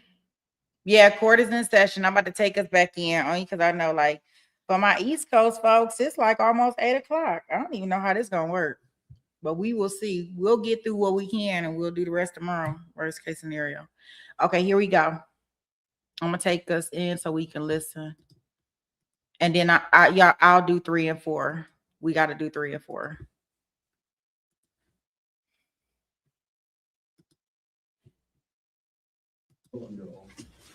Ladies and gentlemen, thank you very much for your patience. Mr. Otake, whenever you're ready, you may resume the cross-examination. Thank you. Good afternoon, Ms. Konig. I know it's been a long morning. I only have 2 quick follow-ups that I forgot to ask you about earlier. You mentioned when I was asking you about the fact that you were using WhatsApp to communicate with Mr. Miller instead of, your phone or email. Text messages on your phone or email. I think you indicated, well, you would use WhatsApp to talk to other people at work from time to time too, correct? Yes, sir. But isn't it true that TerraPower, which is a nuclear engineering, it's a nuclear energy company, correct? Yes, sir. The sanctioned software for company communications was Microsoft Teams, correct? They provide Microsoft Teams for us, yes. Right, and that's how they wanted you to message each other because it's a secure communication network, right? Not exclusively. We're instructed to use encrypted messaging when we talk about work. You were instructed to use encrypted messaging, right? Yes, sir, which iMessage counts, and so does WhatsApp. Now, in August of 2024, you went on a trip to South Africa with Mr. Miller, correct?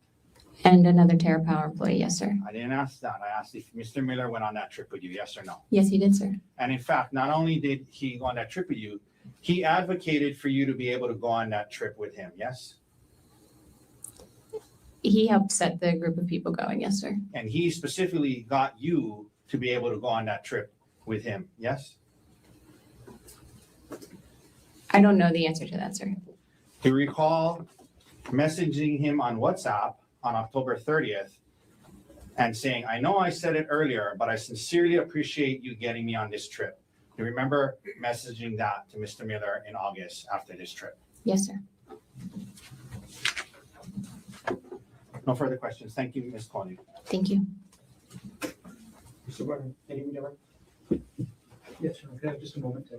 Yes, take your time.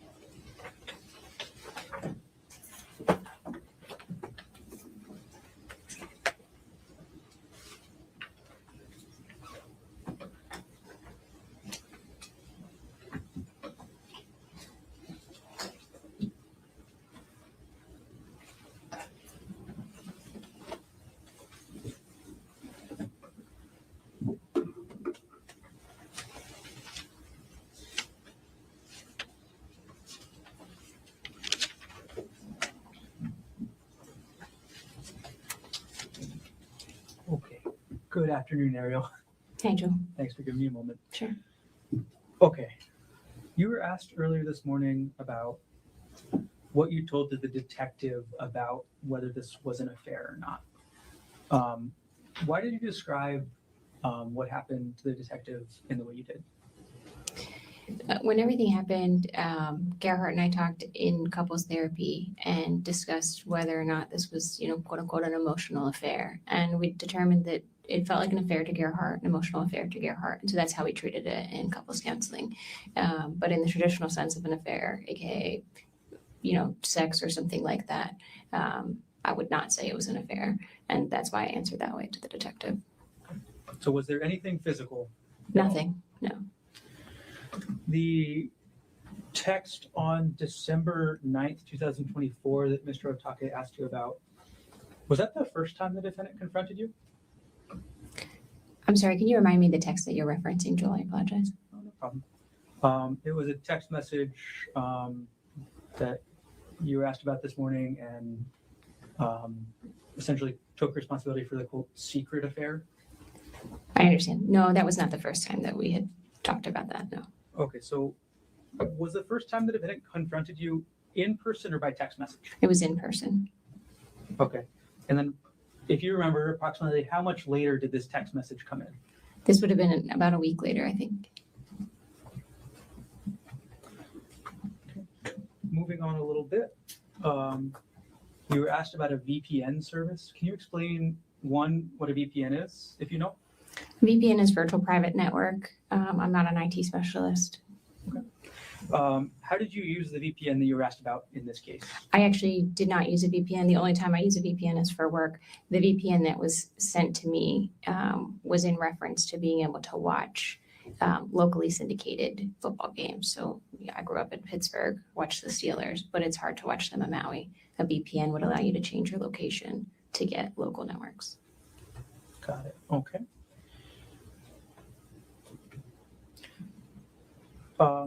Going back to this confrontation about this quote, emotional affair, who did the defendant tell first? He told Brian and Gianna we were out having a drink and I went to the restroom and he told them, he basically said Aries having an affair. How did you feel about that? I just felt, like I said, unfair because I would have liked to talk to Gerhard about it first. And you were asked something about giving up your privacy earlier this morning after the defendant confronted you about this affair. What did you mean by that? After this, Gerhard oftentimes would either have my phone or would go through my phone regularly, look through my messages, my email, things like that. That's where I was giving up privacy, just allowing him access to my digital communications. And how long did that last for? I would say weeks. By the end of December, did you have your phone back? Yes, and honestly, it was just the beginning of December where I didn't have my phone most of the time. By the end of December, I had my phone. It would just be that he would go through it. Okay. And how long did the defendant keep going through your phone after this came out? I don't recall. I think maybe periodically still in January, potentially.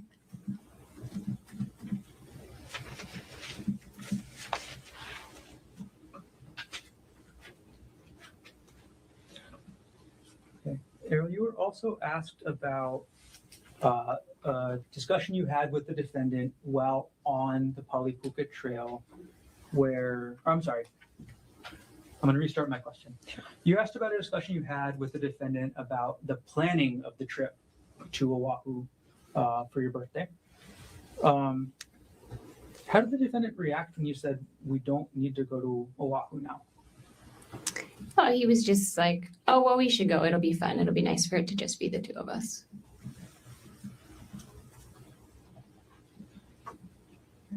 Just a couple more things to follow up on.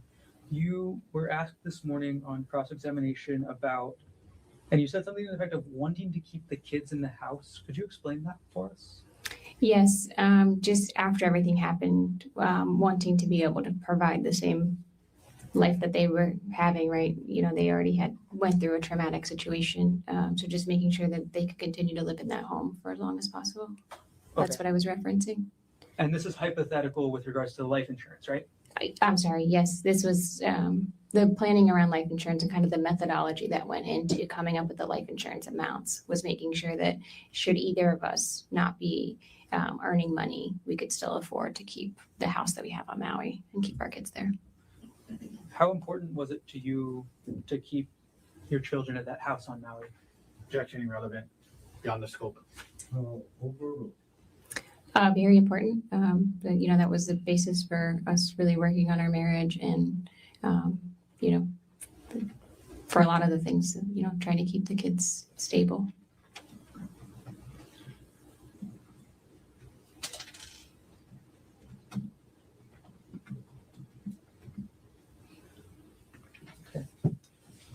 Now, Errol, you were asked about a comment. This time I'm asking the correct question. You were asked about a comment made on the trail where the defendant told you, "Oh, you're still here." And what was the context of that? Yeah.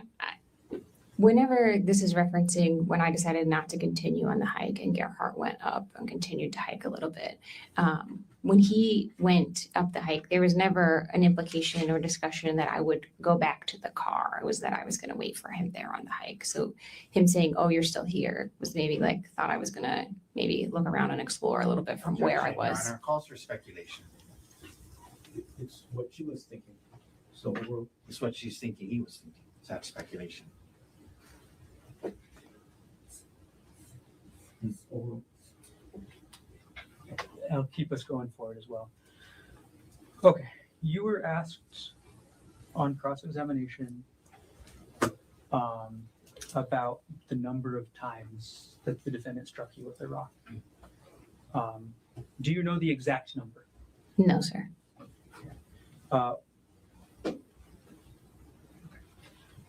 When you talked to the detective, did you give him an exact number or an estimate? An estimate, sir.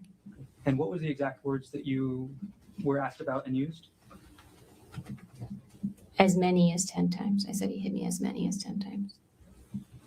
And you were asked this morning about being hit in your head. So let's go over. Where were you hit? Where did the defendant hit you with the rock? I was struck on my right eye. I had a laceration down to the skull above my eyebrow here. And then all over my head, I had a large laceration that went back here and down here. So I was hit kind of all in this area. Were any of your other body parts hit? Yes, my left hand was hit where I was. Objection. Oh, beyond the scope. Overruled. My left hand was hit where I was blocking my face from the rock. And so I had a distal fracture, which is basically like the end of the I'm going thumb. to pause you there. Sure. Okay. So, and again, can you demonstrate where your left hand was when the defendant struck your left hand? It was in front of my face.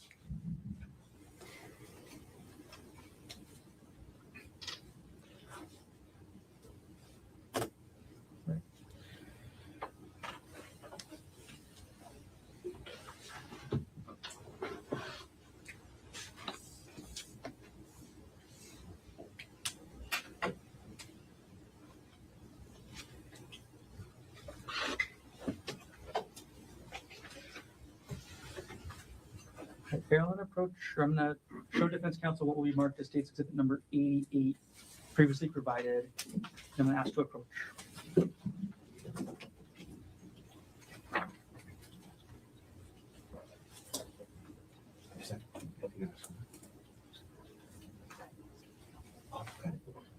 Okay. May I approach? Yes. Sorry, what number is that? State's 88.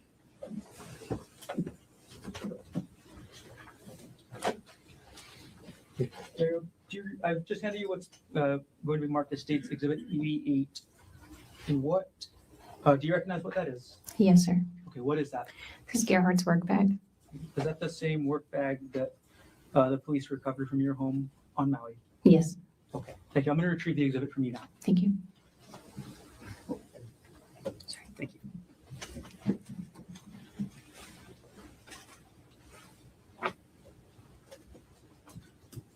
All right, my next section of questions has quite a few follow-ups, Ariel. The bank accounts.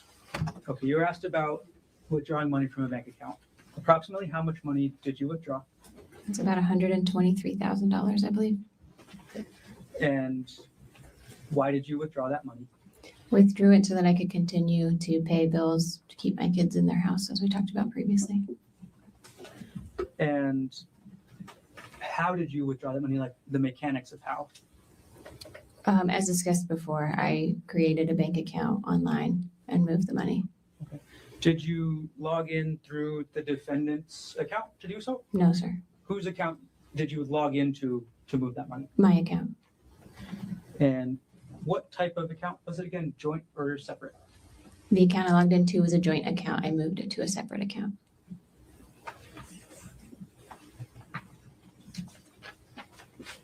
And what did you spend the money on? I spent the money on a mortgage. Should I talk through like approximate values? Yeah, why don't you give us an estimate of where that money went? Sure. Okay. So if you just take like some of the big hitter items, my mortgage is $8,000 a month. My HOA is just over $300 a month. I have a car payment that's just under $400 a month. I have a solar loan on the house that's about $800 a month. So that's $9,500 roughly. And then I pay about $4,000 a month in childcare for my youngest. So that's $13,500 a month. So in 10 months, that's $135,000. Okay. Now, you were asked about a loan that you paid back. Can you explain that? Yes, Gerhard and I had previously taken a loan from my parents, a personal loan, to pay back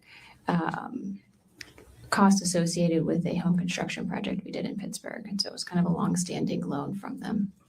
And at the time, I wasn't sure what was going to happen financially, and I wanted to make sure that their retirement wasn't going to be impacted by this. Okay, when you say at the time. Right after the attack and everything.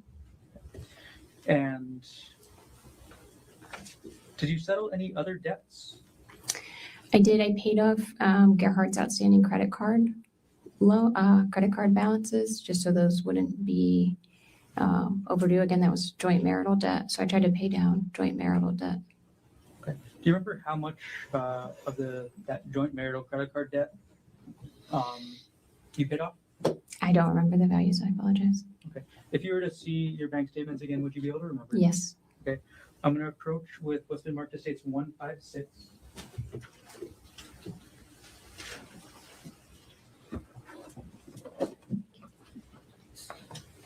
Okay, Errol, could you take a look through State Exhibit 156 to refresh your memory on how much of the defendant's credit card debt you paid off?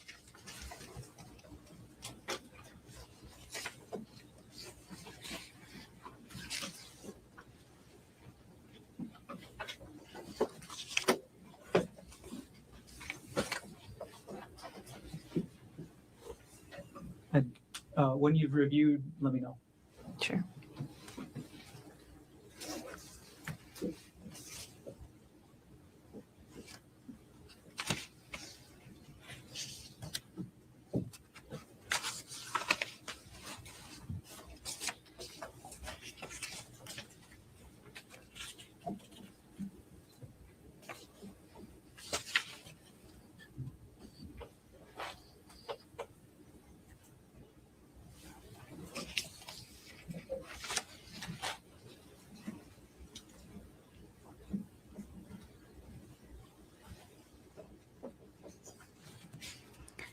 Here's one for, I'm sorry.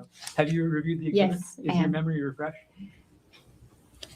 Yes. Okay, I'm going to come collect the exhibit from you and I'll ask you the same question again. Okay.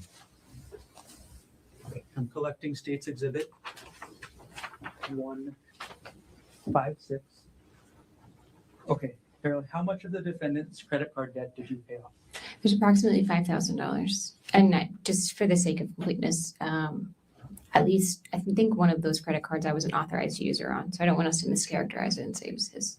Okay, is that why you considered it joint marital? Yes.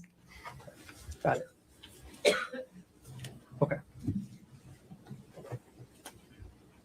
Last section of questions, the divorce, Ariel. You were asked about a motion to set trial for divorce. Is that right? Yes, sir. And you were asked about your request for full custody of the children. Yes. Why did you request full custody of the children?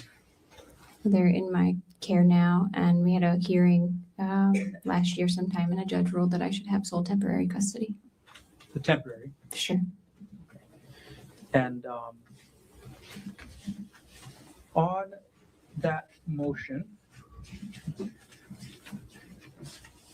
and you testified this morning, you actually reviewed the motion to set you were asked about? Yes, sir. Okay. In the section on page 11 of 28, or date stamp 758, did that state, upon conclusion of the criminal trial against father, this matter may be readdressed when discussing physical custody of the children? Yes, sir.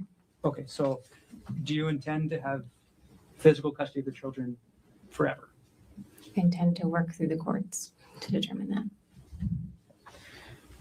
And with regards to your request for the house and the retirement accounts, why did you request those? The house also comes with a mortgage against it, so I basically requested that I have kind of the current state of things in Maui. So it's a house with a mortgage and a solar loan.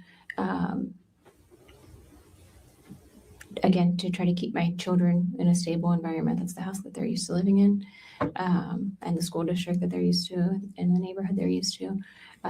And then the split of the retirement account was again based on discussions with my divorce attorney and what would be reasonable in lieu of any kind of child support.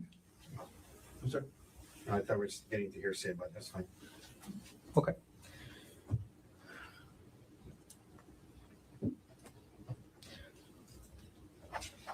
I'm going to show you what's been marked as Defense Exhibit 187, page 12 of 28, date stamp number 759, at the very top of the page, under number 3, child support.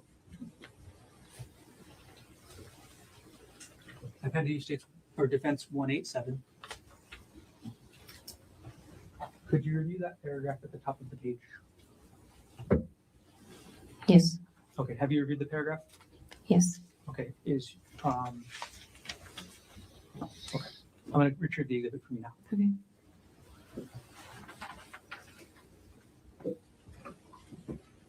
Ariel, why did you request the house and the defendant's, part of the defendant's retirement accounts? Since he can't earn his previous income, he would be unable, it's unlikely that he'd be unable to pay child support that would keep their standard of living the way it was previously. Okay. Understood.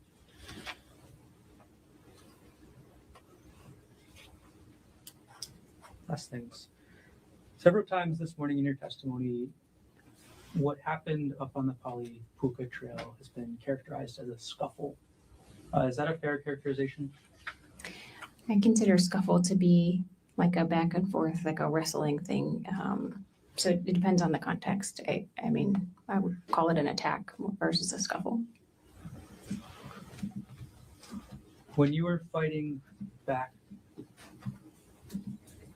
on March 24th, 2025, what were you fighting for? My life and the ability to see my kids again. Thank you. No further questions.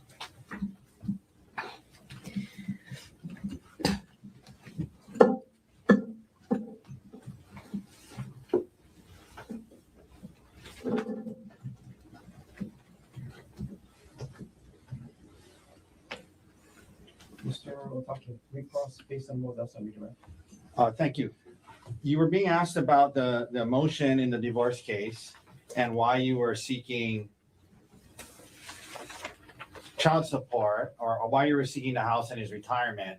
And you said, because he can't earn his same income. And what you wrote in, what was written in the report is that because he's incarcerated, correct? Yes, sir. Because of this case, because he's incarcerated and he can't earn his income, you guys in the divorce case are using that to say you should get the house and his retirement, yes? Yes, sir. You indicated when you were asked about physical custody, prosecutor pointed out that you have temporary physical custody, you're seeking physical custody, but it was written in that motion, upon conclusion of the criminal trial against father, this matter may be readdressed, correct? Yes, sir. Meaning you understand if he's found not guilty, it can be readdressed and he can try to get physical custody of the kids, right? Yes, sir. I understand that. And if he's contrary to that, found guilty, you know that he's not going to be able to have custody of the kids, right? Yes, sir. And then you would get full custody of them for the remainder of their juvenile life, correct? Yes, sir. He wouldn't be able to see them or have a relationship with them for the rest of their juvenile life. You understand that if he's convicted, right? And that's why you guys wrote that in there, right? Yes, sir.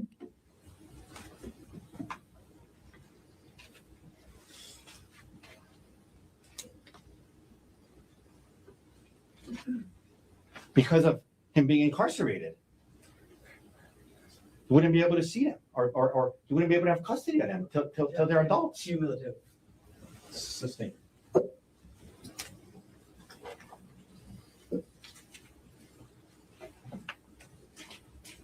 You and your divorce attorney are using the allegations in this case as a basis to ask for certain things in the divorce and custody case, correct? Objection argumentative. No rule. Correct? Yes, in certain cases where it's applicable. You were asked about this idea again about it being an emotional affair, emotional infidelity, and that's how you and Gerhard talked about it and described it, correct? Yes, sir.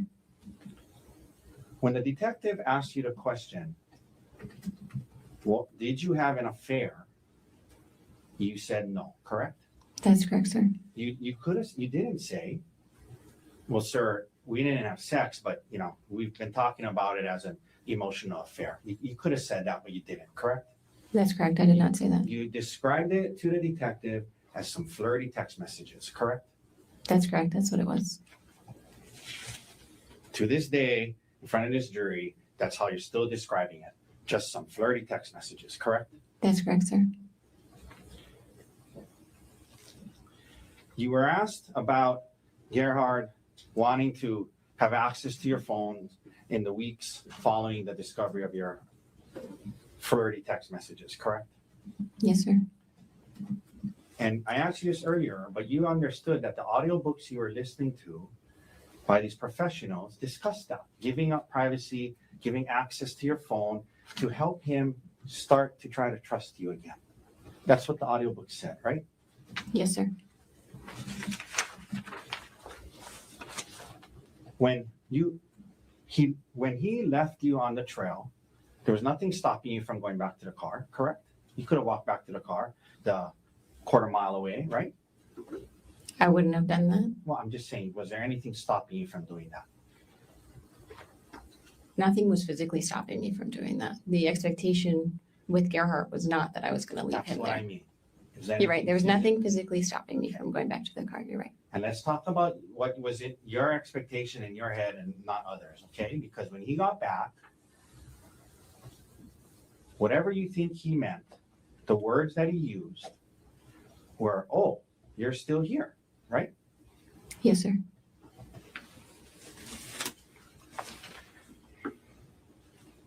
Let me, so you were asked about the number of times you're hit with the rock. And you told the grand jury as many as 10 times, yes?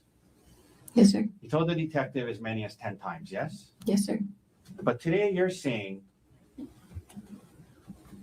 you don't know how many times you were hit, correct? I said as many as 10 times. I'm asking you to, that's what you said to the grand jury, and that's what you said to the detective. Today on redirect, when you were asked about that, your words were, I don't know how many times I was hit, correct? Objection. This is the testimony. No rule. That's what you just said. I don't know how many times I was hit, right? I don't know an exact number of times that I was hit.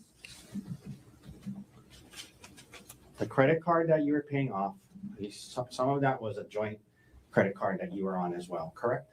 As stated, yes.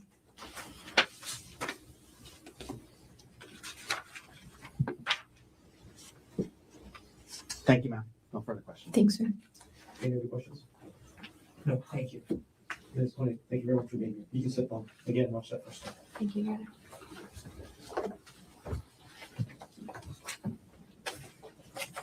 Mr. Warren, state's next witness. Could I confirm court after just a moment? Yes, of course.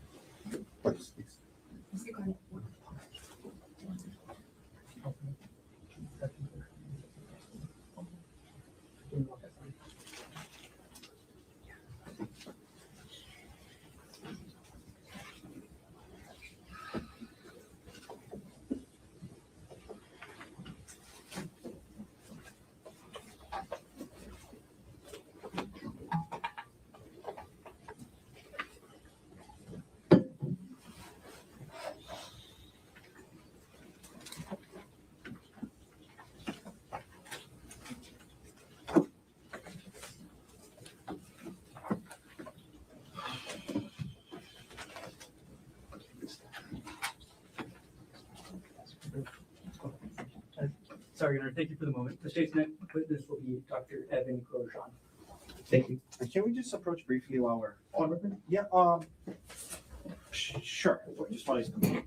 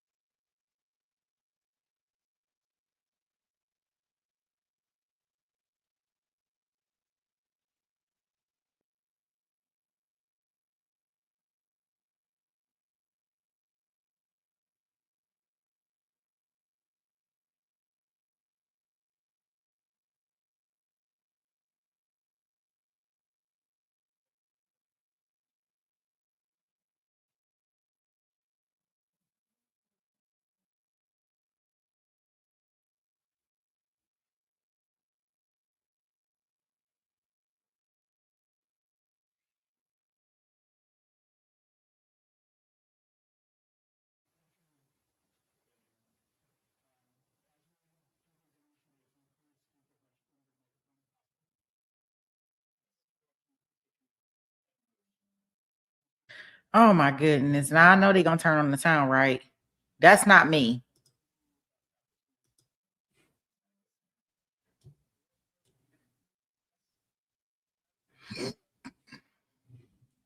They are stupid.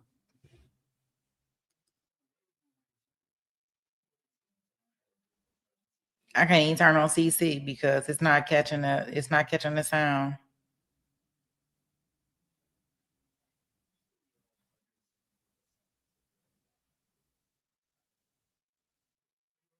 Medicine in the state of Hawaii. Here we Yes, go. Are you board certified in any specialties? I am board certified in emergency medicine. Okay. What does it mean to be board certified in general? So it means that we are certified based on our training, so completing oral examinations, written examinations, demonstrating competency in patient care and knowledge. And you said you're specifically board certified in emergency medicine. Can you describe what that field is? So emergency medicine is the care of patients that come in with undifferentiated either injuries or medical problems who work in the emergency departments. And we identify what may be going on with patients and provide a recommended treatment plan. Okay. I think every question leads to a follow-up. You said the word undifferentiated. What does that mean? So patients can come in with any type of complaint. Some patients may come in with chest pain, and we need to understand what that means and how to identify, are they having a heart attack or is this a non-cardiac chest pain? Other patients may come in with injuries, and we are there to stabilize their condition and determine the best course of treatment. Can you describe your training in medicine specifically? Mm-hmm. So I completed medical school and a 3-year emergency medicine residency. Do you do any continuing education for emergency medicine? I do. I'm an assistant clinical professor at the John A. Burns School of Medicine, and so I instruct medical students and residents in emergency medicine with bedside teaching. How long have you been teaching students from JABSOM about ER medicine? 10 years. At this point, Your Honor, the state requests that pursuant to HRE Rule 702, Dr. Grosjean be qualified to provide opinion testimony in the field of medicine with a specialty in emergency medicine. Mr. Wotaki. No objection. And ladies and gentlemen of the jury, Dr. Grosjean will be allowed to provide opinion testimony in the field of medicine with a specialty in emergency medicine. You may proceed, Mr. Garner. Dr. Grosjean, do you agree that all your opinions you offer in this case will be to a reasonable degree of medical certainty? Yes, Were you on duty at the Queens Punch Bowl ER on March 24th, 2025? I was. On that date, did you treat somebody named Ariel Konig? Yes, Before you treat somebody, do you obtain a patient history? I do. Okay. And what is a patient history?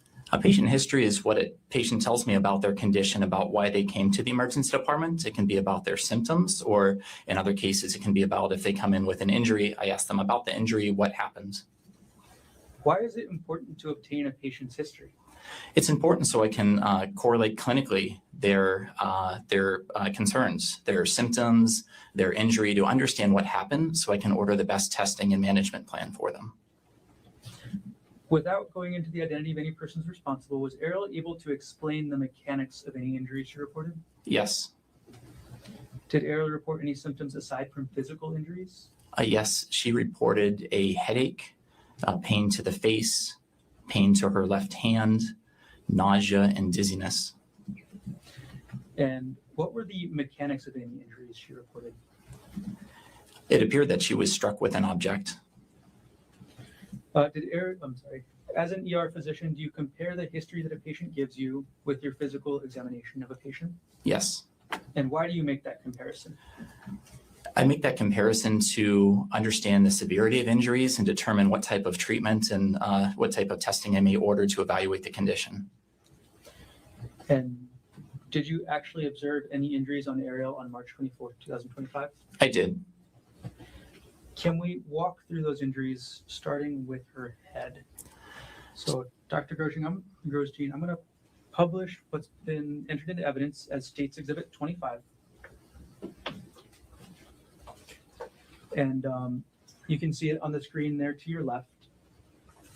And as I have this on the screen next to you, I'm going to hand you the iPad that I have right here with a laser pointer working. And I'm going to ask you to describe the injuries that you saw in Ariel.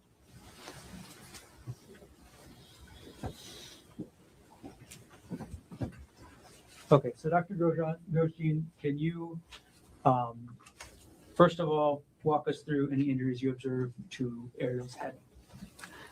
So in this photo here, this is a complex stellate type laceration.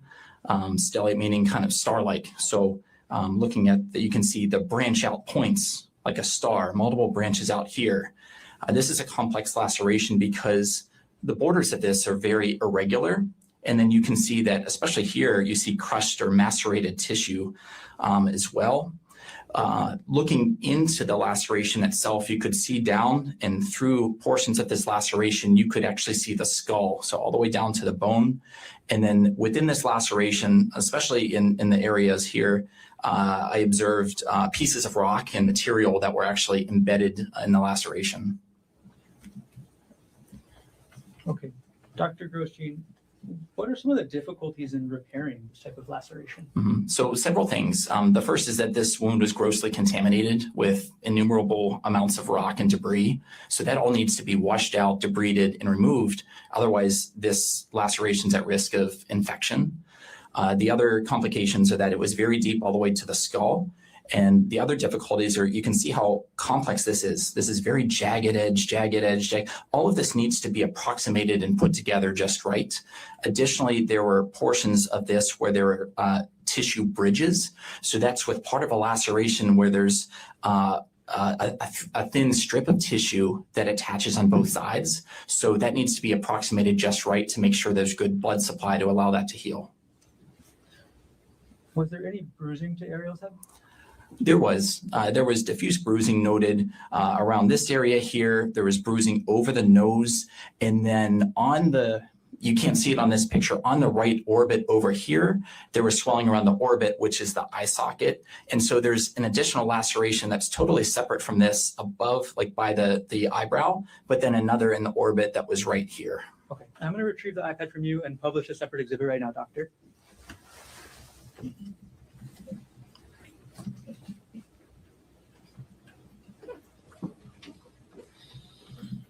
Okay, now I'm publishing today's exhibit 22. Dr. Grosjean, is this what you were describing with regards to the right side of Ariel's face? Yes, the laceration above the right eyebrow underneath, and then there's bruising around the right orbit and along the forehead and over the nose. Were there any injuries to Ariel's extremities? There was. She had a lot of bruising to the left thumb and the second finger.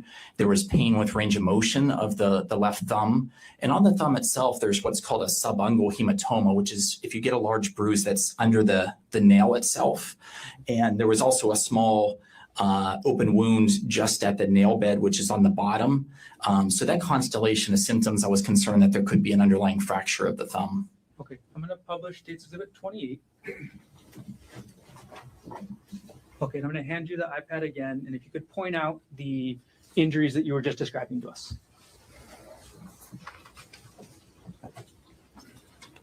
So this is the bruising that I noticed to the hand and the thumb. You can see second digit, there's some bruising here, but then on the thumb right here, this bruising under the nail is called a subungual hematoma, and then there was bleeding from a small laceration here and then swelling to the thumb and the digit.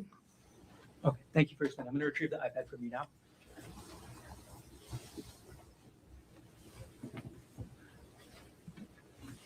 I'm going to take State's Exhibit 28 off of the screen. Dr. Grosjean, as a result of your physical examination, did you order any imaging? I did.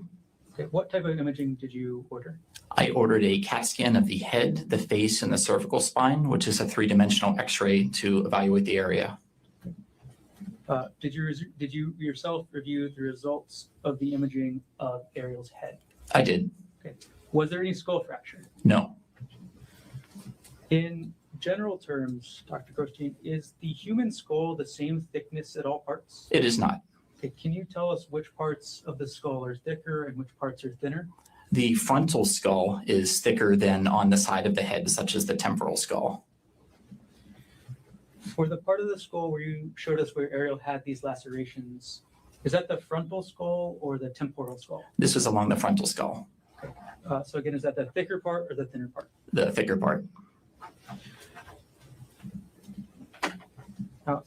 Dr. Grosjean, were you able to determine an exact number of times Ariel may have been struck? Not an exact number. Okay, do you have an opinion as to whether it was one time? More than one time. More than two? Multiple times. As a result of your physical examination, did you consult with any other departments or teams? I did. I discussed management with the trauma surgeon. Why did you consult with the trauma surgeon? I consulted the trauma surgeon because the patient had multiple traumatic injuries. And from my experience in emergency medicine, this is a very highly complex laceration and needed a specialist to manage, especially being managed in the operating room. Okay. And when you say traumatic injuries, in the medical context, what does that mean? It means multiple injuries. So trauma, any head injury, lacerations, broken bones, the trauma surgeons can help manage. And sorry, maybe I asked a bad question, doctor. Is trauma in the medical sense related to the impact? Yes. Okay, sorry. Could you explain that maybe more clearly than I just asked you? So if a trauma is any force that's subjected on the body, if a patient has subjective or significant force that is the body is subjected to, there's at risk of injuries, and this patient was at high risk of injuries. Yeah. After you completed your physical examination of Ariel, were you able to compare her injuries with the verbal history she gave you? I did. Was Ariel's verbal history consistent with the injuries you observed? It was. Did everything you testified to occur in the city and county of Honolulu, state of Hawaii? Yes. Thank you. I have no further questions at this time.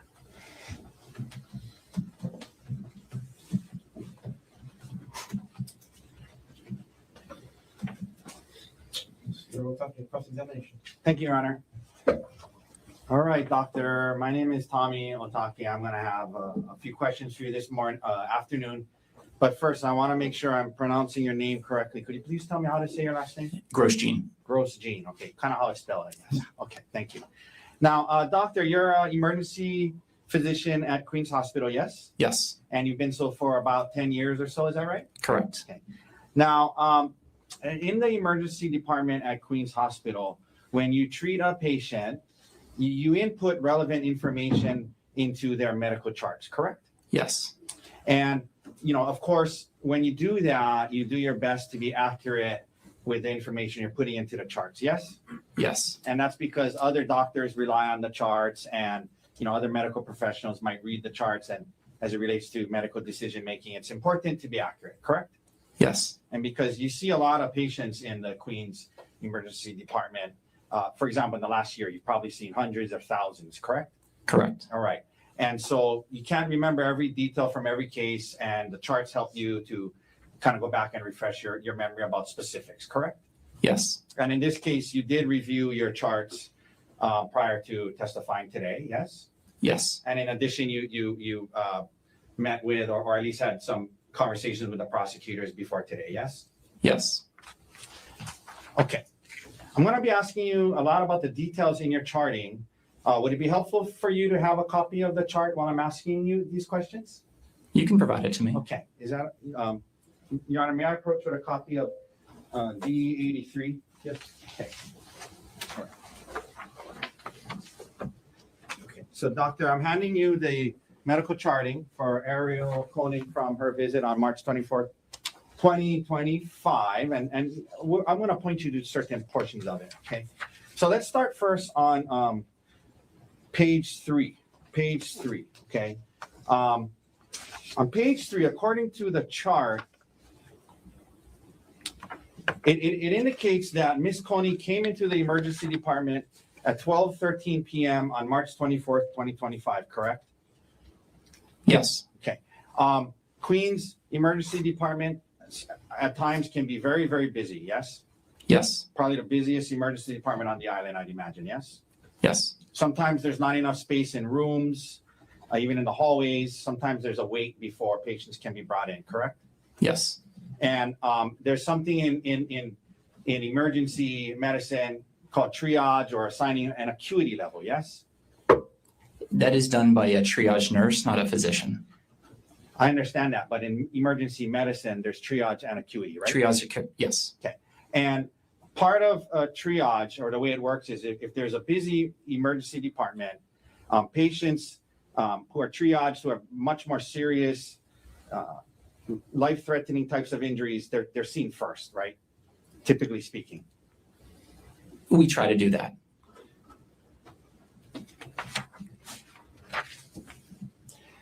And sometimes if somebody is stable enough and there's not enough room in the emergency department, sometimes they got to wait in the ambulance outside for a bit, correct?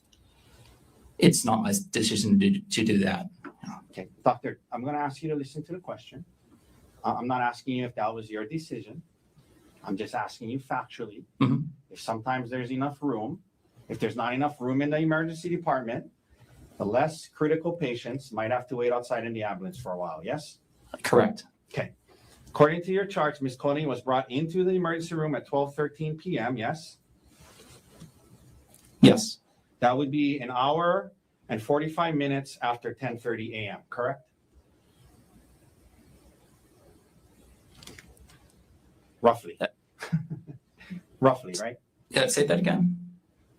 12:13 Mhm.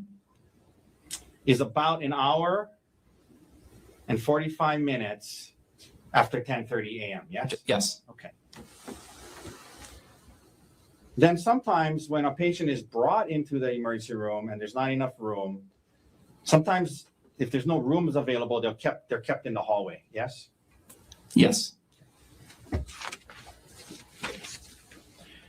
Once in the emergency department at Queens, doctor, a physical exam is done and vital signs are taken and reviewed, correct? Correct. And oftentimes the vital signs are probably not taken by you, but taken by nurses or staff there, yes? Correct. But you, as part of your job in assessing the patient, you review the vital signs and the history that was taken by others, correct? Yes. Okay, so let's go to page 4 of the charting.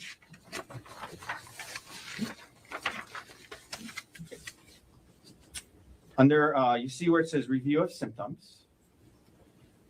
Review of symptoms, or systems, sorry. Review of Yes. systems, apologize. That's something you would have reviewed, right? As part of your treatment, yes? Correct. So this goes through some of this.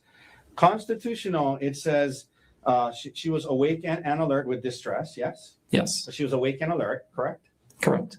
One thing that in the emergency room that is examined in cases of head injuries is the patient's eyes and pupils, correct? Yes. You shine a light into the eyes and you see how the eyes react, correct? Correct. And in this case, her pupils were equally round and reactive to light, yes? Yes. This meant that her pupils were functioning normally, indicating that the brain, brainstem, and optic nerves were likely intact and functioning properly, correct? Those specific portions of the brain that you mentioned, yes. Right. Normal pupils in this context is a positive sign that a doctor looks for when assessing the neurological status of a patient with reported head trauma, correct? It is one of the signs, correct. And in this case, it was normal, yes? Yes. For your patient, Ms. Konig, yes? Yes.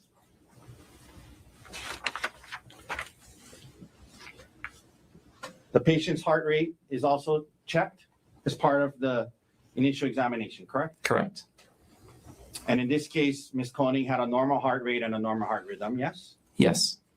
You also check her breathing and pulmonary issues, correct? Yes.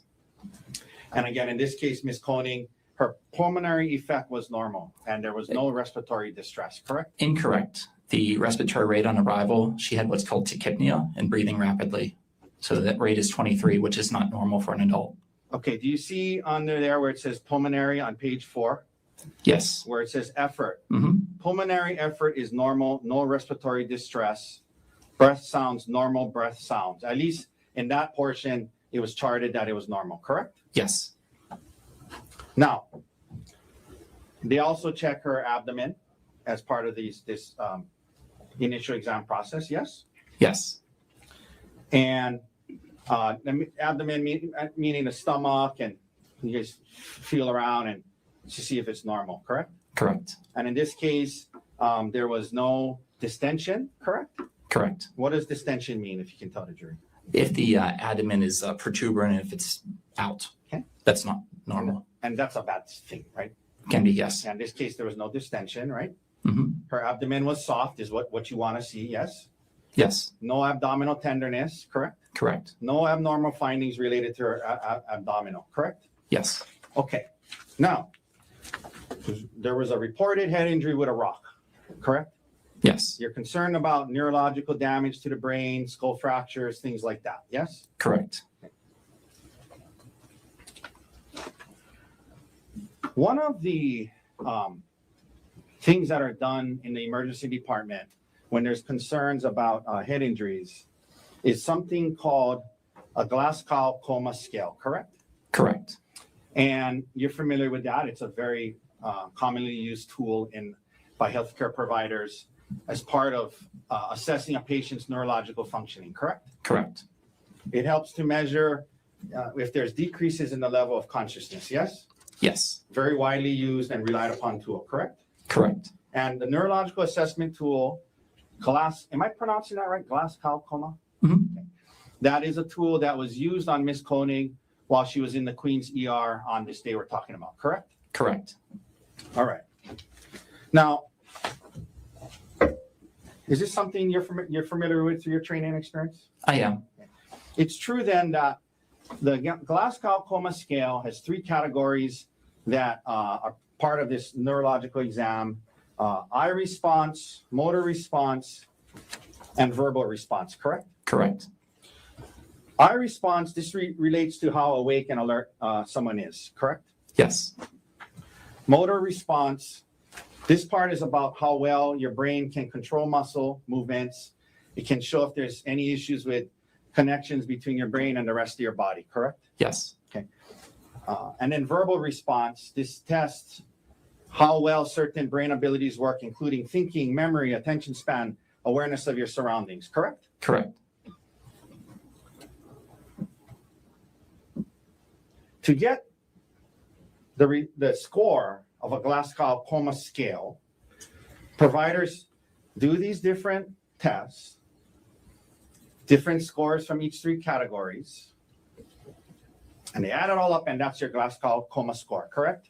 Yes. The highest possible Glasgow Coma score is 15, yes? Yes. Meaning that's the best, meaning that you want to see on this on the Glasgow Coma score, right? 15 is better than 3. 3 is the lowest, right? Yes. And so you want 15. It means you're fully awake, responsive, not having problems with thinking ability or memory, correct? Correct.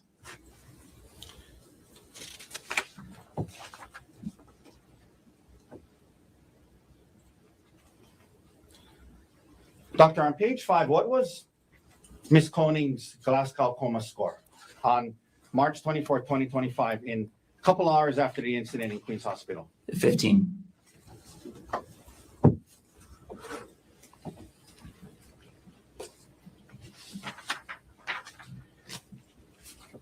Nevertheless, you're concerned about skull fractures, so you order a CAT scan of the head, face, and spine, correct? Correct. Because a CAT scan is a very reliable imaging tool. Well, it's an imaging tool that is used to see into the body to see if there's fractures, injuries, brain bleeds, things like that, yes? Yes. You thought it was prudent to order one, correct? Absolutely. All right. And you reviewed the results of these imaging tests and factored that into your medical decision-making, yes? I did. The CAT scan of the head, you're looking for any skull fractures or hematoma, given the report that she was hit multiple times in the head with a rock, yes? Yes. And doctor, the CAT scan to the head indicated that there were no skull fractures, correct? Correct. And no hemorrhaging was found either, yes? I mean, No. correct? No internal hemorrhage. Yes. Yeah, that's what I mean. No brain bleeds were found, correct? Correct. You also do a CAT scan of Ms. Konig's face, and the results of that, like as well, there were no mandible fractures, yes? Correct. Well, what is a mandible? That is the jawbone. Okay. I guarantee I'm going to pronounce some medical words wrong, but ossicles, is that a word? Oh, I can't even pronounce it close enough for you to recognize it. Ossicles? It is a word, yes. Okay. How do you say it? So ossicles. Okay. What is that? So it depends where you're looking. There are ossicles in different locations. Okay. Well, So- after the CAT scan of the face said ossicles are normally aligned. Said it was normal. Okay. Okay. So what is that? So the facial bones were aligned. There was no facial bone that was out of place. Okay. No skull-based fractures, correct? Correct. No zygomatic arch or pterygoid plate fractures, right? Yes. And what is a zygomatic arch or pterygoid plate fracture? So they're the pterygoid plate. They're parts of the face and the skull. So zygomatic arch kind of goes over here, and then the pterygoid plate's nearby. And the CAT scan to the face showed no fractures to that area, correct? Yes. No maxillary sinus fractures. What is the maxillary sinus, doctor? Maxillary sinus is, again, one of the bone structures of the face, so that would be right here. Okay, no fractures to that area, yes? Yes. Now, I wanted to ask you about this. The orbits are intact and the globes are normal. That's what the CAT scan said, right? Yes. You were asked earlier about the thickness of skull in different areas. Remember that? Yes. By the prosecutor? Mhm. And you said certain parts are thicker than others, right? Yes. And you have the skull and different parts of the skull. But isn't it true, doctor, that the orbital bones, it's a thin, fragile bone? So these are facial bones, not the skull bone. So these are facial bones here, and so over the sinus, it is thinner than the frontal skull. I understand that. I'm not saying you misled anyone. I'm just clarifying. You're talking about the skull. I'm talking about the orbital bones, right? Mhm. Isn't it true, doctor, that the orbital bones around the eye is a very thin, fragile bone in a person's body? On the inferior portions and the medial portions, which are here and here. They are thin and fragile, yes? They are one of the thinner portions of the face, of the bones, yes. And in the ER department, you often see people with orbital bone fractures because they are thin, fragile bones that can be broken by getting hit in the face with a baseball, for example. You've seen that in your time, I'd imagine, yes? Yes.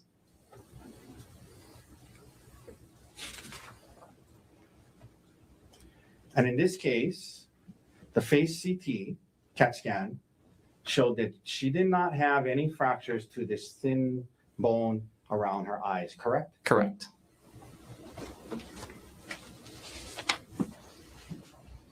The CAT scan of her cervical spine, likewise, doctor, no fractures of her cervical spine was found, correct? Correct. Okay.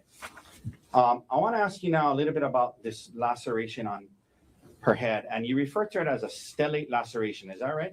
Yes, And am I pronouncing that right, stellate? you are. Stellate laceration is a star-shaped complex skin tear featuring multiple arms, often caused by blunt force trauma, correct? Correct. So in other words, it's different from like a cut or laceration caused by like a sharp edge of a knife or something like that, correct? Correct. In those lacerations with a knife or sharp object, the laceration is more defined, it's more linear, yes? Yes. Okay. But stellate lacerations caused by, and when we say blunt force trauma, we just mean getting hit with something hard, correct? Correct. Okay. Stellate lacerations caused by getting hit with something hard, the skin breaks apart differently than it does from a cut with a knife, yes? Yes. And often there are multiple jagged edges to the laceration that extend outward from an impact point, correct? Yes. There's a central impact, point of impact, and multiple edges branching out from there, which is what you saw in this case, yes? Yes. So to the untrained eye, it can look like multiple separate lacerations, but for those who understand stellate lacerations, there's an impact point and it branches out from there, correct? Yes.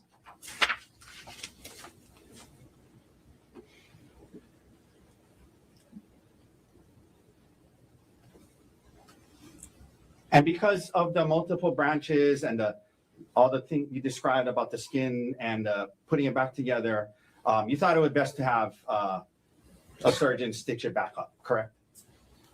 Because I mean, you suture a lot of lacerations in the ER, but this one, it was complex because of the different arms. You thought it best to have a plastic surgeon stitch it up, yes? It was large, it was contaminated, and just the extent of it, yeah. Yeah, because you said it was complex, so you thought a surgeon should stitch it up instead of you, right? Absolutely, it needed washed out in the operating room. Okay, and that's what happened, and then Ms. Konig was discharged home the next day, correct? Yes. Now, you said today that, well, first of all, you're not you're a board certified emergency medicine physician, correct? Correct. You're not a forensic pathologist, MD, who specializes in analyzing manner and means of injuries or death, correct? Correct. That being said, you were asked by the prosecutors back in December about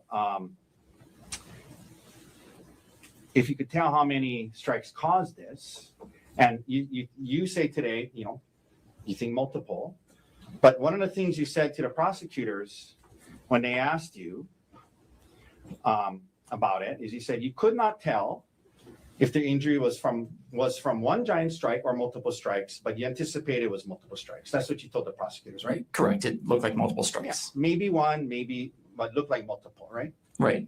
But you told them you couldn't tell if it was maybe from one giant strike, correct? That's what you told the investigator from the prosecutors, right?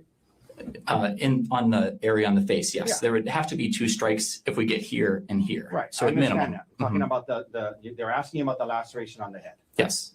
And to that one, you said you couldn't tell if it was from one giant strike or multiple strikes, right? Right.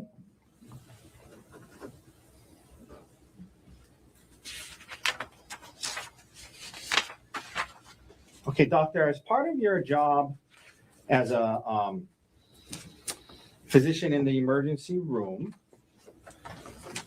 from time to time, the police who are investigating alleged criminal allegations, they ask you to fill out something called a Honolulu Police Department Physician's Report, yes? Yes, And in this case, you did so, right? I did. And the way that works is it's a form that after you see the patient, you go and you check boxes on the form, correct? And you can write in some narrative, but you check boxes, correct? Correct. Now, you were today qualified with no objection from us. I mean, you're an expert in emergency medicine, correct? You've been qualified as one today, right? I believe so, yeah. And you were an expert in emergency medicine on the date of the incident, March 24th, 2025, right? I mean, you've been doing it for almost 10 years, right? Over 10 years, yes. And you understand that the Honolulu Police Department relies on you in these forms to provide accurate, unbiased medical opinions related to the extent of a patient's injuries when there's a criminal investigation, correct? Yes. And you try your best to do so. You know it's important, so you try your best to be honest and accurate in these forms, yes? Yes.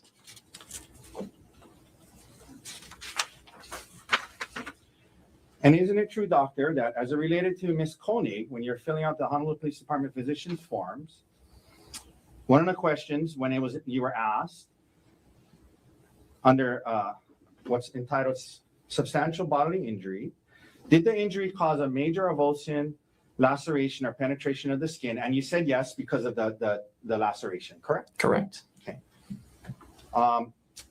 You were also asked, did the injury cause a bone fracture? And at that point, you said unknown, testing was pending, right? Right. We were waiting for the x-ray result. Correct. Then you were asked, did the injury cause a serious concussion? And your answer to that was no, correct? Correct. You were then asked, did the injury cause a tearing, rupture, or corrosive damage to the esophagus, viscera, or other internal injuries? And again, your answer to that was no, correct? Correct. Then under the subsection serious bodily injury, you were asked, as an, being the expert in doing emergency medicine all these years, did the injury create a substantial risk of death? And you checked off the box no, correct? Correct.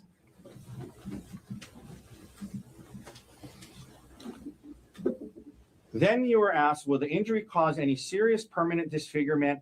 And you said unclear, pending trauma team repair of wound, yes? Yes.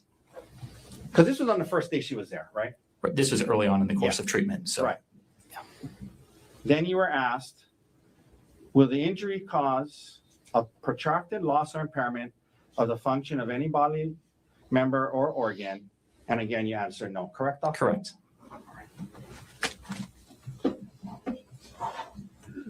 One second.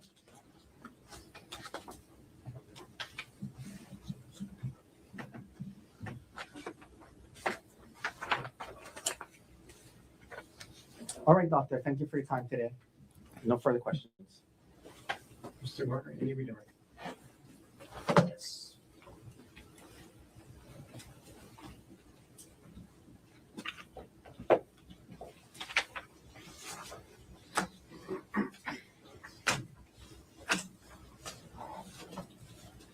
Okay, Dr. Goshin. Now you were saying something about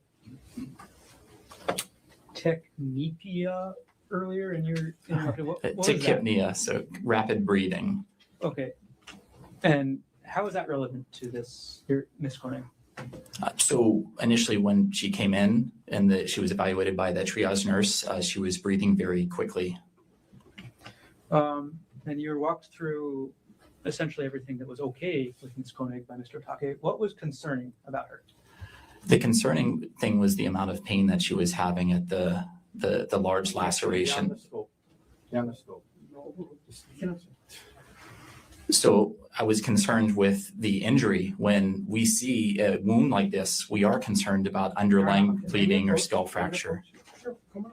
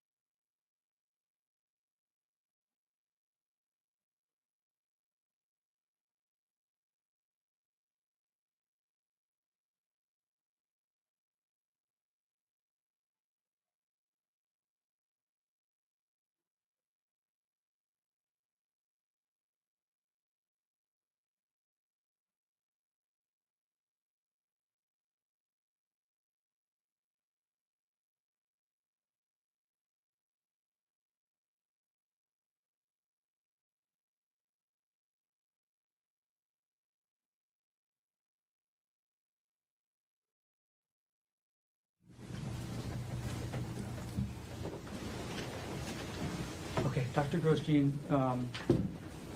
again, you were asked about everything that was okay with Ariel on the chart. What was concerning? The concerning was the head injury. I was concerned that there was underlying injury. Was there anything in the chart? You walked through the GCS, is that right? Yes. Okay.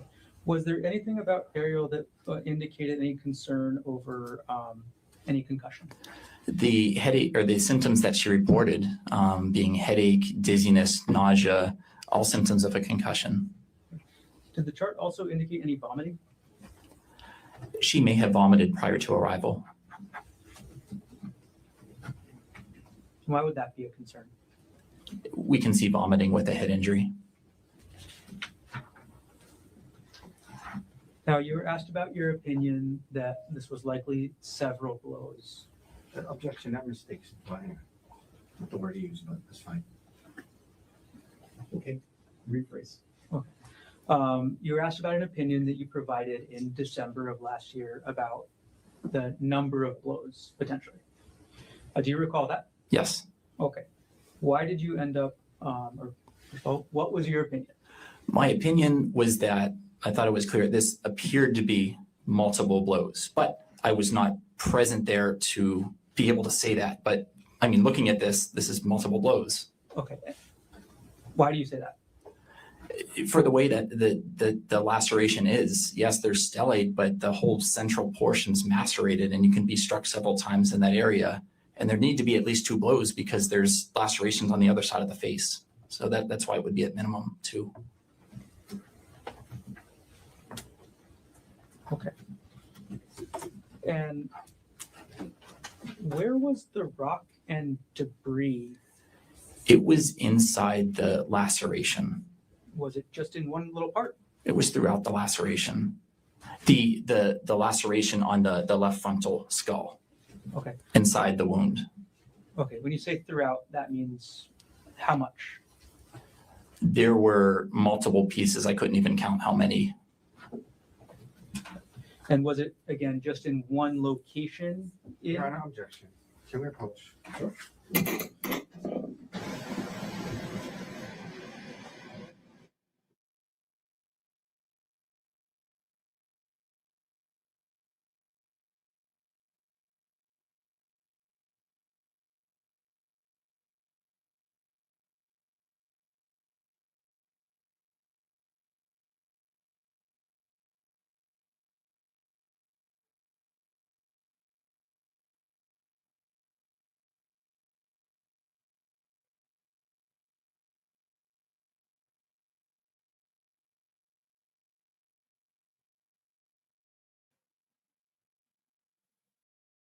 Just very brief follow-up.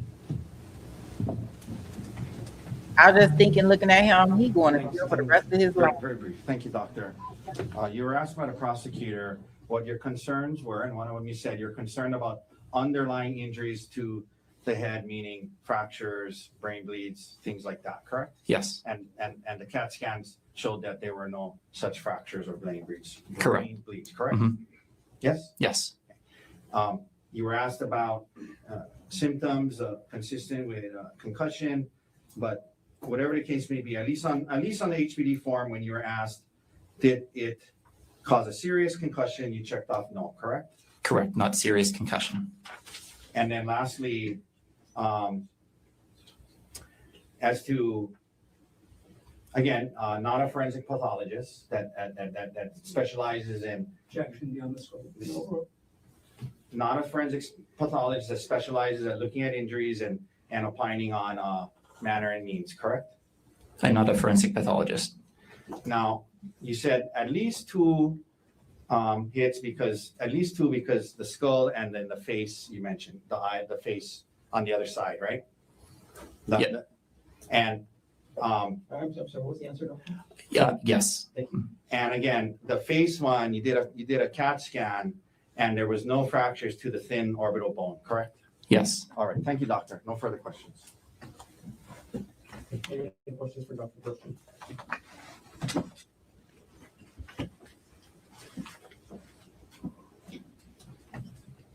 Dr. Christian, you said at least 2 impacts? It appeared to be. Okay, when you say at least 2, do you have an upper limit? I don't. Multiple. No further questions.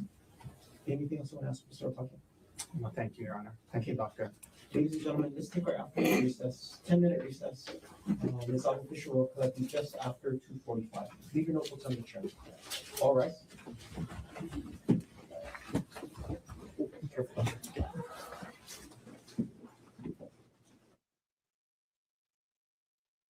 About to go to Brizate, guys. Let's see here. I'm gonna see if we got some TiVo time. I don't think I could take us past this break. Nope, I don't think I can. Nope, I can't. But I got song 3 and 4 uploaded, so we'll listen to those.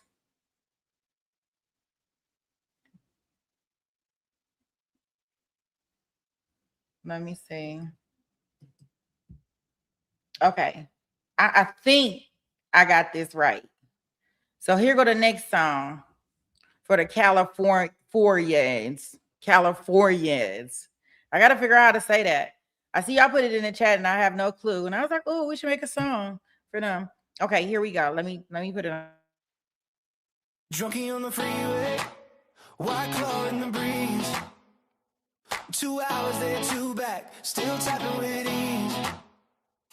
The LA's locked, but she don't slow down. Show up every time, yeah, she runs this town. Sitting in the traffic, but she locked in chat. Sweetie goes live, yeah, she's right on that. From the 405 to wherever we at. Drunky pulling up like y'all good, I'm back. Different time zones, same from row seats. No matter where we are meet in the feed. We the Californians, rolling deep on line. 4 corners, 1 crew, yeah, the vibes align. From the coast to the chat, yeah, we show up right. If you're lost downstream, we gon' guide you like Californians. Yeah, we stay in the mix. 4 days, 1 flame, can't remix it. SD rolling with the sunset glow. West Coast haze with the good vibes flow. Little bit lifted, yeah, she stays serene. Ocean breeze mixed with the evergreen. Late to the stream, but she still gon' slide. Panel opens up, she already inside. Hold up, I'm here, yeah, she dropping bars. Calm, cool energy, no matter how far. Susie got that phone, we're scrolling every stream. Little lost the stream, but she part of the team. New to the crew, but she locked in fast. Super chest flying, yeah, she built to last. Wait, where we at? Where we got her back? Pointed to the right stream, never off track. Now she vibing with us, no need to roam. Anywhere we at, yeah, Susie home. Shamrock checking in from across the map. Different time zone, but she bridging the gap. Y'all good every time, yeah, she mean that. Heart so big, you can't teach that. Algorithm running, she keep it alive. Dropping love in the chat, keep the whole thing thrive.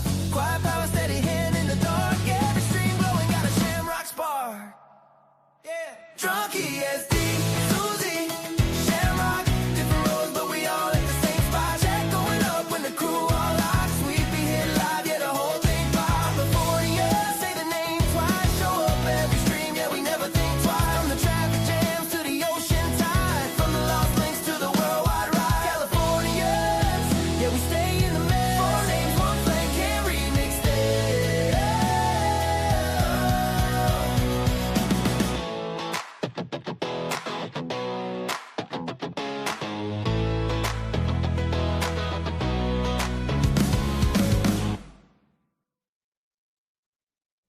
Okay, so that's song number 3, right? And here is song number 4, guys. And I think the winner of 1 and 2 was 1 from all accounts. But here's the 4th song, I think. Yeah.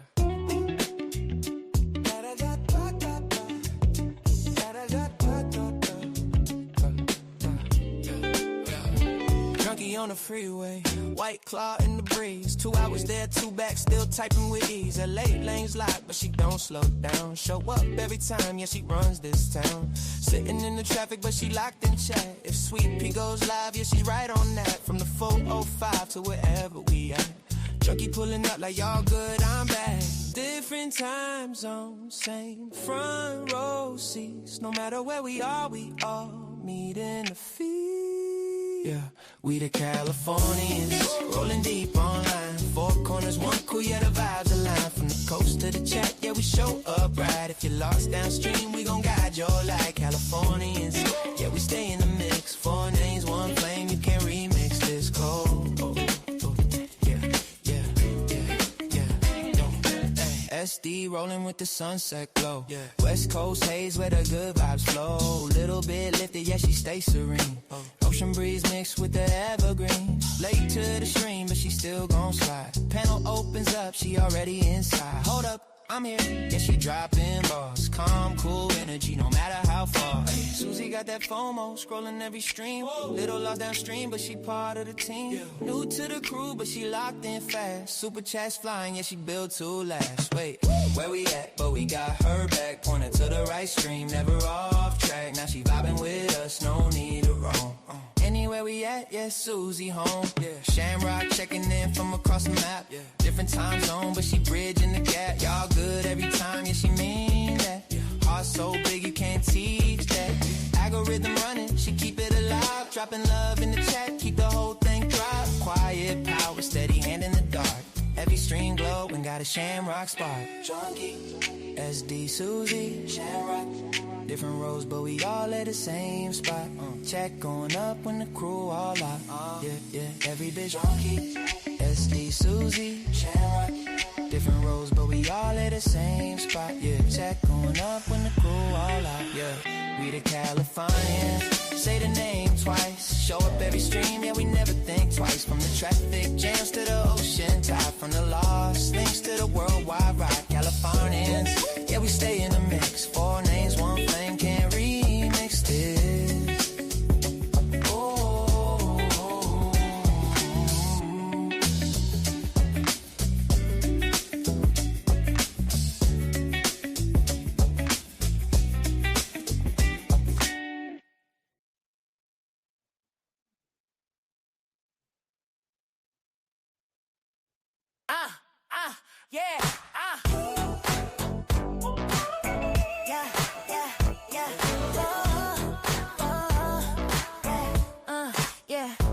Junkie on the freeway, white claw in the brakes. 2 hours there, 2 back, still typing with ease. LA lanes locked, but she don't slow down.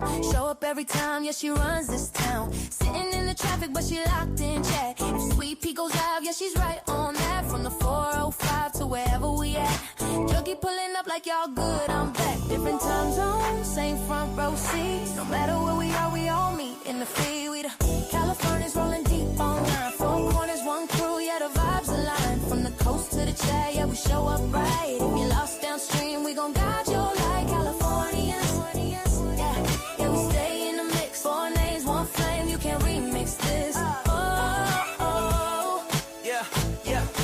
SD rolling with the sunset glow.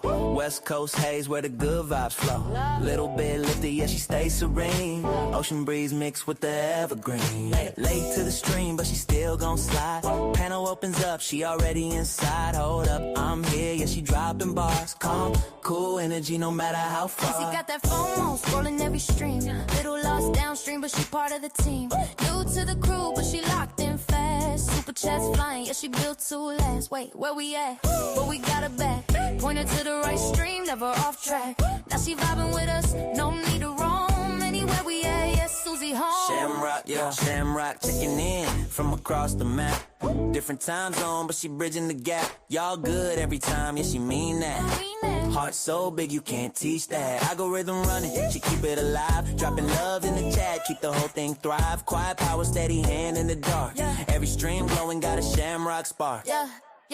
Junkie, junkie, junkie, junkie, junkie, junkie, junkie, junkie, junkie, junkie, junkie, junkie, junkie, junkie. Susie, Shamrock, Shamrock. Junkie, junkie, junkie, junkie, junkie, junkie, junkie, junkie. Susie, Shamrock, Shamrock. We the California, say the name twice. Show up every stream, yeah, we never think twice. From the traffic jams to the ocean tide, from the lost links to the worldwide ride. Californians, yeah, we stay in the mix. 4 names, one flame, can't remix this.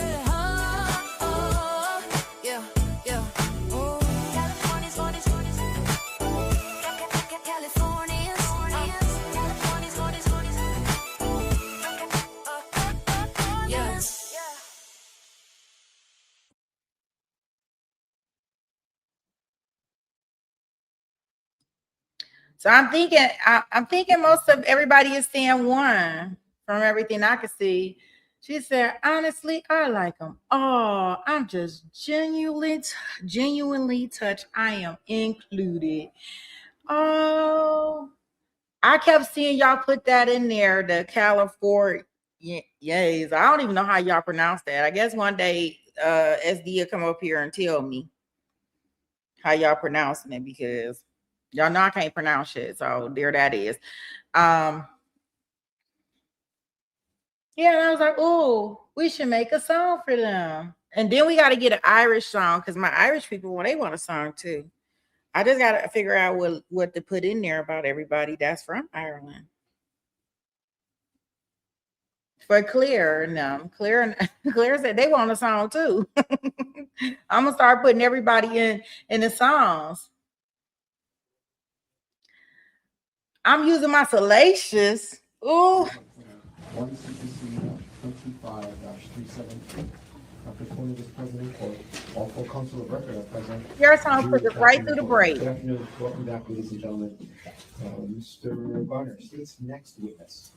From the state calls Dr. Whitney Carlton to stand. Doctor, can you stand and raise your Oh, is it? I want to say You do it. solemnly swear affirm that the testimony I'm about to give shall be the truth, the whole truth, and nothing but the truth? I do. Thank you. You can have a seat. Hi, good afternoon. Hi. Could you, as you testify today, keep your face as close to the microphone as possible, maybe pull it close to you as well? Okay. And starting off, can you please state your name? Whitney Carlton. And Ms. Carlton, what do you do? I'm an acute care surgeon. Okay. Is that a doctor? Yes. And where do you practice? I practice at Queens Medical Center. And how long have you been an acute care surgeon at Queens? 5.5 years. Are you licensed to practice medicine in the state of Hawaii? Yes. Are you board certified in any specialties? I'm board certified in general surgery and surgical critical care. What does it mean to be board certified in general? It means that the physician has voluntarily completed a rigorous set of standards set forth by the board. Generally means you've done training in residency, passed a number of comprehensive exams, and have a commitment to continuing education. And what does a board certification in general surgery mean? It means that you've completed all of those requirements with a specialty in general surgery. Maybe I should clarify this. What is general surgery? General surgery is a practice focused on surgery of the entire body, but focused mostly on the chest and the abdomen. And you mentioned a second board certification in, what was it? Surgical critical care. What is surgical critical care? It is an additional year of training that focuses on patients that are critically injured or critically ill, and it allows us to practice in the ICU. Can you describe your training in medicine generally? I graduated from the University of Maryland School of Medicine, and then I completed a general surgery residency. And then I came to Hawaii to complete advanced training in surgical critical care. And I'm currently assistant clinical professor of surgery at the Johnny Burns School of Medicine here in Hawaii. And I'm an active acute care surgeon at Queens. How long have you been teaching students from JABSOM? 6.5 years. Do you have any scientific publications? I have a few. Just approximate how many? Maybe 2 or 3, and as well as a couple of book chapters that are in press. At this point, Your Honor, the state would ask that pursuant to Rule 702, Dr. Carlton be qualified to provide opinion testimony in the field of medicine with a specialty in surgery and surgical critical care. No objection to the doctor's qualifications. Thank you. And ladies and gentlemen of the jury, Dr. Carlton will be allowed to provide to you opinion testimony in the field of medicine with a specialty in general surgery and surgical critical care. You can proceed. Dr. Carlton, do you agree that all your opinions that you offer today in this case will be to a reasonable degree of medical certainty? Yes. Were you on duty at Queens Punch Bowl on March 24th, 2025? Yes, I was. On that date, were you part of something called the trauma team? Yes. Okay. What is the trauma team? The trauma team is basically all of the hospital personnel that respond to trauma activations or consults in which patients have some kind of accident or trauma that require immediate evaluation. I am the attending trauma surgeon when I'm on call for surgery or trauma surgery, so we lead the trauma team. And saying the word trauma a lot. In the medical field, in your specialty, what does trauma mean? Trauma is just any accident or mechanism of injury that a patient could come in with injuries. It's also bodily impact. Yes. Right. What type of cases do you get called in to help with as part of the trauma team? All kinds. So everything from like a trip and a fall to moped accidents, car accidents, assaults, gunshot wounds, stab wounds, all those kind of things. On March 24th, 2025, did you treat somebody named Ariel Konig? Yes, I did. Before you treat someone, do you obtain a patient history? Yes. What to you is a patient history? A patient history is kind of a prescriptive account of a patient's current presenting clinical symptoms, as well as an account of their medical history. Why is it important to get a patient's history? It's important for our differential diagnosis or a list of potential causes of what their complaint is. And it's important in order to come up with an individualized treatment plan for the patient. Without going into what Ariel Konig may have told you, was Ariel Konig able to provide you with a history? Yes.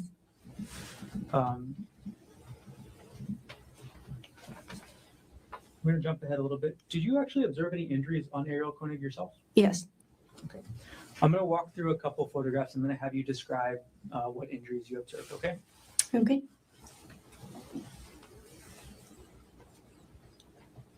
Okay, publishing states exhibit number 22. It's on the screen next to you, doctor. What injuries did you observe from this view, the front of Ariel's face? So she had ecchymosis or bruising around the eyes, and then also had a small laceration around the right eyebrow. Okay. Now, publishing states exhibit 25. What injuries are we seeing on Miss Konig in this photo?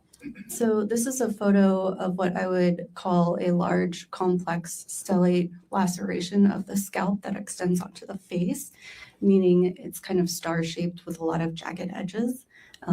Large and complex, meaning it goes through a number of layers on the scalp. As a surgeon, what are the difficulties in repairing this? Or are there any difficulties in repairing this kind of laceration? There can be. Okay, and what are those difficulties? So in this case, and in general, I would be very concerned about the potential healing of the jagged edges. Creating those kind of skin bridges or skin strips decreases the blood supply. And so even when you suture it back together, it can have a high chance of necrosis or dying, creating a larger wound. And then there was also a really high risk of infection, just given how big the wound was and the stated mechanism. And what was the stated mechanism? Ariel said she was hit with a rock. I'm going to take the States Exhibit 25 off the screen now. Were there any injuries to Ariel's extremities?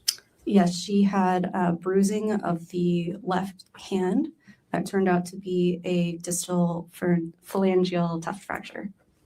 Okay, I'll jump back to that in just a moment after asking a couple of questions. Was any imaging done to Ariel? Yes. Right. And did you review that imaging yourself? Yes, I did. Okay, and what type of imaging was it? So we obtained a CT scan of the head, the face, and the cervical spine, and we also did an x-ray of the left hand. And did you review the results of all this imaging yourself? Yes, I did. Okay. Was there any skull fracture? No. Any face fracture? No. Any fractures to any other parts of Ariel's body? She did have the left thumb distal phalangeal tuft fracture. Okay, and then could you explain for us what the left thumb distal phalangeal tuft fracture is? It's basically a broken bone in the fingertip. Okay. When you say a broken bone, was there any displacement? It was mildly displaced. Okay, and what does that mean? So bones are basically in a straight line, and so when you fracture it, you end up with at least two pieces. The alignment or the displacement is how much in a line that bone stays, or if it's displaced and out of line. And what does mildly displaced mean then with regards to the injury you observed on Ariel? It means that the bone was a little bit out of line. As a result of your examination, did you recommend any sort of treatment for Ariel? Yes, I did. And what did you recommend as the treatment? Well, she needed the large wound on her head washed out and cleaned and then repaired. Due to the risk that we talked about, I recommended a specialty consultation with a facial surgeon who was on call. For the hand fracture, she needed treatment with a hand surgeon. And then just due to the injuries and the events, I recommended admission to the hospital. So when you say you referred her to a separate type of surgeon, what type of surgeon did you refer her to? It's our on-call face trauma surgeon.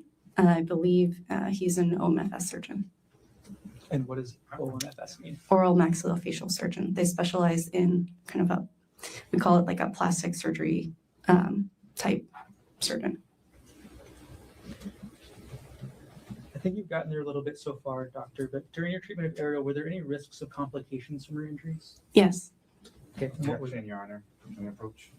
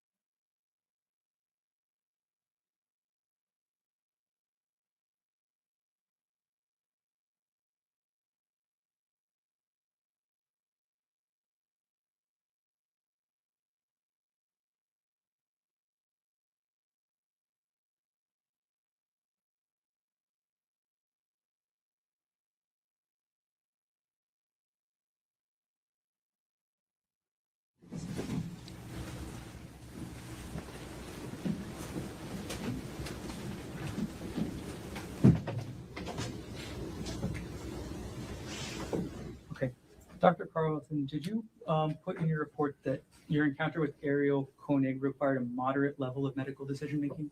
I believe that was in the progress note, yes. Okay, what does that mean? That is essentially for billing practices, meaning the type of encounter required that type of billing. And under that subsection, there was a sentence that said, this includes the moderate risk of complication and/or morbidity/mortality of patient management. Yes. Can you explain what that sentence meant? That means for any kind of physician in a similar position who encountered a similar patient, what kind of risks there would be. In this case, moderate. Okay. So moderate risks of morbidity/mortality. Yes, treatment and morbidity and mortality. One more question. Going backwards a little bit, Dr. Carlton, why did you refer Ariel to a specialty face surgeon? Just due to the complexity of the laceration and my concerns about infection and potential wound healing, I thought it would be better for the wound and for her to have the specialty surgeon on board in case of complications from the fixation. Okay. And the fixation, just like regular stitches? Well, it was done in a couple of layers, but regular stitches. Understood. Did everything you testified to occur in the city and county of Honolulu, state of Hawaii? Yes. Thank you. No further questions.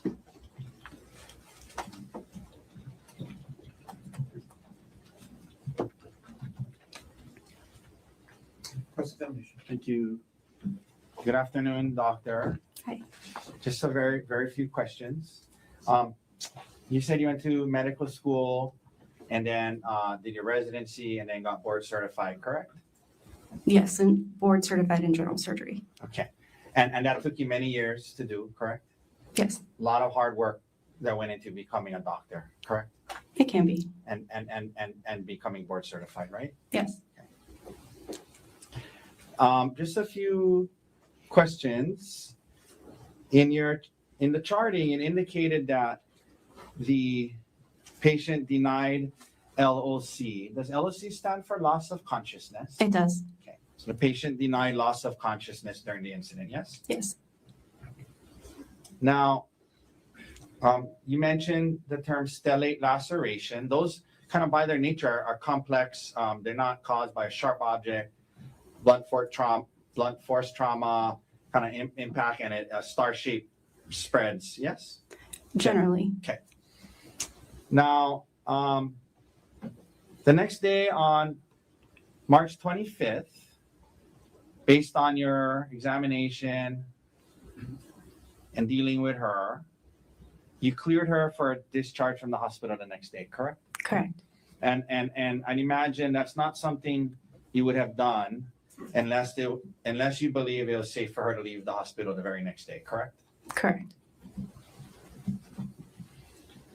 Doctor, sometimes in working in the hospital, you have to fill out, or you're asked to fill out an HPD, Honolulu Police Department Physician's Report form, correct? The HPD 13? Yeah. Yes. Okay. And that is the number, so it seems like you're familiar with it. Yes. Right? Filled it out a bunch of times, correct? Yes. And you try your best to be honest and accurate and unbiased as you go about filling it out, correct? Yes. And in this case involving Ms. Konig, you did fill out such a form, yes? I believe so. Would seeing your form help you refresh your memory? Sure. Okay. 1 second.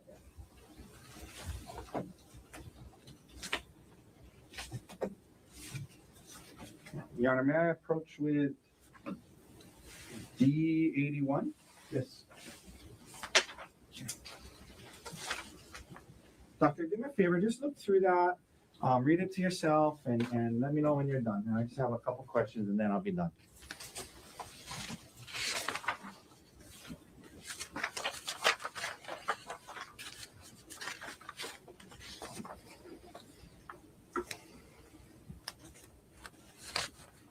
Okay. Okay, now I'm gonna come back and get it from you.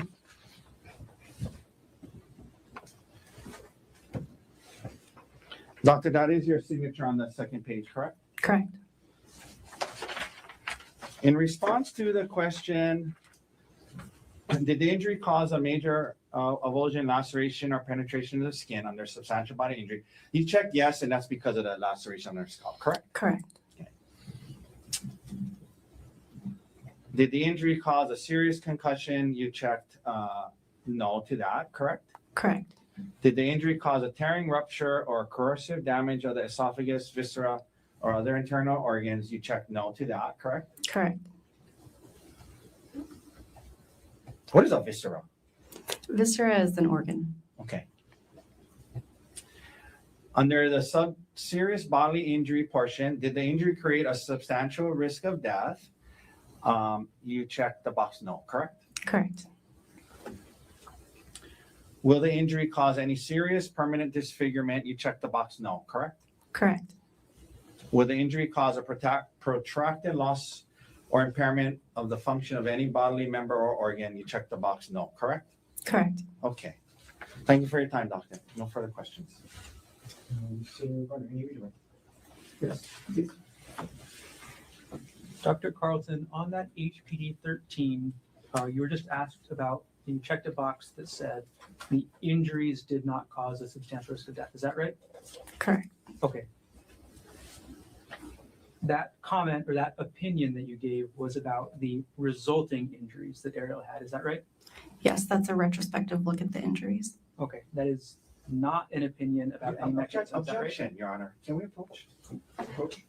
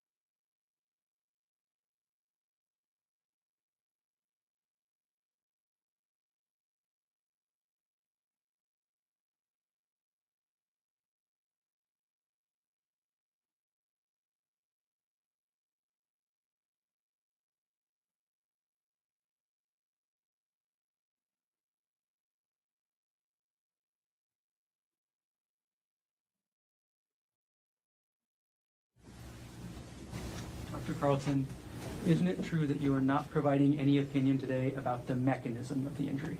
Correct. Okay, thank you. No further questions. Mr. Wasaki, any follow-up? Nothing further, doctor. Thank you. Dr. Carlton, thanks for being here. What's that first step? Okay, thank you. Mr. Garner, next witness. So we'll call Katrina Como.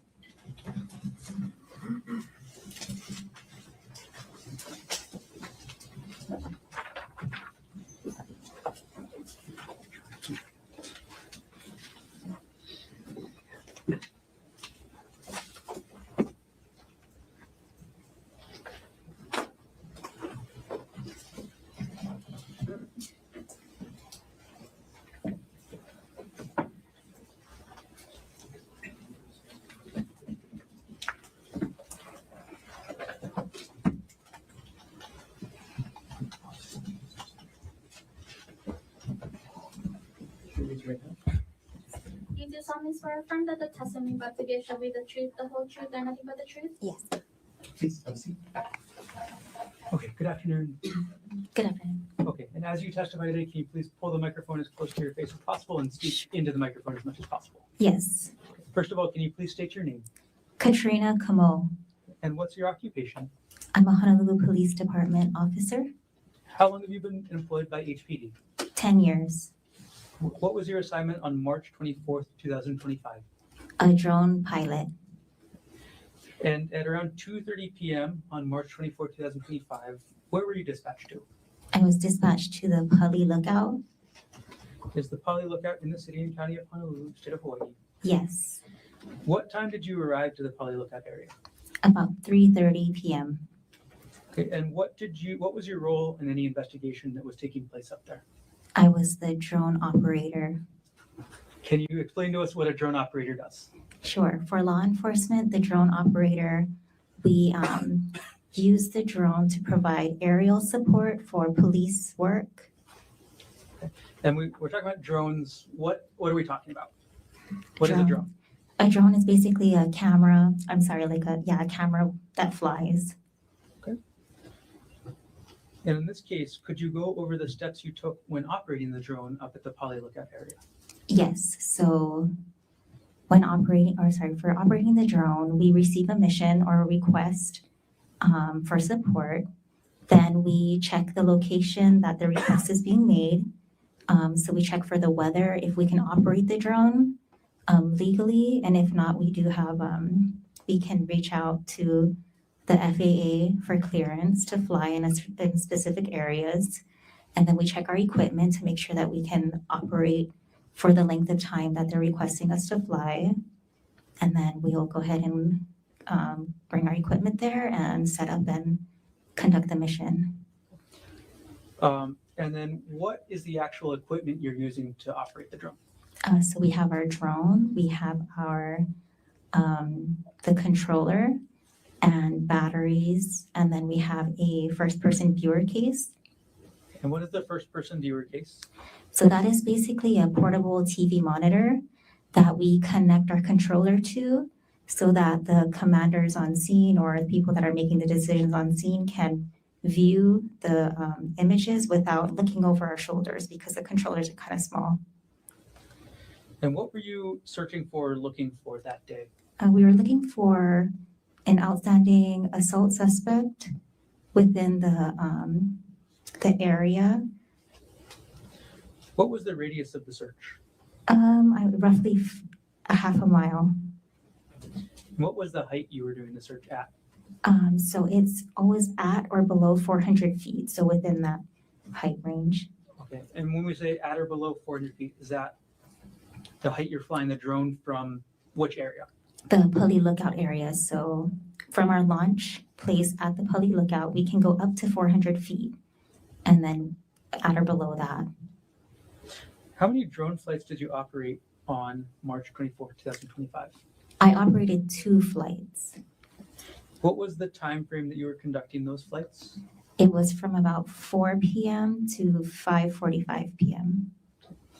And were you able to find any suspect using the drone on that date? No. Thank you. I have no further questions. Okay, thank you.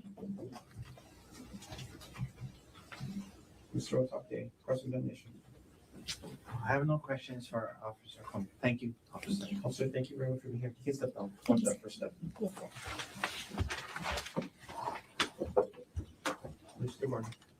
Today's next witness, Kevin Chun.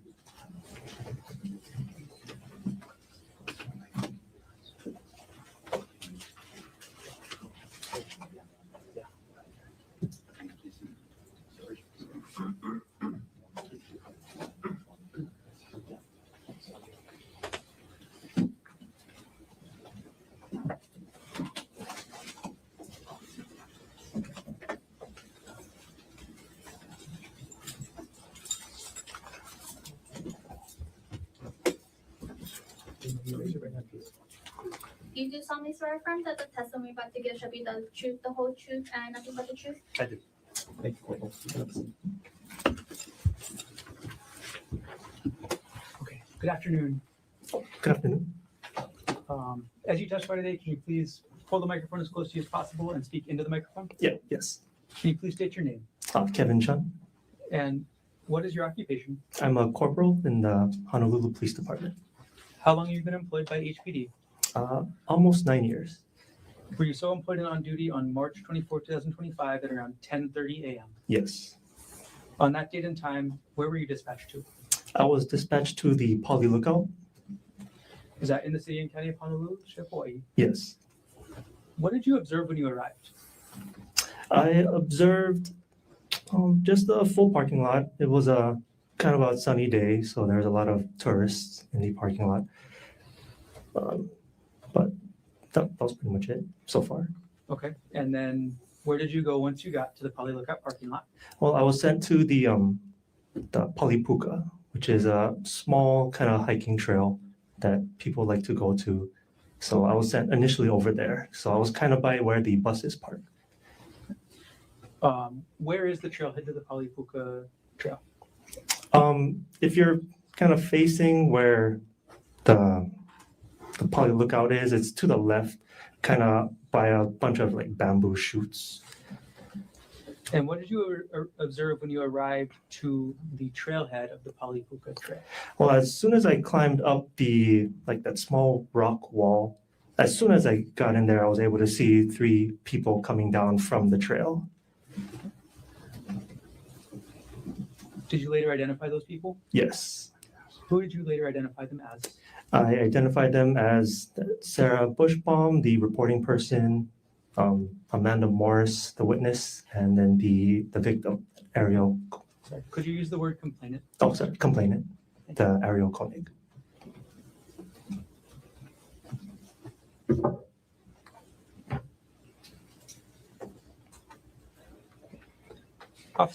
Corporal Chun, did you take any written statements at the scene? Yes, From whom? the Sarah Bushbaum and Amanda Morris. Did you take any photos at the Poly Lookout that day? Yes.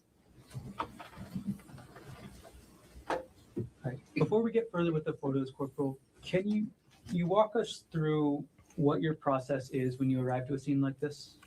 Okay, so initially you get the call. It was an assault call, so you want to make sure the scene is safe. So when you get there, you want to again make sure that there's no active argument, no active assault. So when the witnesses and the complainants got to like the bottom of the parking lot area, I deemed that to be safe. So I initially I notified our dispatch to send in the ambulance because I was able to see that one of the 3 women had injuries to her head. And so first step you said is making sure the scene is safe? Correct. Okay, what do you do after you make sure the scene is safe? I attempt to get information to see if there's a crime, where the suspect is, to notify my beat partners coming to assist me. All right, I'm now going to approach you with what's been marked as State's Exhibits 16 and 17, shown to defense counsel. May I approach? Yes.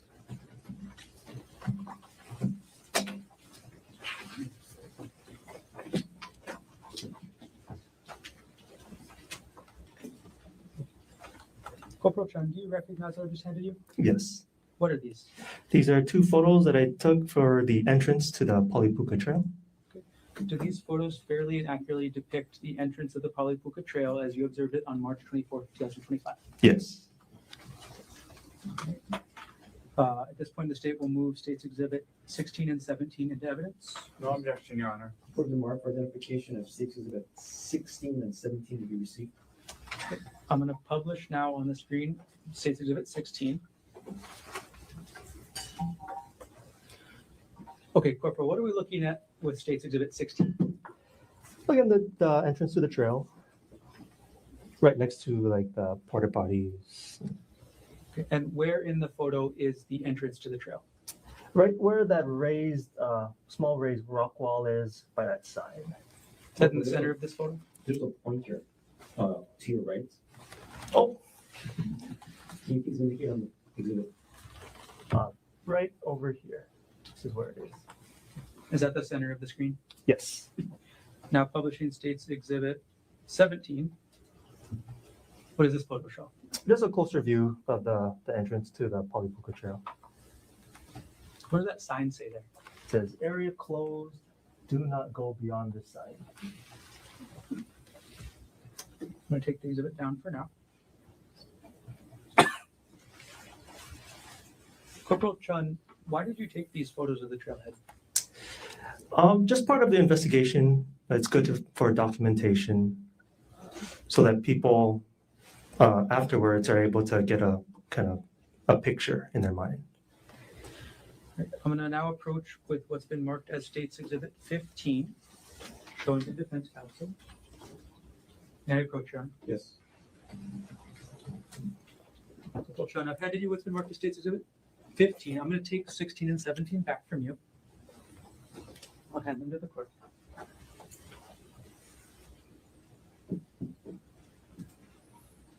Okay.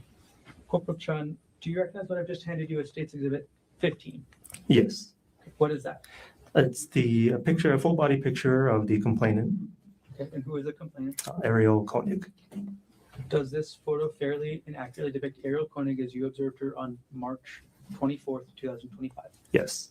At this point, the state moves Exhibit 15 into evidence. No objection. Thank you. Furthermore, for identification of States Exhibit 15 is received into evidence. Now publishing States Exhibit 15. Okay. Corporal Chun, why did you take this photo? Again, with the other photos to like the scene of the trailhead, it's for people to get a picture of what I was looking at during the time of the incident. Is this the only photo you took of Ariel that day? I took one other photo. I'm going to publish States Exhibit 1. It's already in evidence. Already in evidence. Why did you take this photo, Corporal Chun? Just to get a closer picture of the injury that I observed. And take Exhibit 1 off the screen. In addition to taking these photos, did you talk with anybody at the scene? I talked to the two witnesses, the reporting person, the witness, and again, the complainant. Just have a moment, Corporal.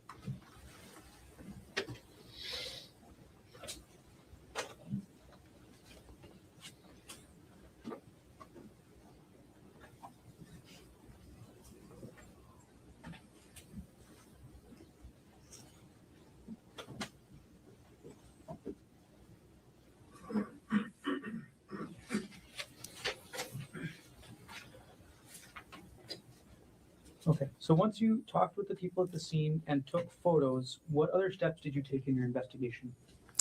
Once other officers arrived, we tried to attempt to locate the scene as well as the alleged suspect, notified my supervisor about what happened, see if we needed to call in any more resources to assist in us in the investigation.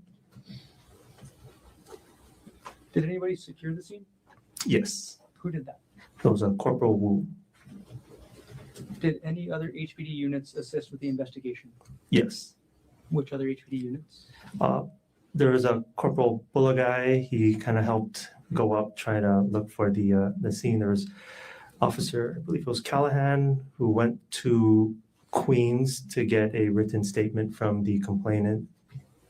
And those are the two main ones. I also sent a follow-up to Waikiki to see if we could secure the hotel room. Okay, maybe that was a poor question for me late in the Oh. day. Did any other HPD divisions assist with the investigation? Yes, the MED, I forget what that stands for, sorry. And also the Specialized Services Division, also just specifically of HPD or other? Well, did any other government agencies or organizations assist? Yes, the Honolulu Fire Department, as well as the Department of Land and Natural Resources. What did the Honolulu Fire Department do?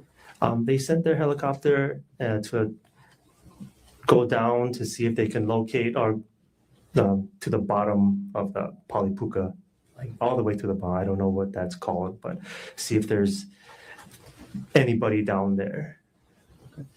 When you say the bottom of what? Just the Polipuka is a really kind of far, like fall. It's like a big cliff, big mountainside. So, and the scene was where there was like a kind of large opening. So we're just trying to cover our bases to see if anything was down over there. Okay, I'm going to take one more. I'm sorry for keeping you up there.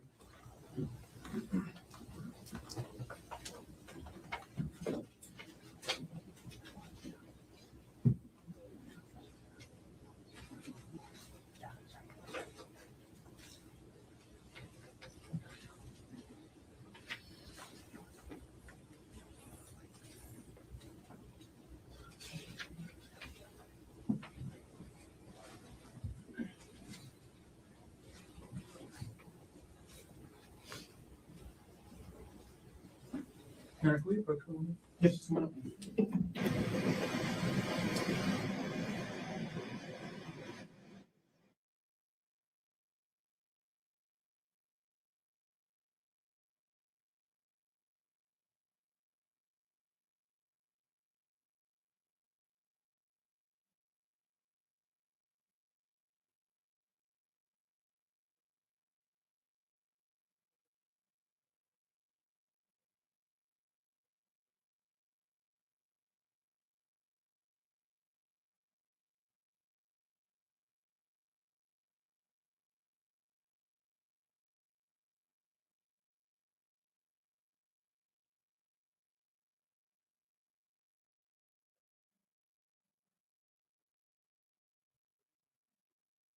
Ladies and gentlemen, early break or early recess for the day. There's some legal matters and some logistical matters I need to talk with the attorneys. The good news is we're back on, if not maybe even ahead of schedule. So that's the good news. Going to have you come down, not at 9 o'clock tomorrow, 9:30. Let me clear up my morning matters so your wait time on the fourth floor is less. Report back at 9:30. Don't talk to anyone about this case. Keep an open mind. Do not try to learn about this case outside of the courtroom. Leave your notebooks on your chair. All of you have a safe drive home. Have a good night. See you tomorrow at 9:30. All right.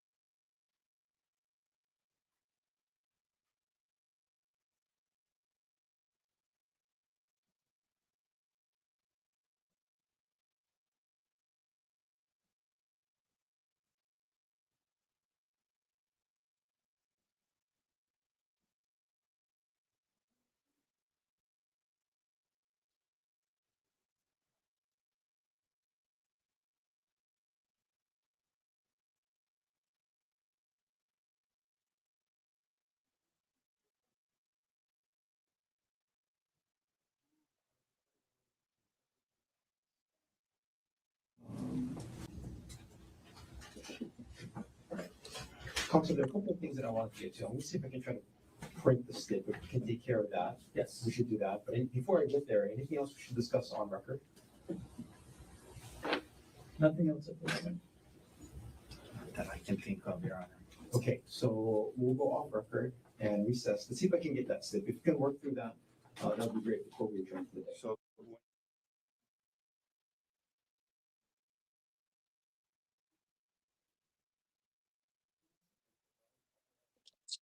Okay.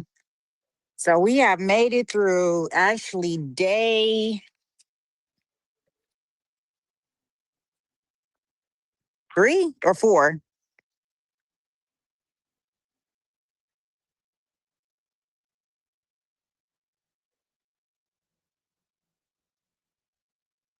I can't even remember because we only had that half a day, but I want to say shout out to the mods, the chat, everyone involved.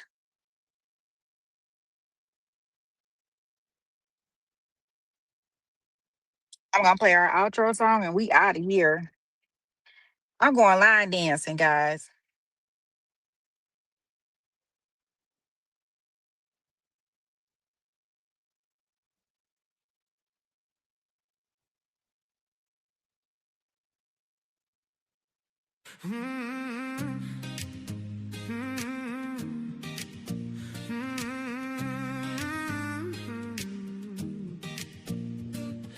Okay, and finally, counsel for Isaiah Chance, do you have questions? Okay. Second. Hey, how are you? You testified that you get a lot of information from social media.